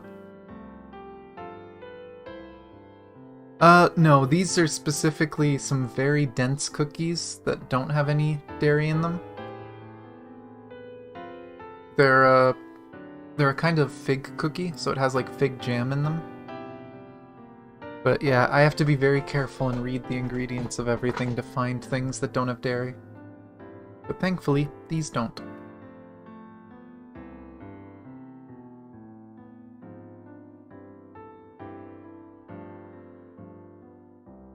We're in the middle of a street. What would we do if something breaks? You pay? Tesla shrugs matter-of-factly. You're being too much of a bully. Since the Finn was left over on the other side to handle the translation archaeological work, you shall now automatically assume his male duties. Is that too hard to understand? Oh, and if Planck had not run off to Vienna, she could have also shared these menial tasks with you. It's indeed hard to understand. Perhaps it's better to ask why a person like you had to go everywhere and buy bags upon bags of useless stuff. And wasn't it you who clearly said, no problem, no problem. You two can go ahead and leave us.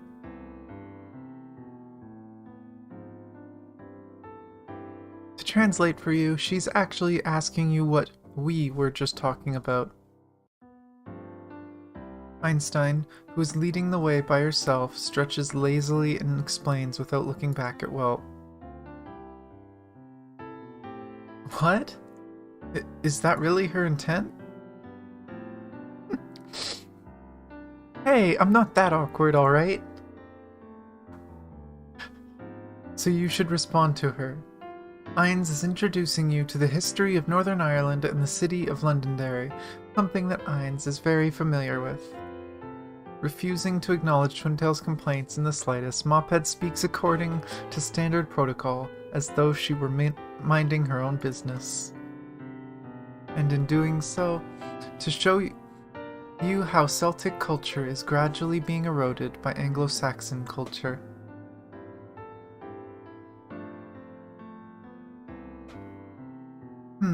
Just now I should be detailing the differences between Scotland, Wales, and Ireland. What the? After hearing the actual details of the conspiratorial whispering between Einstein and Welt, Tesla's expression instantly brightened. Last time you said you've been to Ireland, was it actually here? At that time, it was not easy to buy air tickets, so I left from here for New York by ship. Yep. It was the first time I left home for a long-distance travel. I was quite happy, actually. Although the time spent on the journey was rather long. Ah. Was that 20 years ago?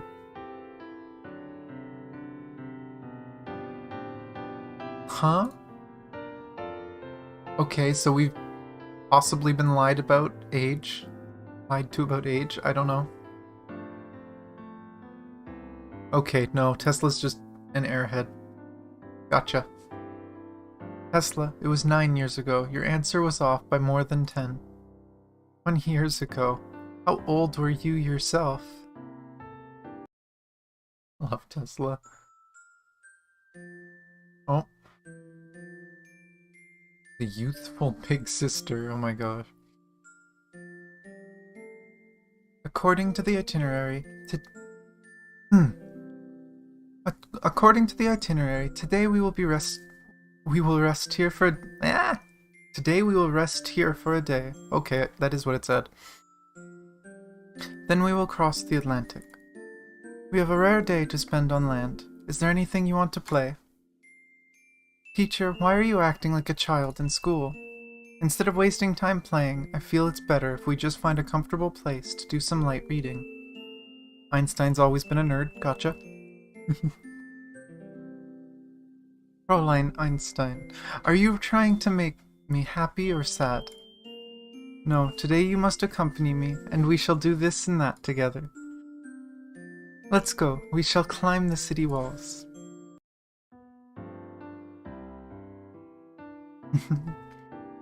You still remember such things so clearly. I say, when I was 7 or 8, those places my grandpa took me to, I've long since forgotten what they're like. I'm a lot more like Einstein in that respect. I remember everything. I love all the details of the places I've gone, hikes through mountains and stuff. Anyway, it was in the Croatian countryside, some backwater where birds won't even bother crapping in. Wasn't particularly interesting anyway. No, I don't have much of an impression of what happened when I was young. It's just the coincidence that I retain this fragment of memory. Huh? But if one was interested enough in the place, they would naturally seek a lot of information about it. Slowly, one would become as familiar with the local customs as they are the back of their hand. It's indeed horrifying, a theorist's obsessive pursuit of knowledge. At any rate, it's better than those experimentalists who blow the roof off at the drop of a hat. Hey! Oh, then that's better yet again than those experimenters who destroy the world at the flick of a switch. Hey, that's even more outrageous! Oh my gosh. So, on the 5th weekend of October 1955 AD, 3 young souls, 2 women and 1 man, in a burst of laughter and jeering ascended the walls of Londonderry, the best preserved urban defensive structure in all of Europe since the Age of Enlightenment. At that moment, they would have never thought that, in this Irish city, they would experience one of the most important events of their lives.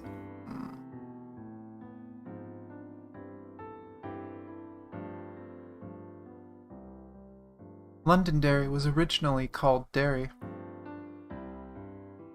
Of course, it has nothing to do with the Delhi in India. Instead, it comes from the Irish Derry, meaning oak forest.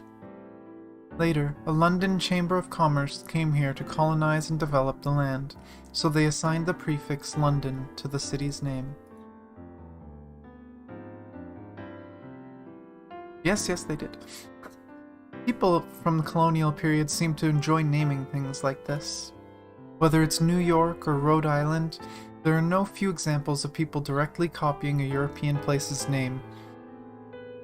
There's a mistake in this. There's a bubble. We'll see if this says it, but there's a mistake in this, because New York is named after a Canadian city, and the Canadian city was named after a British one. Same idea, because it was named by colonial people from Europe, but New York technically was named after the Canadian city. Rhode Island is one of the 13 states that originally formed the United States. Its full name is the State of Rhode Island and the Providence Plantations, of which the name Rhode Island is derived from the Greek island of Rhodes. Providence, the state capital, is home to Brown University, and is also the hometown of Howard Phillips Lovecraft, a famous novelist and creator of the Cthulhu mythology. Yeah, pretty famous. But yeah, no, York City, actually pretty close to me, of Toronto. Originally smaller, and one of the big sections of it is York. And that was named after a British city, and then when the Americans split off They made a new city across the lake and called it New York.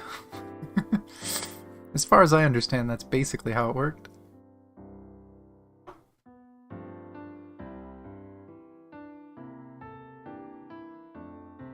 Yeah, it's relatively small now,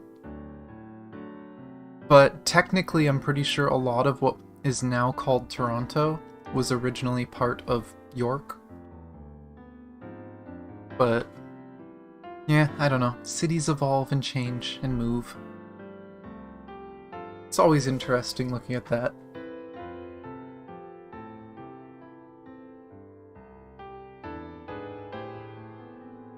Because it was a city developed by Londoners.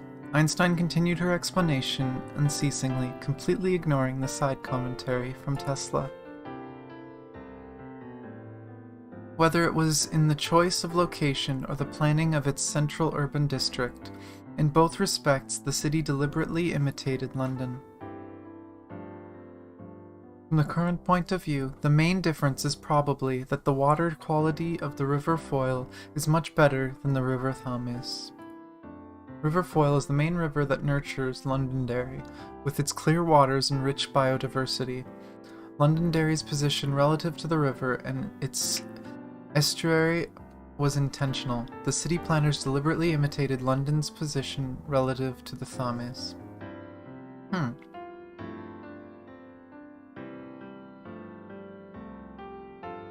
Like the London City Wall, the Derry City Wall was also arranged in an approximate square or diamond shape. This was relatively rare for European cities. Of course, compared to London, the names of the city gates here are much more arbitrary, such as the Shipquay Gate right in front of us, so named because the gate faces the quay for overseas shipping. Makes sense. Similarly, going clockwise from the east, we see such gates as the Ferry Quay Gate, Bishop's Gate, and Butcher's Gate. Derry is one of the few virgin cities in European history whose walls have never been breached since her founding. In 1689, she experienced a 105-day siege, but was able to hold firm. Be that as it may, ultimately, didn't it also have something to do with the remoteness of this place? The Twin Tails retorts somewhat incredulously. No. At the time, it was an important hub connecting the British mainland with her American colonies, and many Irish immigrants set off from here for the New World. Indeed, there's so much history. It feels like you've always been interested in Ireland, am I right? Actually, it all started here from this very city. When you realize the beauty of a culture, you will voluntarily search and dig up more information. Ireland is such a place to me. Shouldn't it be similar to someone else's interests in India?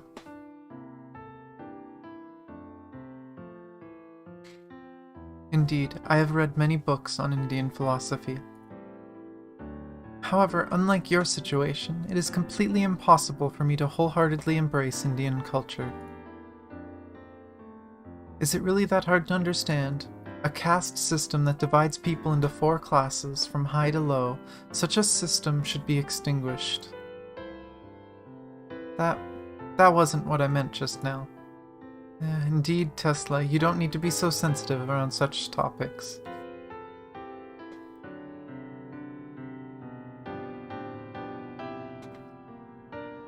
Having said that, about that clue we specifically came for, do we really have a clear objective?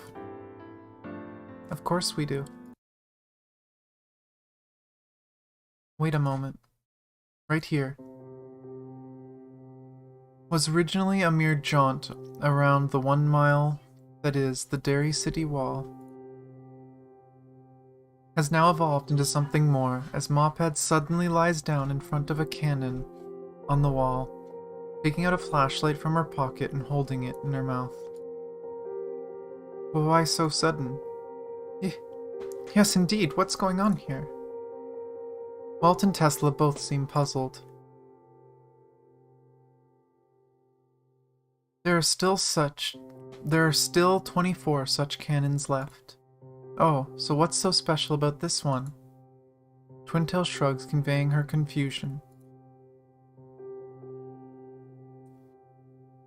This one is also nothing special. Huh? It's just that the pointer jumped. Einstein pulls out some army green device from her front pocket. What's this? A Geiger counter. Geiger counter, also known as the Geiger-Müller counter, is a particle detector that detects ionizing radiation. It is usually used to detect alpha rays, proton and neutron particles, and beta rays, electron particles, while some models can detect gamma rays and X-rays. Yeah, I know those things. I've seen, oh, what was it? I watched a video about radiation from the sun that talked about that and how these things aren't sensitive enough to detect something. But is there a radioactive source here? No. This is the trace Honkai energy detector that I let Ada convert from a Geiger counter some time ago.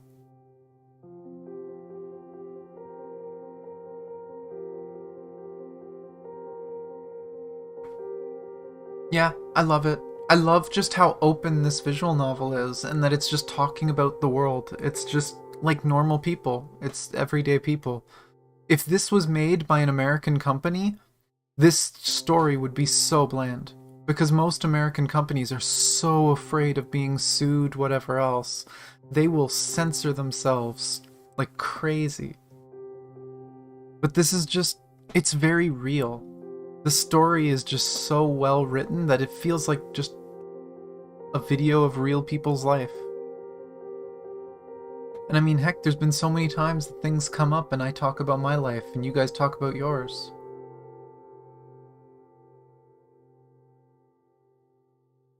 Apparently it's not a Geiger counter, it's a Honkai. It's a Honkai thing that's built from a Geiger counter. But yeah, those things are usually pretty big, aren't they?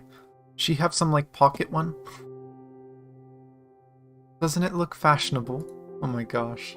Fashionable? I say it looks pretty intimidating. I'm assuming this is the device. Did she just have this?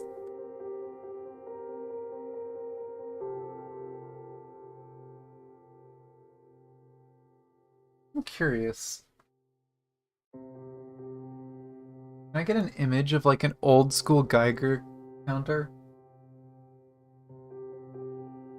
Jeez, yeah, some of the older ones were really big.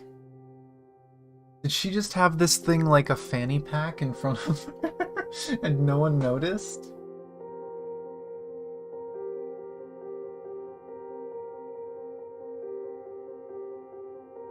Twintail sneers and turns up her nose at Mopet's fashion sense. Wait, who's Ada? An assistant, just an assistant. Not much different from that Finn. Rather than gossip about that, let's first find this information left behind by that other party. Well, Moped places her hands together in a style mimicking Sherlock Holmes. Yeah, and it's fashionable too. The story may have just begun. Here.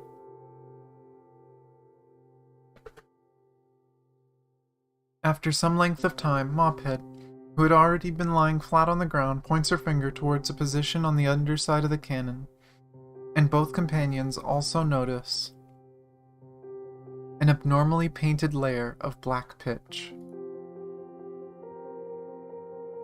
Einstein glances around, seeing that no one else is nearby, takes out a knife and scrapes the body of the cannon a few times, and a line of silver inscription is clearly revealed.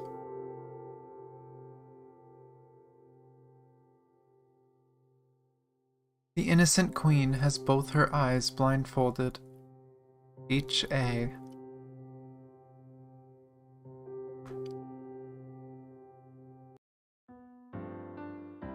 Queen? Is this someone from British history?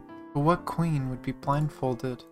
It couldn't be just some ignorant rambling nonsense. Is it some kind of metaphor, like John the Baptist or Marie Antoinette?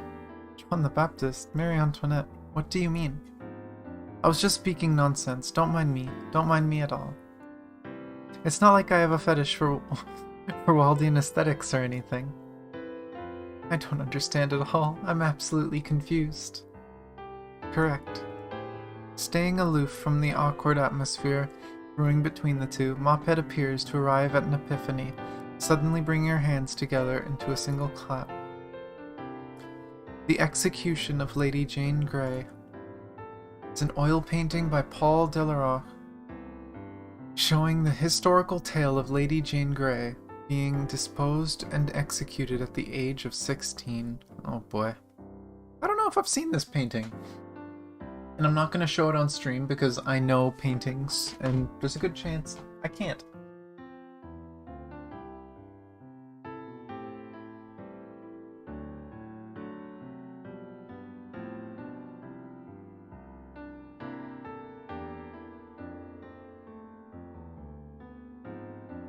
Oh boy, yeah, that's a little,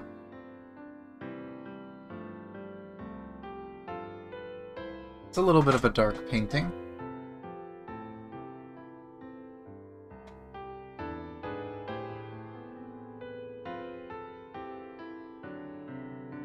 Ah!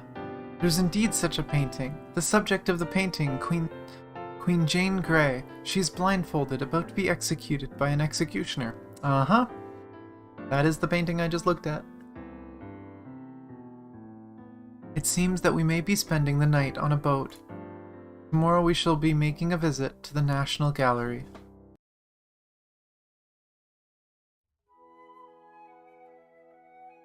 Oh my god. The next day.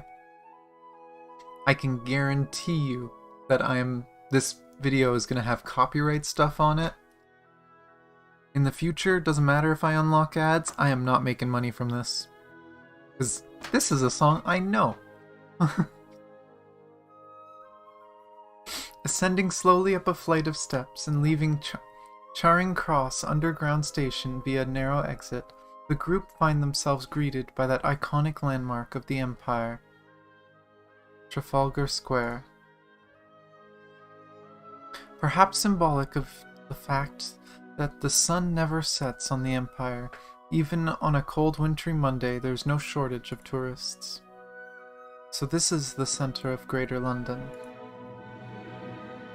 Looking at Nelson's column, towering and piercing through the clouds, Walt cannot help but let out a sigh, with wonder and awe typical of a tourist. The inscription next to the memorial column indicates that it was built in honor of Admiral Horatio Nelson, the British national hero who led the Royal Navy to overwhelming victory. Oh my gosh. Against Napoleon's combined fleet at the Battle of Trafalgar in 1805, with the unfortunate cost of his own life.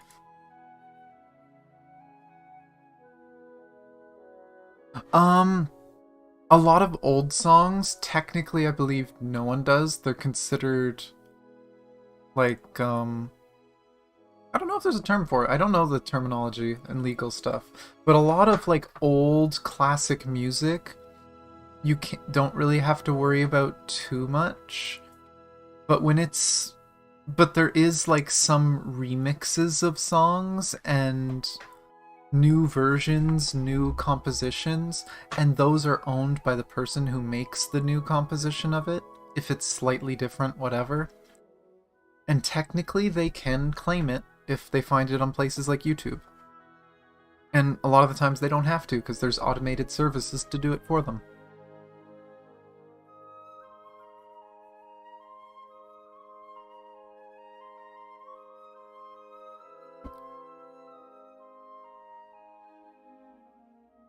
But yeah, who knows? This one could be fine. No idea, but it's hard to tell.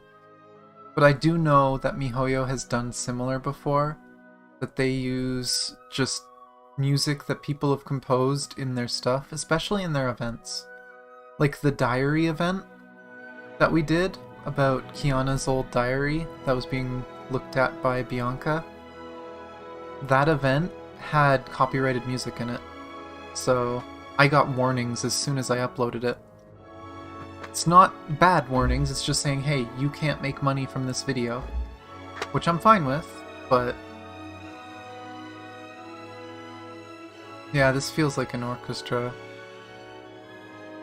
Who knows, maybe it was maybe this was played by MiHoYo's musicians, but I don't know if they had as much money as they do now. Maybe, who knows though.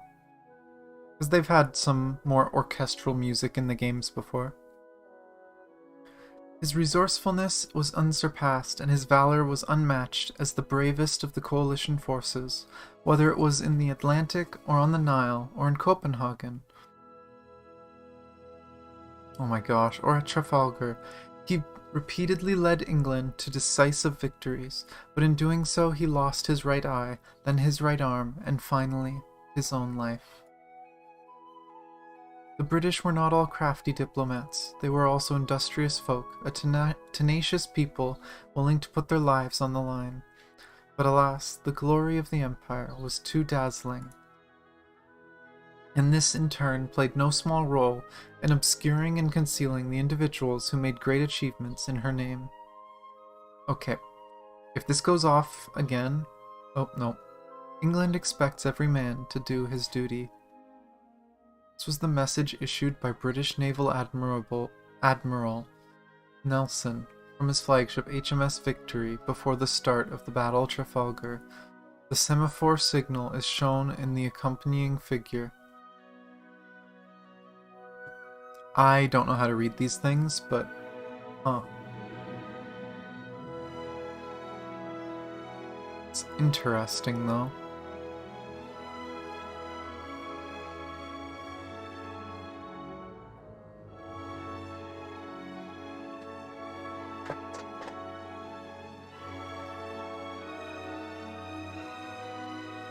Recalling Planck's warning on the plane, the young man named Welt once again makes his secret resolution to himself.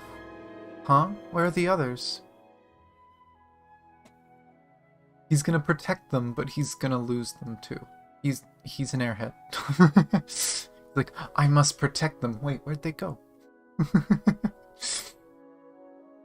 The art museum is to the north. Einstein grudgingly pulls on Welt's sleeve. Don't get lost. The items in your backpack are very important to us. Tesla, who has long since been dissatisfied, takes this opportunity to double down on Welt. How can someone like you ever survive, one who is so oblivious to everything? I reckon, even if you train him like a pet penguin to go to the market and buy fish for you, he'll still end up getting lost.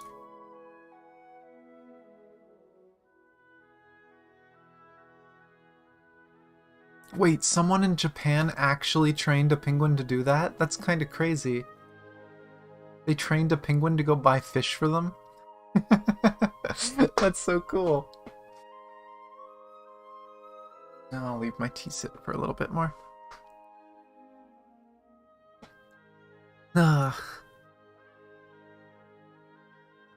The National Gallery sits to the north, facing south, with a set of weathered, darkened Roman columns standing across the street from Trafalgar Square, silently narrating the glorious bygone days of the old empire.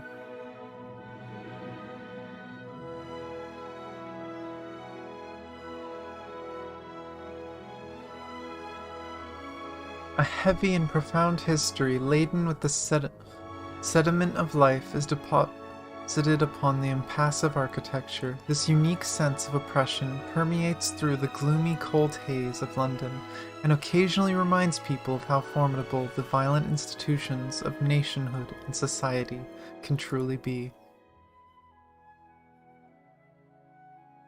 And the people who dealt regularly with these institutions, without the reckless bravery of Spartacus, the fierce cruelty of Robespierre, the astute wisdom of Benjamin Franklin, and the determined willpower of Vladimir Lenin, could they have really accomplished anything at all? Hey, wake up! Yeah, it's not as good as the British Museum, but it's still worth a visit. Not satisfied with Welt's despondent and pathetic appearance, Tesla slaps him hard on his shoulder. It's not like Tesla had said something weird. Einstein, who is leading the way, also seems a little discontent. Huh? What weird thing? Obviously it's the truth. The state of one's emotions is born from the struggle between excitement and depression. Since you induced him towards one extreme, how can you blame him for not being at the other end? No need to speak such baffling philosophizing nonsense. It's totally not cute. Welt, what do you think? Excitement or depression? What is the essential force between human life? Or should I say, human reason? I would say usually it's people trying to avoid depression, trying to get away from it. Trying to get away from the negatives. Or, from the perspective of aesthetics, which one is more cute? That's a matter of perspective. The young man, his mind still wandering, had clearly not paid any attention to Mophead's question. I think all girls are cute, no matter what they look like. Look at this man.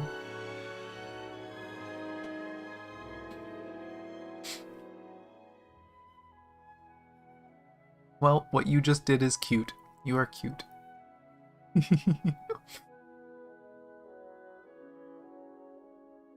Oh my god, girls are justice. Well, you're taking this a little too far. Tiny bit too far. Oh. For some reason, Twintail's face suddenly turns to a shade of red, then a shade of purple. Oh. Mophead seems unconcerned with the answer, or the fact that her original question remained unanswered. I wanted to ask Mr. Welt what he thought of the beauty of humanity, but I'll take that as an answer. What a mediocre man. She gives him a hard flick on his forehead.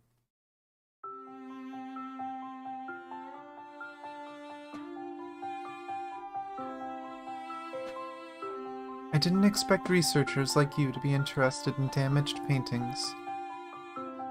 One of the management staff speaks while leading the way in the rear promenade of the National Gallery. The pot-bellied, balding, obese middle-aged man is holding in his hand a wooden rack filled with hanging keys. Oh, that's what that is. The small metal keys clang incessantly against each other, in unison with his swaying, waddling steps. A flood of the Thames in 1928 destroyed much of our collection, and even now the full extent of the damage has not been clearly appraised. The only thing is certain is that the painting you're looking for is one of those in the ruined collection. Wait, what do you mean by even now it has not been clearly appraised? The other person's statement clearly refreshed in Tesla's mind her acute awareness of bureaucratic inefficiency. After all, there are more than 2,000 world-famous paintings in this museum. The manager splays his hands in a helpless, conceding gesture. How much damage each painting has incurred can only be evaluated when the restoration is complete. You must understand, a master can only restore 2 or 3 paintings in a year. It's all quite a troublesome affair.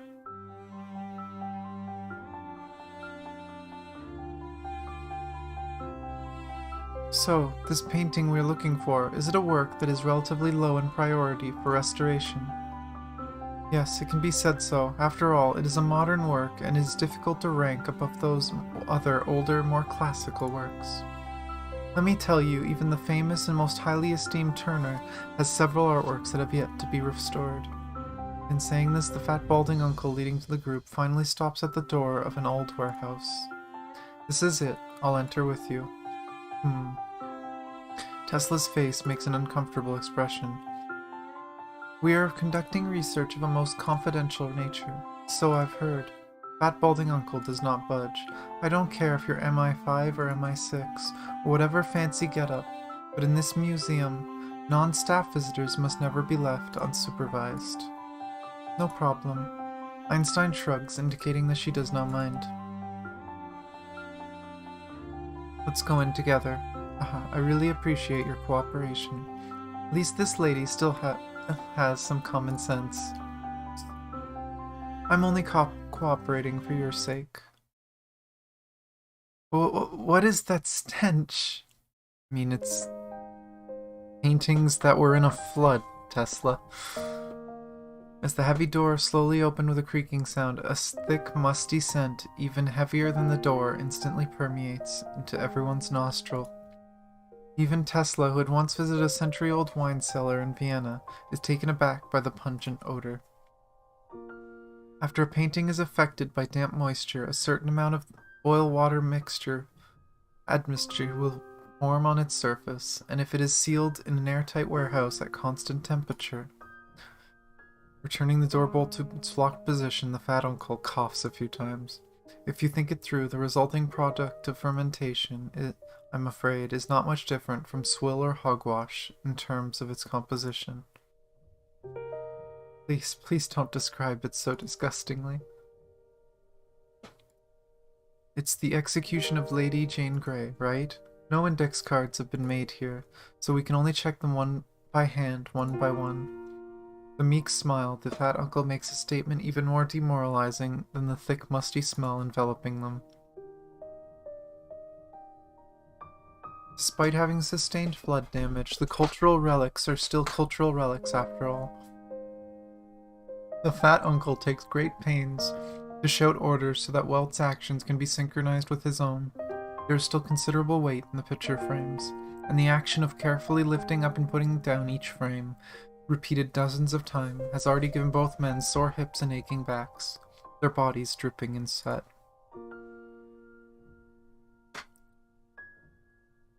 The goddess of discord choosing the apple of contention in the garden of Hesperides. There are a few turners here, riddled with holes and scars. What a pity. The destruction of Pompeii and Herculaneum. This one's already taller than me. Speaking of which, does anyone know, the one we are looking for, how big is it? This painting. Will you two be okay? Upon seeing a work that seemed to be as tall as a football goalpost, Twintails hurries forward to assist. Miss, move a bit over there. Don't be more of a hindrance than a help. Alright, young lad, I'll count to 3. 1, 2, 3, heave. A board-shaped object, larger than the warehouse door, is lifted shakily from its stand. The burlap cloth wrapped around the painting flutters about, raining down annoying puffs of dust. Both hands occupied, Welt tries to hold back his knees, his facial features contorted to resemble a twisted pretzel. Beautiful face. Alright, let's continue to remove these rags that are probably older than me. Fat uncle wipes sweat from his forehead and very carefully opens the sleeve containing the oil painting, filled with copious stains, watermarks, and dust. This is it. That is indeed it. Although that's awkwardly cropped. It's bigger than this, to the right. As soon as the old sleeve cloth is peeled open, a bright ivory white comes into view of the four around the painting. Upon the dim background, an innocent girl in a white dress is blindfolded, and an old man dressed as a priest leads her towards a cruel-looking chopping block. This is undoubtedly the execution of Lady Jane Grey, and it is in fact very well preserved. Impossible? How could it be possible? Fat uncle, who is apparently experienced and knowledgeable in the field of fine arts, almost drops his chin for a moment. My god, not even a trace of mildew. But this painting, evidently puzzling over other things, Twintails holds up a magnifying glass and passes around to the back of the giant painting. The signature area looks unchanged. Is there anything strange about this painting? Why, can't this be considered miraculous enough? Of course, Fat Uncle didn't understand what Tesla meant by strange. Do you remember where this painting was previously displayed? Little lady, you ask about this. Between laughter and tears, the Fat Uncle holds out his hands. Yet during the 1928 flood, I was nothing more than an ignorant grammar school student. Having thus understood she was seeking information from an idiot, Tesla sticks her tongue out. Not enough clues. Clues. Uncle Fat. I love how this is just variations of Uncle and Fat and other insults they can throw at this guy. Uncle Fat is still confused as before, his mind in a fog. I actually have a conjecture. From Walt's backpack, Einstein takes out a device that resembles a tube amplifier.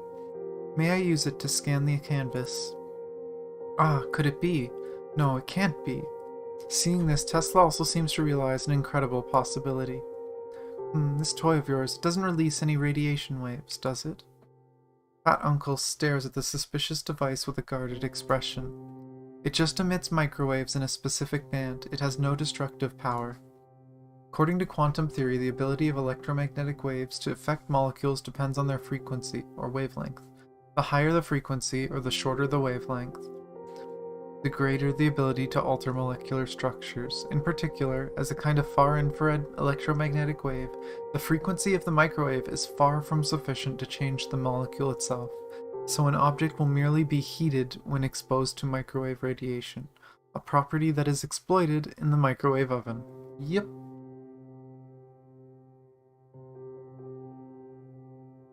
Yay for lazy cooking.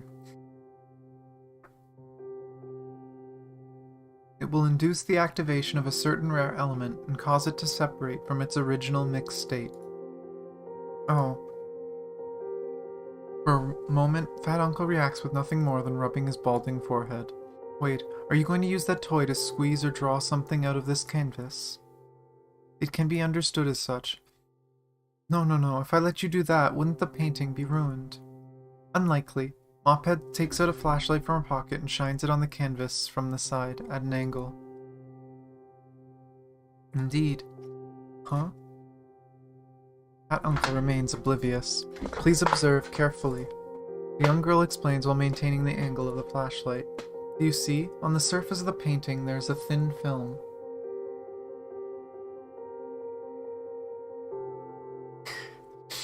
I mean, that is kind of the basic function of it. You can cook things in there if you practice with it, but it takes forever compared to some other ways of doing it. But I used to do it a lot when I was little because I wasn't allowed using the stove. I don't really use microwaves much, even to heat food. I don't like it. I'll use it to thaw stuff, but every tool has its place. You can bake a potato in there. You can. It might make some people upset, depending what you call it, though. Protective lacquer. No, there is no protective lacquer that is able to keep a painting in such a pristine state.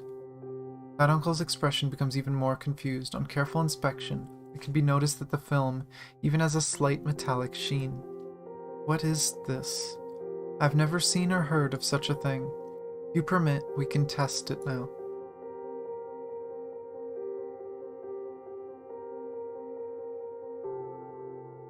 Nah, you just poke holes in it.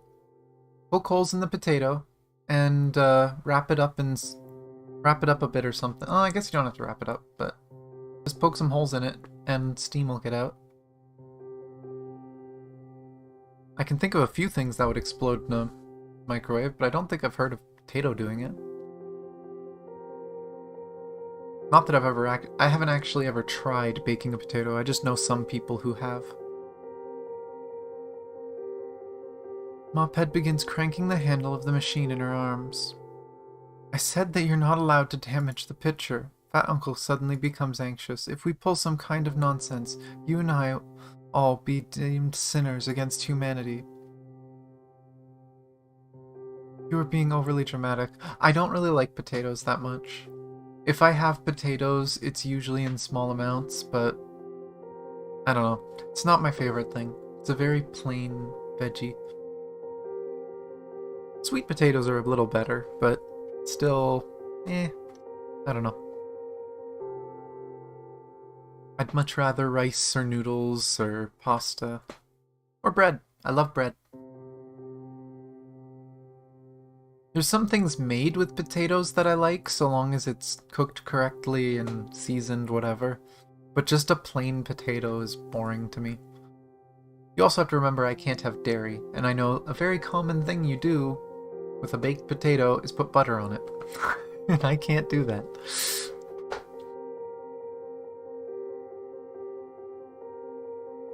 You're being overly dramatic. After we're done, this painting will simply become as fragile as other normal collections. The substance on the painting is very important to us. To just let it sit here, merely protecting a painting, may be a huge waste of its value. If you continue to refuse us, our organization will make use of other options. I don't mean to bring ill tidings. When that moment comes, I fear you and your staff will find that you're bitten off more than you can chew. Little lady, I'm not blind to reason, but even if the procedure is non-destructive to the painting itself, I believe there's one thing you still need to explain clearly. Once you've extracted that thin film, what value is there in it? From an ethical point of view, why should our art museum allow you to do such a thing? To foretell the fate of humanity. Mophead speaks in an icy cold voice like never before. Before Uncle Manager could recover from his dumbstruck state, Einstein has already aimed the machine at the center of the canvas, initiating resonant form solium extraction. Everybody please cover your ears. Oh?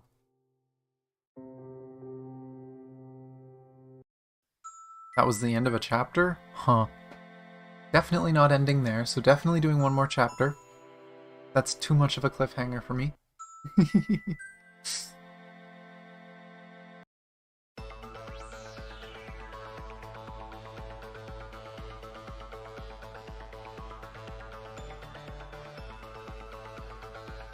Apparently.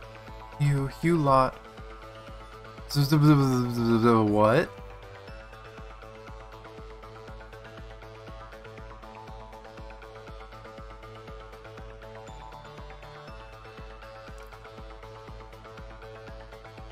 Wait. Is this backwards?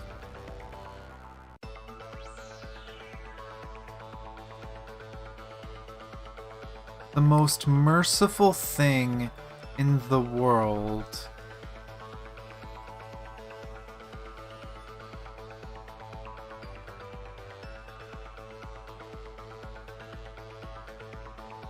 I think is the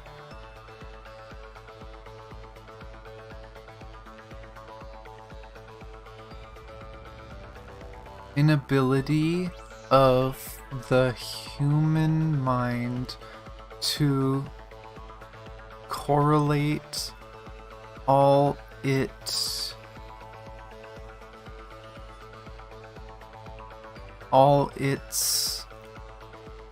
contents. The most... What was it again? The most merciful thing in the world is its... Oh, is the inability of humanity. Gosh dang, this is so hard.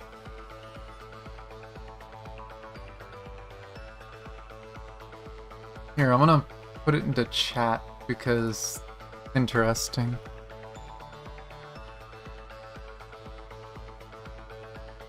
Let's see, the most merciful thing in the world, I think, is the inability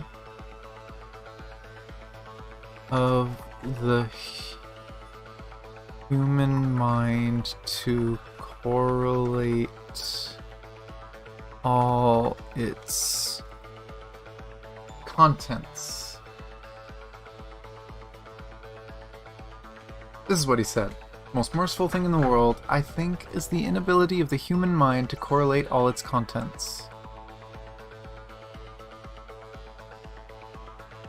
It's interesting that that's there. I don't know if it means anything, but it's cool. 2 minutes have passed since Einstein started operating the strange device. The balding uncle who had before been so insistent on supervision, had already bolted out of the room howling and screaming.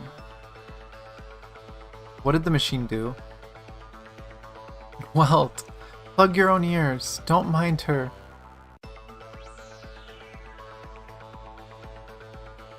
No, I can't let go now. Please don't do that. Take care of yourself first. I'm fine. The incessant sound of metal grating upon metal is loud enough to make one break out in goosebumps and cold sweat, but amidst such a noise, only Mophead remains calm as per usual. At this moment, she is fully focused, devoting her attention to operating the tube amplifier at a steady rhythm. If anyone was ever fortunate enough to witness drops of mercury vibrating on a loudspeaker horn, it may be easier for them to imagine what is happening before the eyes of Welt and company. As the microwave-emitting machine operates steadily at full load, the protective film of the painting slowly becomes opaque, revealing the unique silvery white luster of metal. Drops of liquid metal continuously seep out and vibrate on the canvas, as though they were beads of sweat. Gradually, the metal begins to separate from the painting. 2 minutes.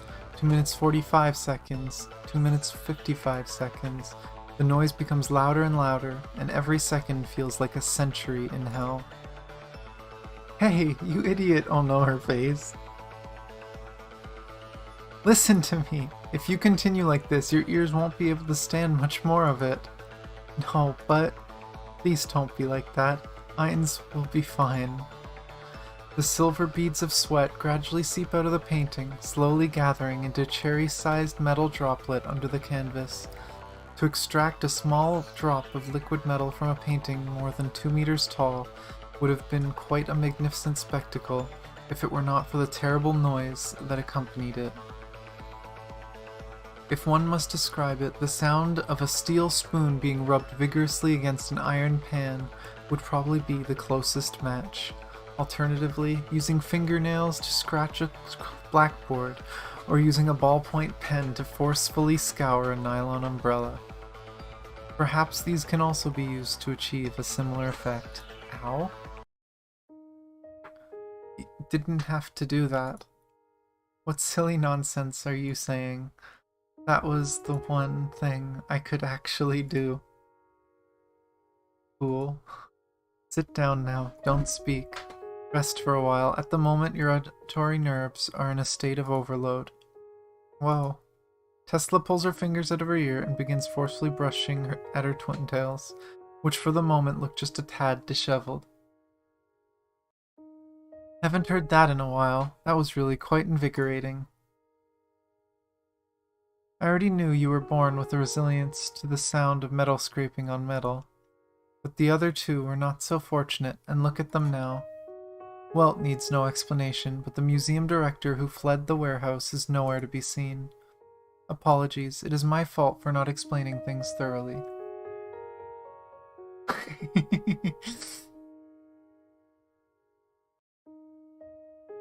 As Tesla said, I am naturally immune to this kind of noise. Let's not bother ourselves with that loathsome big uncle. Twintails comes up to Welt's side and gives him a severe glance. But you, are you well and truly incompetent? We asked you to plug your ears. Why didn't you listen?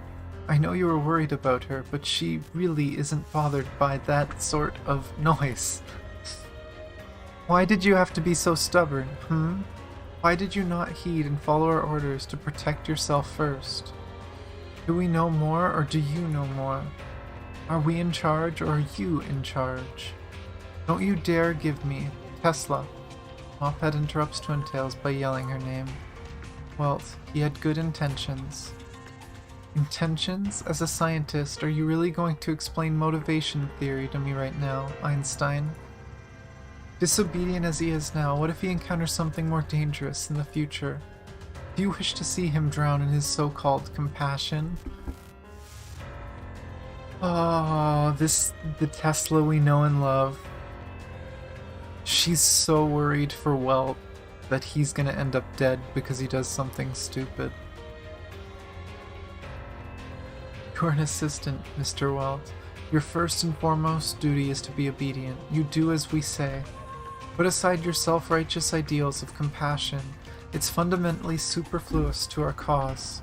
And you, Einstein, don't you dare spoil him anymore. It's absolutely revolting. Irate, she strides off without once looking back. Oh, back to the song. Nestled in the back seat of the taxi, the young man remains anxious, with a lingering fear of Dr. Twintail's anger. Relax. Mophead speaks without looking back, peering out the window of the other side of the car. She just has a bad temper, but I was indeed too stubborn. From today onwards, you are not allowed to apologize. Huh? Don't add fuel to the fire. When we return, you shall pretend as if nothing happened. What? Rest assured, she won't come back and pick a fight with you. Tesla isn't that petty of a person. As a matter of fact, at this very moment, she is most probably having a good drink at some bar, to drown out her guilt over having lost her temper at us. The taxi makes a turn near a golden statue, and continues along the avenue on the north side.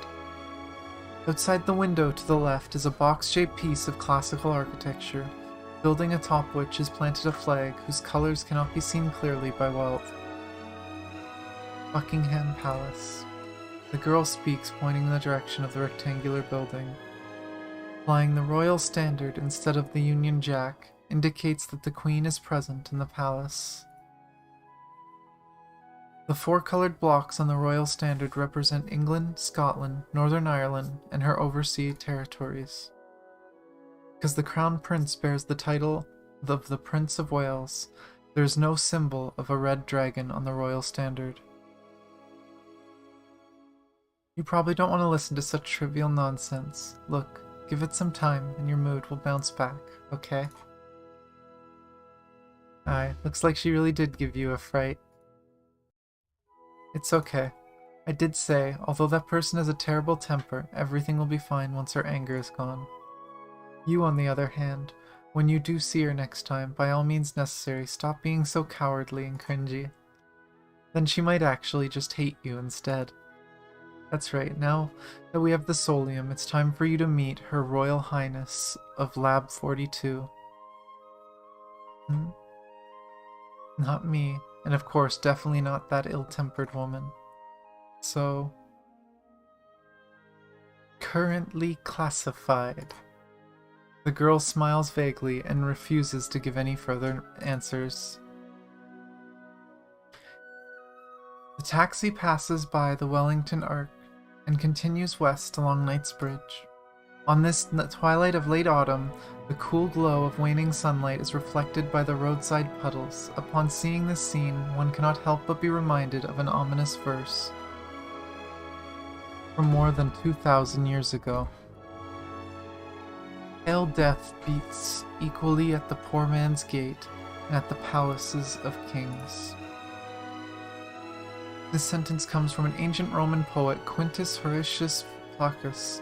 The original Latin verse is Palidomors. Okay, I'm not going to try reading all that. Some of these is really weird.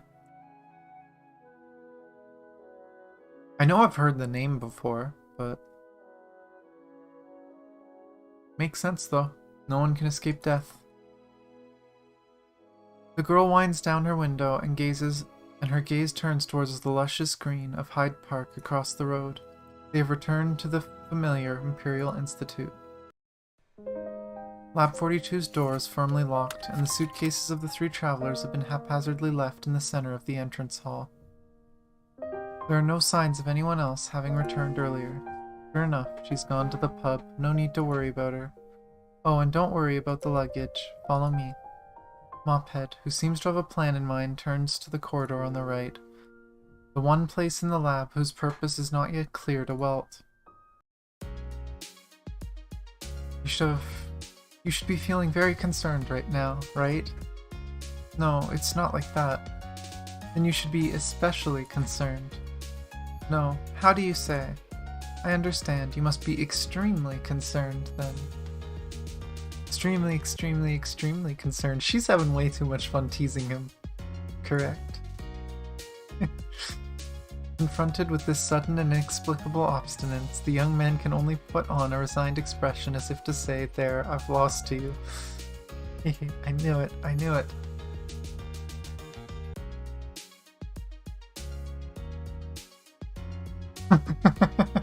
Oh my gosh.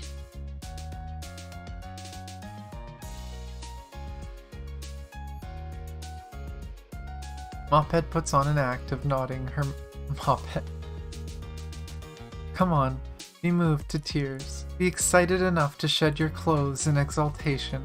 It's time for you to prostrate yourself before the trump card of Lab 42. For some reason, when she says this, in that usual, consistent, unemotional, inorganic tone, combined with the faint, mysterious smile, she appears extraordinarily vexing to Welt. Moreover, she keeps the key inserted in the lock without actually turning the lock. Just then, were you deliberately mocking me? Poor young man shrugs, not knowing whether to laugh or cry. Of course. It seems that after hearing the satisfactory response, the girl turns the key with a smile. At the moment of the door opening, Walt had reservations about what he might encounter inside. Something that shouldn't exist in the 50s. A cloud of ethereal pink fluorescent light is pulsating slowly before him, as though it were the heart of some fantasy creature. In the background, rows upon rows of devices, installed and stacked together like telephone switchboards, emit an irksome electronic hum. Countless blinking indicator lights flicker unremittingly in the darkness. Before long, the fluorescent light suddenly vanishes, and a burst of sound emits inexplicably in the room, a chime similar to a musical scale being played on a theremin. I'm pretty sure, well, I think all of them have been playing Student at some point, but I'm pretty sure this is going to be an AI of some sort. Oh, they're telling you what a theremin is. Okay, I know what a theremin is. I've made one before. A theremin or a thereminaphone is one of the world's earliest electronic musical instruments, invented by Russian inventor Leon Theremin in 1919. Because of its unique tone, it was used to create spooky atmosphere in many early films. Yeah, a theremin is literally just, you take an electric clock and you put variable resistance across it, and depending how much resistance you put, it changes the sound it plays. That was a fun electronic experiment I did a long time ago. I don't think it's together anymore. I probably took it apart already, but I did have one of these a long time ago. It was fun. Good afternoon, Ada. The girl appears not particularly surprised and utters a greeting towards the location where the fluorescent light had appeared before. Good afternoon, Dr. Einstein. Ah, Mr. Assistant is also... Good afternoon. From the direction of the strange sound, the fluorescent light reappears and magically transforms into a cute humanoid silhouette, greeting the two of them. Hold a flaming snowball? Hello.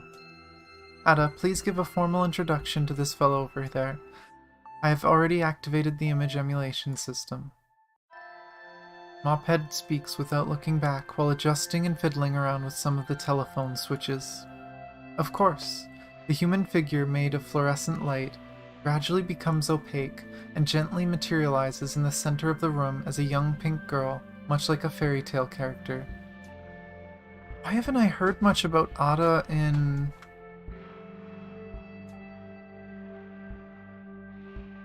it?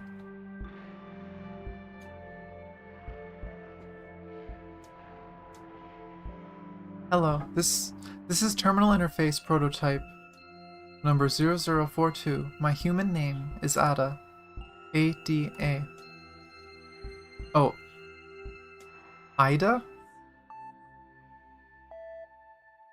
She pronounces the last syllable of her name by deliberately plucking at the top palate with the tip of her tongue. The action makes Walt recall somewhat uncomfortably of a controversial novel recently published in France. Oh, Lolita. Right, yeah.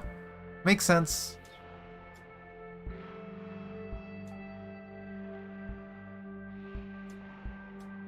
Okay.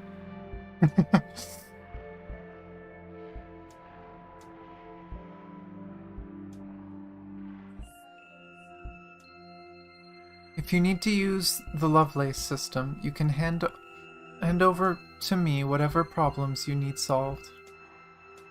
What is the Lovelace system? Oh!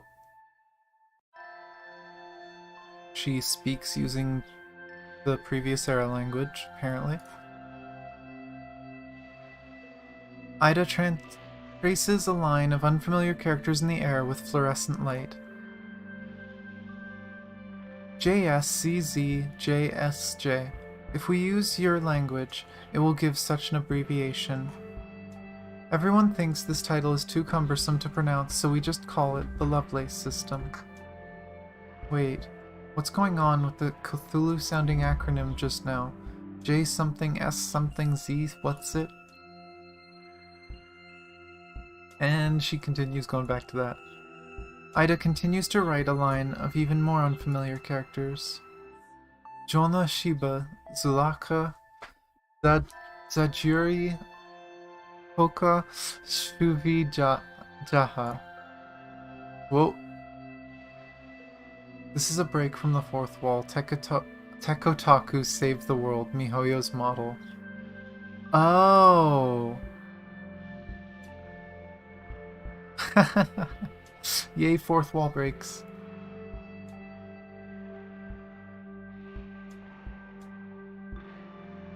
So it doesn't make sense in English, but... Large-scale primary high-speed Honkai energy calculation system. That's what it says when fully translated. I give up. The young man stares at the gibberish in despair. Just tell me what sort of things you usually do. Weather forecast, weapon performance estimation, analysis of solium data. According to your definition of usual, that's about it. Hello, Siphon! I don't know how much longer I'm going to be going. This is chapter 7 or 8, I think? I can't remember.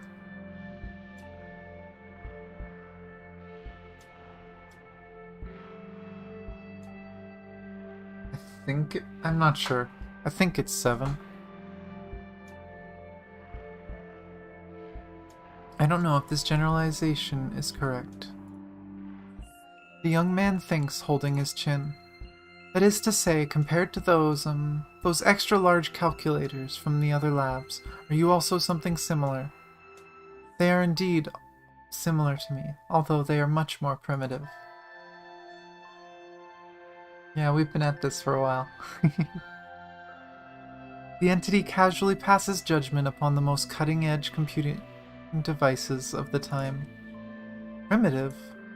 Maintaining this level of an intelligent interactive interface currently accounts for 99% of my core module performance.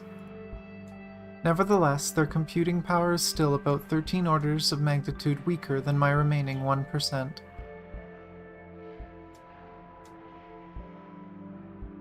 The 1954 supercomputer IBM NORC was capable to perform approximately 67,000 basic operations a second, while the 2016 supercomputer Sunway Taihu Lite is capable of approximately 93 billion. Yeah, computers used to be very slow.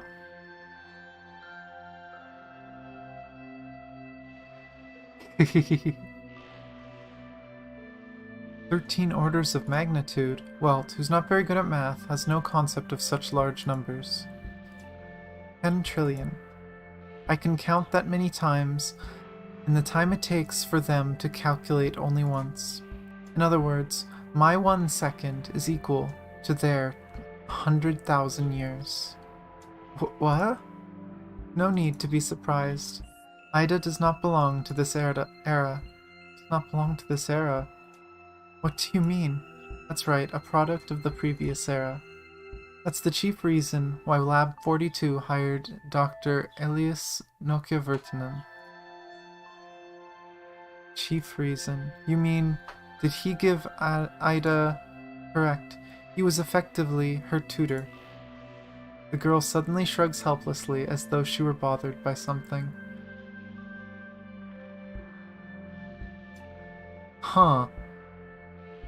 So this was a previous era AI that didn't speak English, and so they brought in an expert in the previous era to teach the AI how to speak English. That's kind of cool.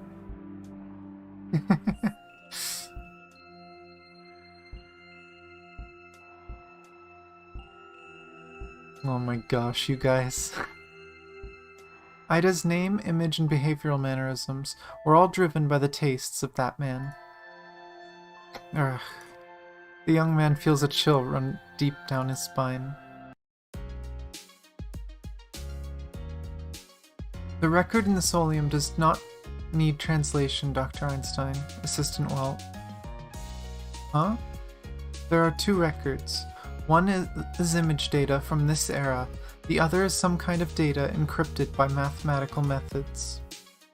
Not unexpected. Display the image first. Okay, what's the image? It's of the cave.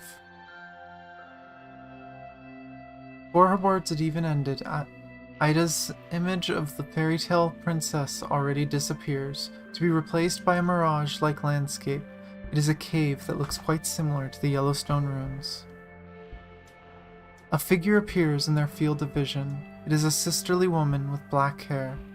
She's wearing an antiquated Valkyrie battlesuit, and her whole body is covered with blood.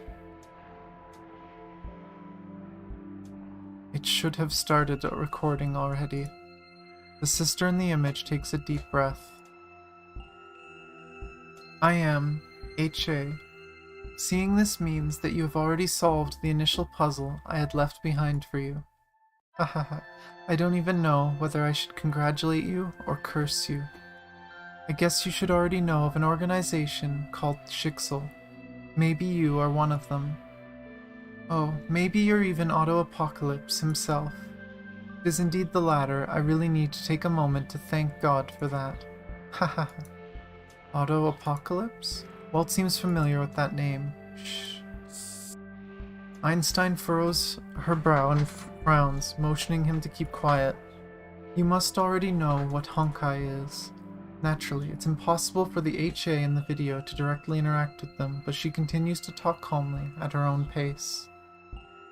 You must also know that the core belief of Schicksal is to eradicate the Honkai from the face of the earth. But, unfortunately, this cannot be done. You may think I am just overwhelmed by negative emotions. No, this is not the case. In the final solium, you will find the cruel, irrefutable evidence. Please be mentally prepared for this finality. I know you must be wondering about certain things right now. As you may have figured out, the current solium you have just found is not the so-called final solium. Instead, that is a private transmission from me, an audio-visual segment, but also an encrypted message. Try to decipher it. Prove to me your technical skills.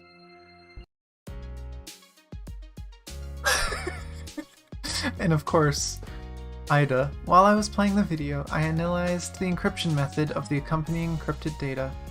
Ida reports restoring her anthropomorphic image. I predict that it uses a discrete logarithm of an elliptic curve over a finite field. Elliptic curve cryptography is an encryption technology that is quite common today. The elliptic curve here refers to an algebraic shape of, I'm not saying that, not an ellipse in a conical curve. The elliptic curve is called an elliptic curve because the formula of the form will appear across it. This is just so much math stuff. ECC is more difficult to crack than another common encryption technology, RSA. For example, the minimum key length recommended by the National Bureau of Standards and Technology is 160 bits for ECC and 1024 bits for RSA.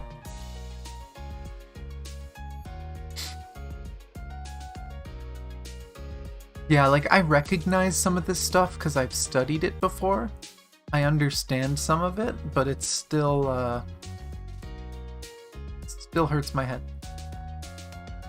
Given that there is no current reference material in this field, preliminary estimates suggest that brute force decryption will take 3 months.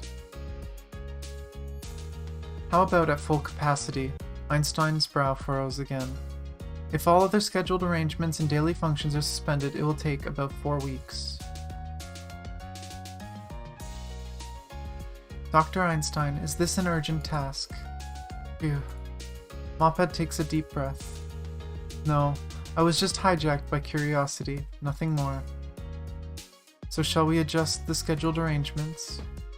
Well, Einstein suddenly takes a step closer, stares down with a piercing gaze at a man who had not been all that helpful with solving puzzles. Yes? The young man, who from beginning simply couldn't keep up with the fast pace, stumbles back to a step, as if given a fright. To his surprise, the girl's face exhibits a trace of a sinister smile. Then I beg of you, during this time, please take responsibility, okay? Huh? Wait, what are you on about? You really gonna end the chapter there?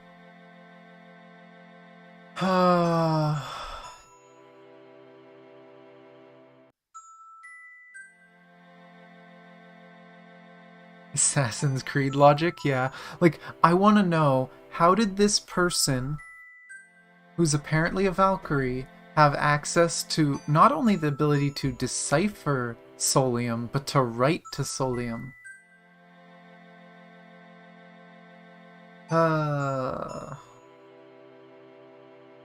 Because I think I finished, let's...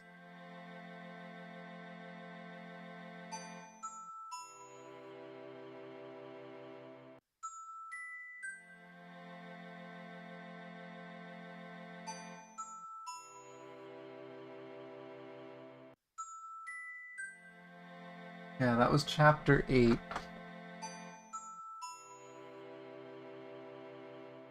If I do one more chapter, then that means it would take, if we can do 9 chapters a stream, this will take 3 streams. I'm probably going to remake the thumbnail and put a number on it, put a number 1, just so people know it's a multi-part. But yeah, I guess I'll do one more, because god damn it, I want to know. Also just ends up better for finishing it. I don't want to do 8, and then have a really long last one. See if we can split this evenly. So we're probably continuing this next Monday, for people curious to keep up with the visual novel. In the 4 weeks beginning from now, the lab assistant named Welt will be bearing a heavy responsibility. Lab 42 is now on quasi-holiday because a supercomputer Ida has been shackled with computationally heavy task, which means Welt needs to organize recreational activities for the 2 doctors every day for the entire period. Although one of the doctors proclaims that just because we're on vacation doesn't mean we don't need to work on some days. Given the personality of the other doctor, it seems difficult to say for certain what the workload is going to be like for Welt. Especially given that just a few hours earlier, his own foolhardy behavior had caused her to blow a fuse. The wall clock silently ticks past 11 o'clock. Despite knowing the community's safety in this neighborhood is one of the best in Britain, Walt remains uneasy, since he has trouble sleeping anyway and chooses to stay up all night in the lobby. On the other hand, Einstein, who seems accustomed to her roommate's late-night adventures, had already gone upstairs to rest an hour. If not for the various sounds of falling debris in the garbage chute occurring from time to time, it sounds like someone taking this opportunity to finally clean up the house. After drinking his 7th cup of black tea, the Catcher in the Rye in his hands has already been flipped to its last page. Catcher in the Rye is a novel published by American writer J.D. Salinger in 1951. When it was first published, many schools and libraries banned the book, but now this book is designated reading for many American schools. Some critics say that it has greatly affected generations of American youth. I don't know that I've read that book. That's interesting.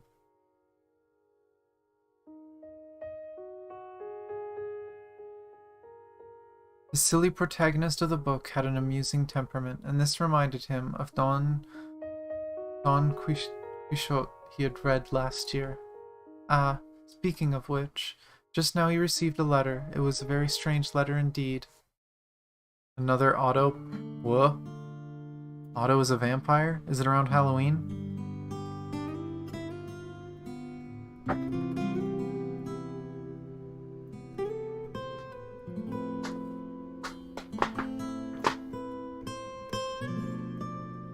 Omega, when you receive this letter, it should already be around the 31st. Happy Halloween. Otto friggin' did a costume for Halloween and sent a picture? Just 'cause he could. I heard that because of a certain overseer pays special attention to this festival, I've had to make grand arrangements at headquarters every year. Yes, the attached photo shows the state of my preparations this year. By the way, something else to celebrate. Starting this month, my lab staff has been reduced to just me alone. So as you can see, even when taking a team photo, I can only take one of myself.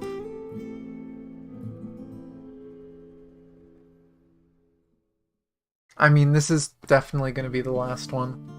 I don't want to do this all day. And the video's already kind of crazy long.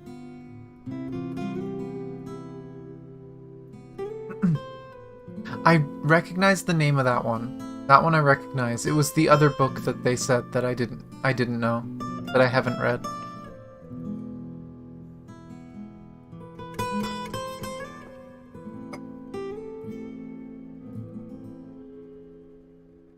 I haven't heard from you recently. Is it because of the new opportunities that have rekindled your passion for life?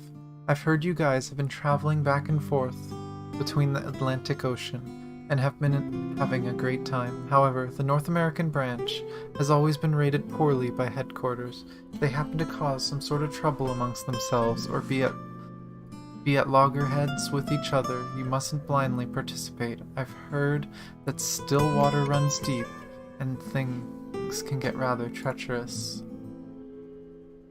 But I'm also being stupid. When gods fight, what does it matter to mere mortals like you and me?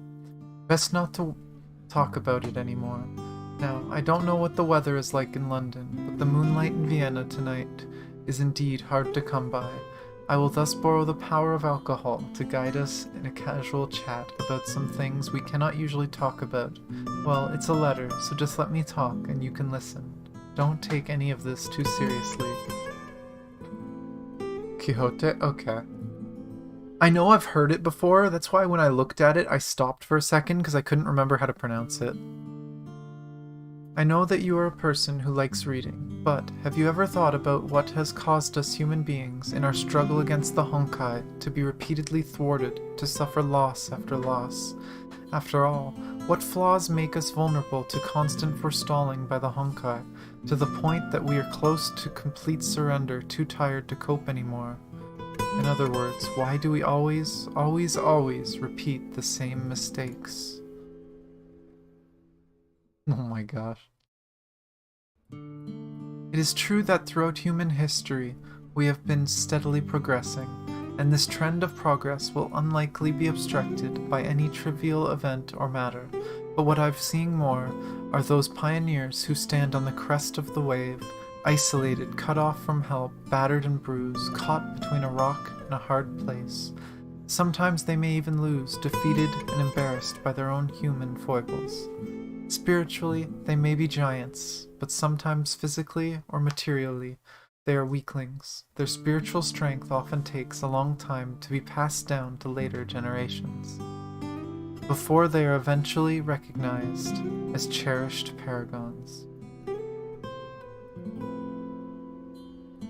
Might be.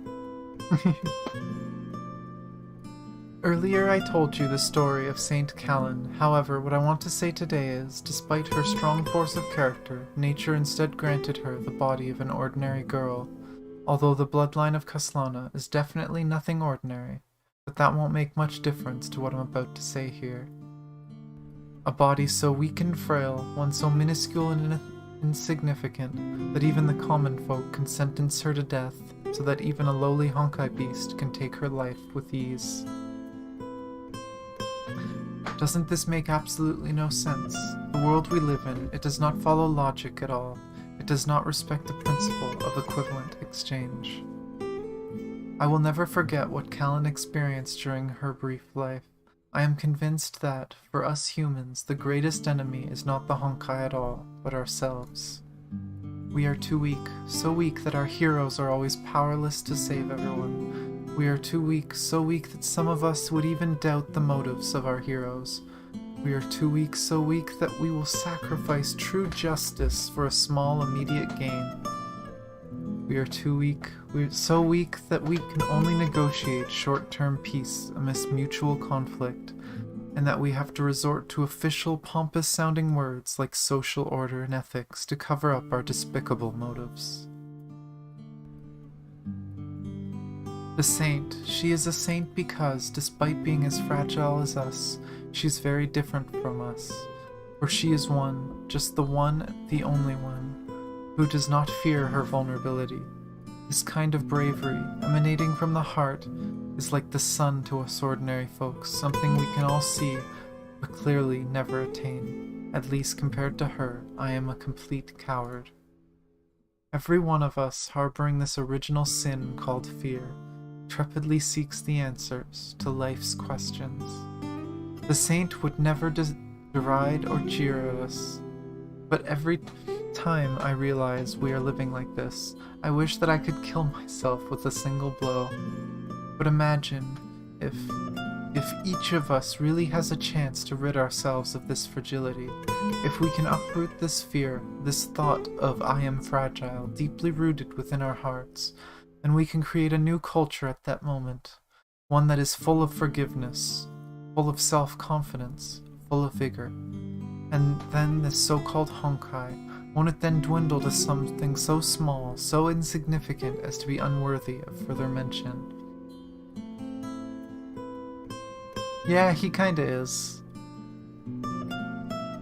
Such a world would protect its own saints. Such a world is more worthy of protection from its saints. He kind of made a huge mistake, he regretted it, and now he just wishes the world was better. If there is ever a chance that Callan is able to shine upon this world stage again, then this time she will not struggle to progress because of our own meagerness. I haven't tasted red wine for a long time, but I have really been drinking quite a bit today. In your opinion, this letter may be pure, unintelligible, incoherent rambling, but this doesn't matter. Before, I had been talking to you as a member of the organization. Today, let me be an ordinary researcher, and let me have a casual, self-opinionated rant for once. So this is basically Otto got drunk and decided to confess to Welt. Kinda. I don't think the kind of world I have just imagined can be realized, but it doesn't matter. We still have a lot to do, don't we? Your old friend, who has been acting a little strange today, Clown Alpha, 1955, October 28th. I will say, that's a damn nice picture of Otto. He looks cool as a vampire. The hour hand on the wall clock has moved 60 degrees, and is already early morning of the next day. Oh god. Walt silently refills his 8th cup of black tea. Stop it. Click, click, click, click, click. At last, the outside door. There's that familiar sound unique to drunkards, the sound of prodding key from one who cannot for the life of them find the keyhole to the lock. Oh, Tesla.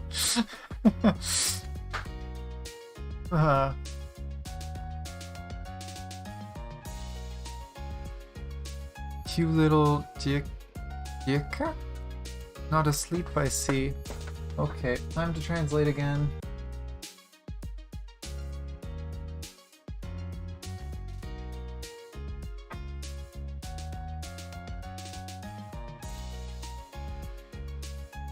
Oh, it's literally just boy. You little boy. From Bosnian?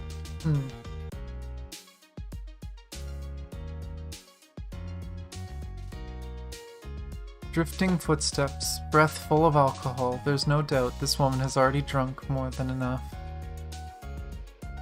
Yes, do you want to go upstairs? Thinking back to Mophead's advice, the young man decides to deal with the situation with an ordinary, calm mindset.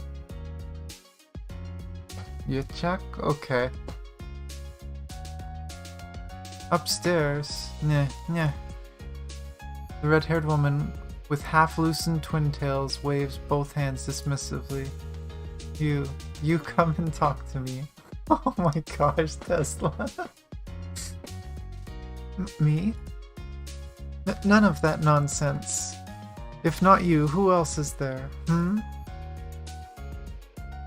The clearly sober adult seizes the opportunity to flop down and sprawl over the small sofa beside him. You haven't heard of it anyway, have you? I'm not talking like a drunk, by the way. I can't do it. There's no way. I know, she's so good. Love Tesla. Haven't heard? Haven't heard of what? You're being wordy today, aren't you? Aren't you a visiting member of the House of Commons? If you haven't heard of it, then you haven't heard of it,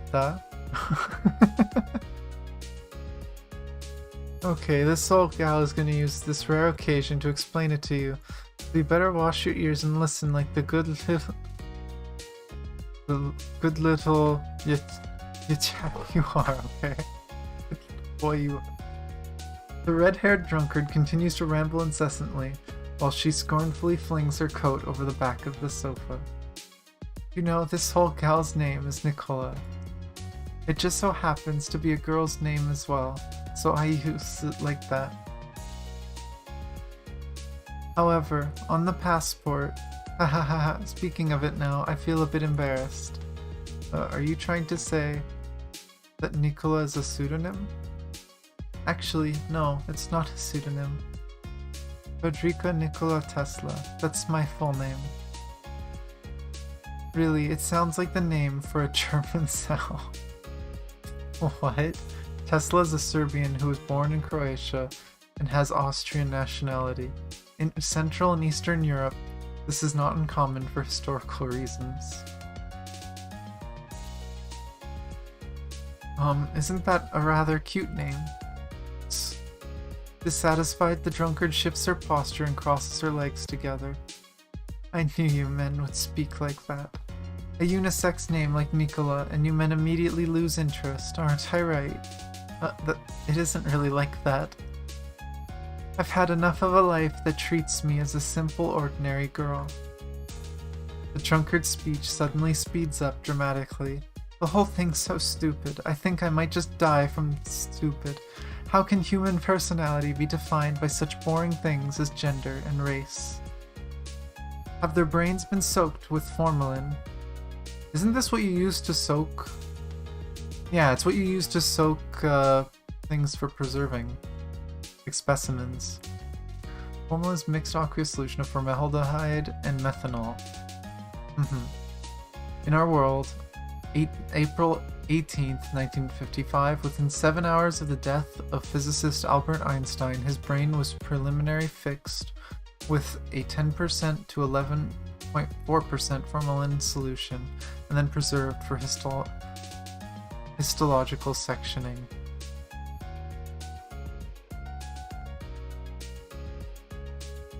But indeed, unfortunately, the vast majority of people in the world can only confine themselves in these little cocoons, planning their lives around senseless labels.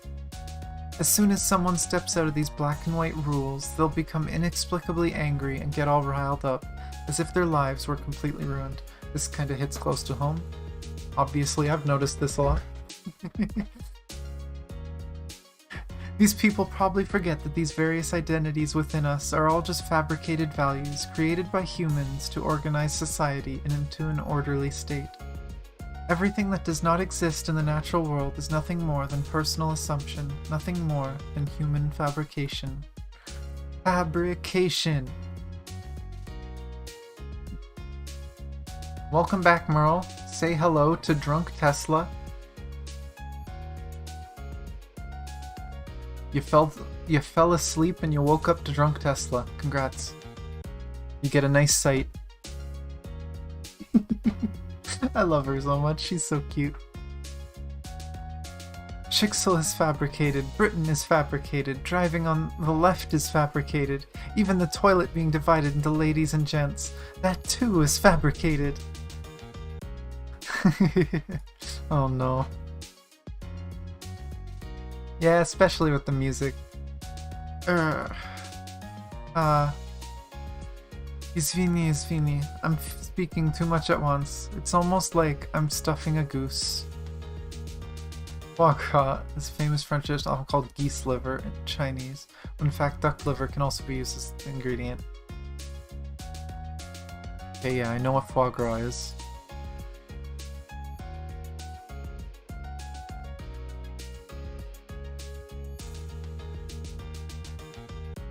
Guess I'm Nikola Tesla with a doctorate in post-alcohol verbosity.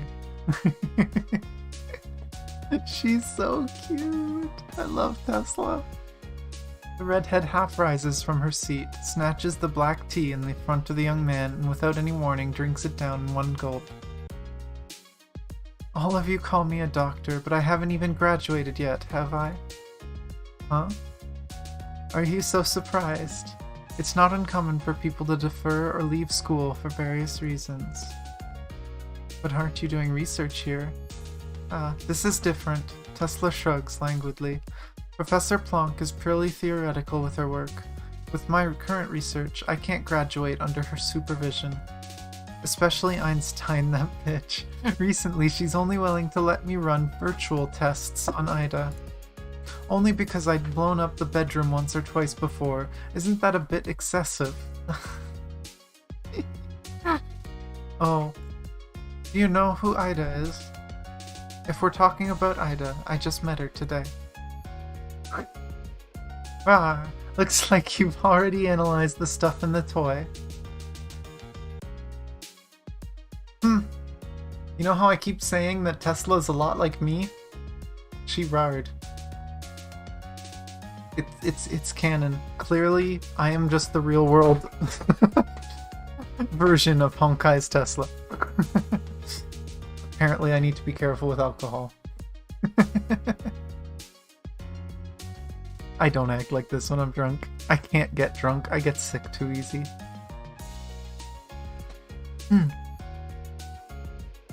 No, looks like it'll take at least 4 weeks to produce results. Then tonight we shall pull an all-nighter and play till dawn. It's already dawn, Tesla. All-nighter? Ain't that so? Of course, silly. Oh, I love it. 4 weeks. A whole month, don't you understand? Ida's gonna be busy for 4 weeks, so how am I going to refuse this big vacation? Ha ha ha ha ha, holiday time, a life of luxury, debauchery, here I come. What are you waiting for, boy? Bring your gal some wine. Hey, you shouldn't be drinking anymore, should you? You're already in such a drunken state, and still you want to drink more? Saying such stupid things. I'd say that you've been the one having too much to drink. Wasn't that a super snappy response? I can definitely go for another round. Since you refuse to help, then how about I go help myself? As she speaks, she sways and wobbles towards upstairs. Her goal is obvious, the plump, gaudy refrigerator at the end of the corridor on the top floor. No. Seeing that he cannot walk Tesla's steps, Walt crosses his heart and rushes forward to hold her tightly. Hey, what are you doing? Let go of my hand. If you're going to keep drinking, I'm not going to let you go. The young man takes a step forward and grabs her other hand. Finally, after much difficulty, I've managed to secure a holiday. How can I not be permitted to enjoy my freedom? Are you really going to stop me from getting another drink, you Grinch? The drunk is obviously dissatisfied with Welt's rough interference. She flicks her hands up and down like a skipping rope, trying to break free from Welt. Hey! Pervert, sexual deviant, let go now. You must let go, let go, let go. Are you able to behave responsibly and look after your own body in this state? The young man does not know whether he should laugh or cry. The red-haired girl, whose hands he's holding, is now lying on the ground, breaking out into a tantrum. She's flinging about and causing a scene, just like a toddler who has refused her toy. You won't let go, won't you? Or you give up your quest for more alcohol? No, I can't let go. You're drunk. Go back to your room and rest. No, I'm not drunk. I'm clearly sober. I know so many friends like this. Only a drunk would say that. Not drunk means I'm not drunk. Tesla squats angrily on the ground, then all of a sudden she violently leaps up as though an idea has hopped into her mind. I know, I won't drink anymore. Don't lie to me. Not lying, not lying. The bundle of red hair exuding the scent of wine flashes an impish grin. But for a price, you'll have to play with me. Play with me, then I won't drink. Really, I'm not lying to you. Okay. In the face of death, the young man nods. So what are you planning to play? It's late at night, you know. Hahaha, what is fun to play at night? Huh? Don't say such dangerous things. Hearing you say such things is practically the same as being guilty of doing it. Ah, so shy, so timid. Shy, timid, stop speaking nonsense. How am I shy? Hey, I'm just going to say it then. Well, you stinky boy, if you have courage, come and... Oh, bam. From the shadows behind them, a dictionary comes flying out and hits the noisy woman squarely on the head. It's the middle of the night and you're loud as hell. Let me get some sleep, now, right now. Say, Walt, why is she suddenly so still?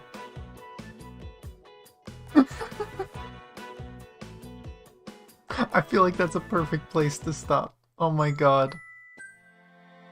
She literally threw a dictionary at Tesla and knocked her out while she was drunk. On the bright side, Tesla's gonna wake up with a sore spot on her head and no memory of what happened. We can just tell her she, you know, maybe she fell. She slipped and fell while she was drunk. She probably won't remember. But we're gonna see the first page because I can't close any other way. But that was, as far as I know, that was Chapter 9. Drunk Tesla flirting with Walt. But yeah, so probably Monday. Gonna be on YouTube again, reading probably, I'm gonna assume chapter 10 to 18. We'll see. Maybe some of the chapters are longer, some of them are shorter. We'll find out. I know some of the chapters, like 2 and 3, were really short, but then there were some longer ones. But I'm loving this story. It's so well written. Honestly, I think this is one of the best written like game stories I've ever seen. Like, it's better than Honkai, easily. It's better written than the main game. Like, the plot of Honkai is really well written, but a lot of the talking, they have to keep it brief. This is just so real. I can imagine this being real people just having a chat, talking about different countries, talking about different things near them, or whatever. It's just so well done. Of course, some of that may be from the translators being really good, because originally this was in Chinese. 14 still has a lot of really iffy writing. 14 is similar to Honkai, where the plot is really good, the overall ideas are really good. Maybe a couple of the moments are really good, but there's a lot of really iffy stuff in the story that's written. And I mean, it's to be expected. It's a story where one of the characters is silent. And specifically, that silent character is very, I guess, unique. Like, you can't really write for that character because it can be anyone. It's such a shame that Genshin can never do something like this since there's so many eyes on them. and that they don't have the freedom. Yeah. Like, that's the funny thing, right? Is because of how this is written, it probably would offend some people. Maybe would upset some people, but it's such a good story for it. I mean, they brought up a bunch of them. Like, there's one of the books they mentioned in here was Lolita. That was really, really controversial book. But it's still a book that was really big in history and changed things. It's just, you can't always make everyone happy, but that's what everyone seems to want to do. But yeah, this has been a bit of a trip today. I didn't expect it. I expected the stream to be long. I didn't expect this to be so long, largely because I was given the wrong information of how long it was. But yeah. Thank you everyone for stopping by, for watching. Yeah, hiding the past doesn't do well for people. And it's interesting seeing a twist on the past too, because a lot of this, it's based on real world history. They just changed it to suit the game's narrative.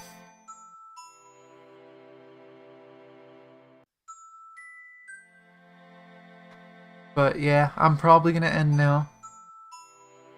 Down below, for anyone who doesn't know, there are links to my Discord and Twitter, where I announce all my streams and chat with people. I think I have like 100 messages in my server to catch up on, because you guys have been going crazy in there, memeing and whatever else. And I do tend to post a lot of updates and other stuff as well. I've been a bit slow lately, just trying to get things done. We did get affiliate on Twitch, which I also do have my Twitch link down below. Been streaming there a lot. I'll be streaming there tomorrow, doing Babel Tower in PGR and Elysian Realm in Honkai. But, been doing a lot on Twitch, got affiliate. I'm excited. I gotta make emotes. I might see about coming up with ideas for emotes today. Maybe I'll try to make one. I'm not sure. It's been a while since I made that kind of art. But yeah, so tomorrow, Twitch, and then Friday and Saturday are both on YouTube. Friday, we're going to be doing APHO too. It's going to be the continuation of the story. I think it comes out tomorrow, but we're going to be doing it Friday, so anyone who wants to do it themselves can do that. And then Saturday, we're going to be doing the hidden chapters for PGR, for the Fern... What was it called again? Was it Fern Knight? The newest chapter? But we're going to be doing the hidden chapters for that. It'll probably be a really short one, because it's only a hidden chapter. I'll probably end it after we do it, and then I might go on Twitch and just do some random hanging out. When do you think is best to start on APHO? Lore-wise?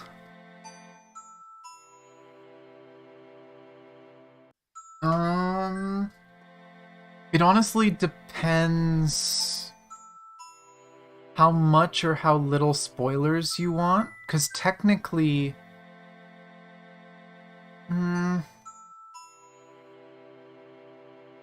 APHO has spoilers for stuff that happens in, like, Chapter 11 and 12. APHO 1... I don't think it really has anything. It alludes to things that might be confusing to people who haven't gotten further. I think APHO 1, the original, you can kind of do whenever. It will fill your head with thoughts about future chapters that might be confusing, but it's still a good thing to just do. Though there's stuff that might confuse you, like when they'll bring up things like the Void Archives, and if you don't know what that is, it's confusing. But yeah, it's mostly APHO 2 brings up a few things, like the fact that,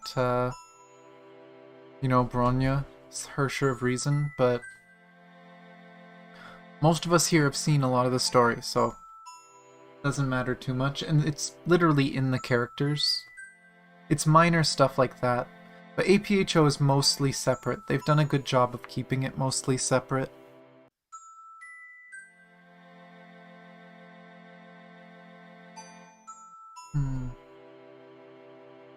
But yeah. Probably end now. Finish my tea. My tea's still half full. And see if I can work on an emote.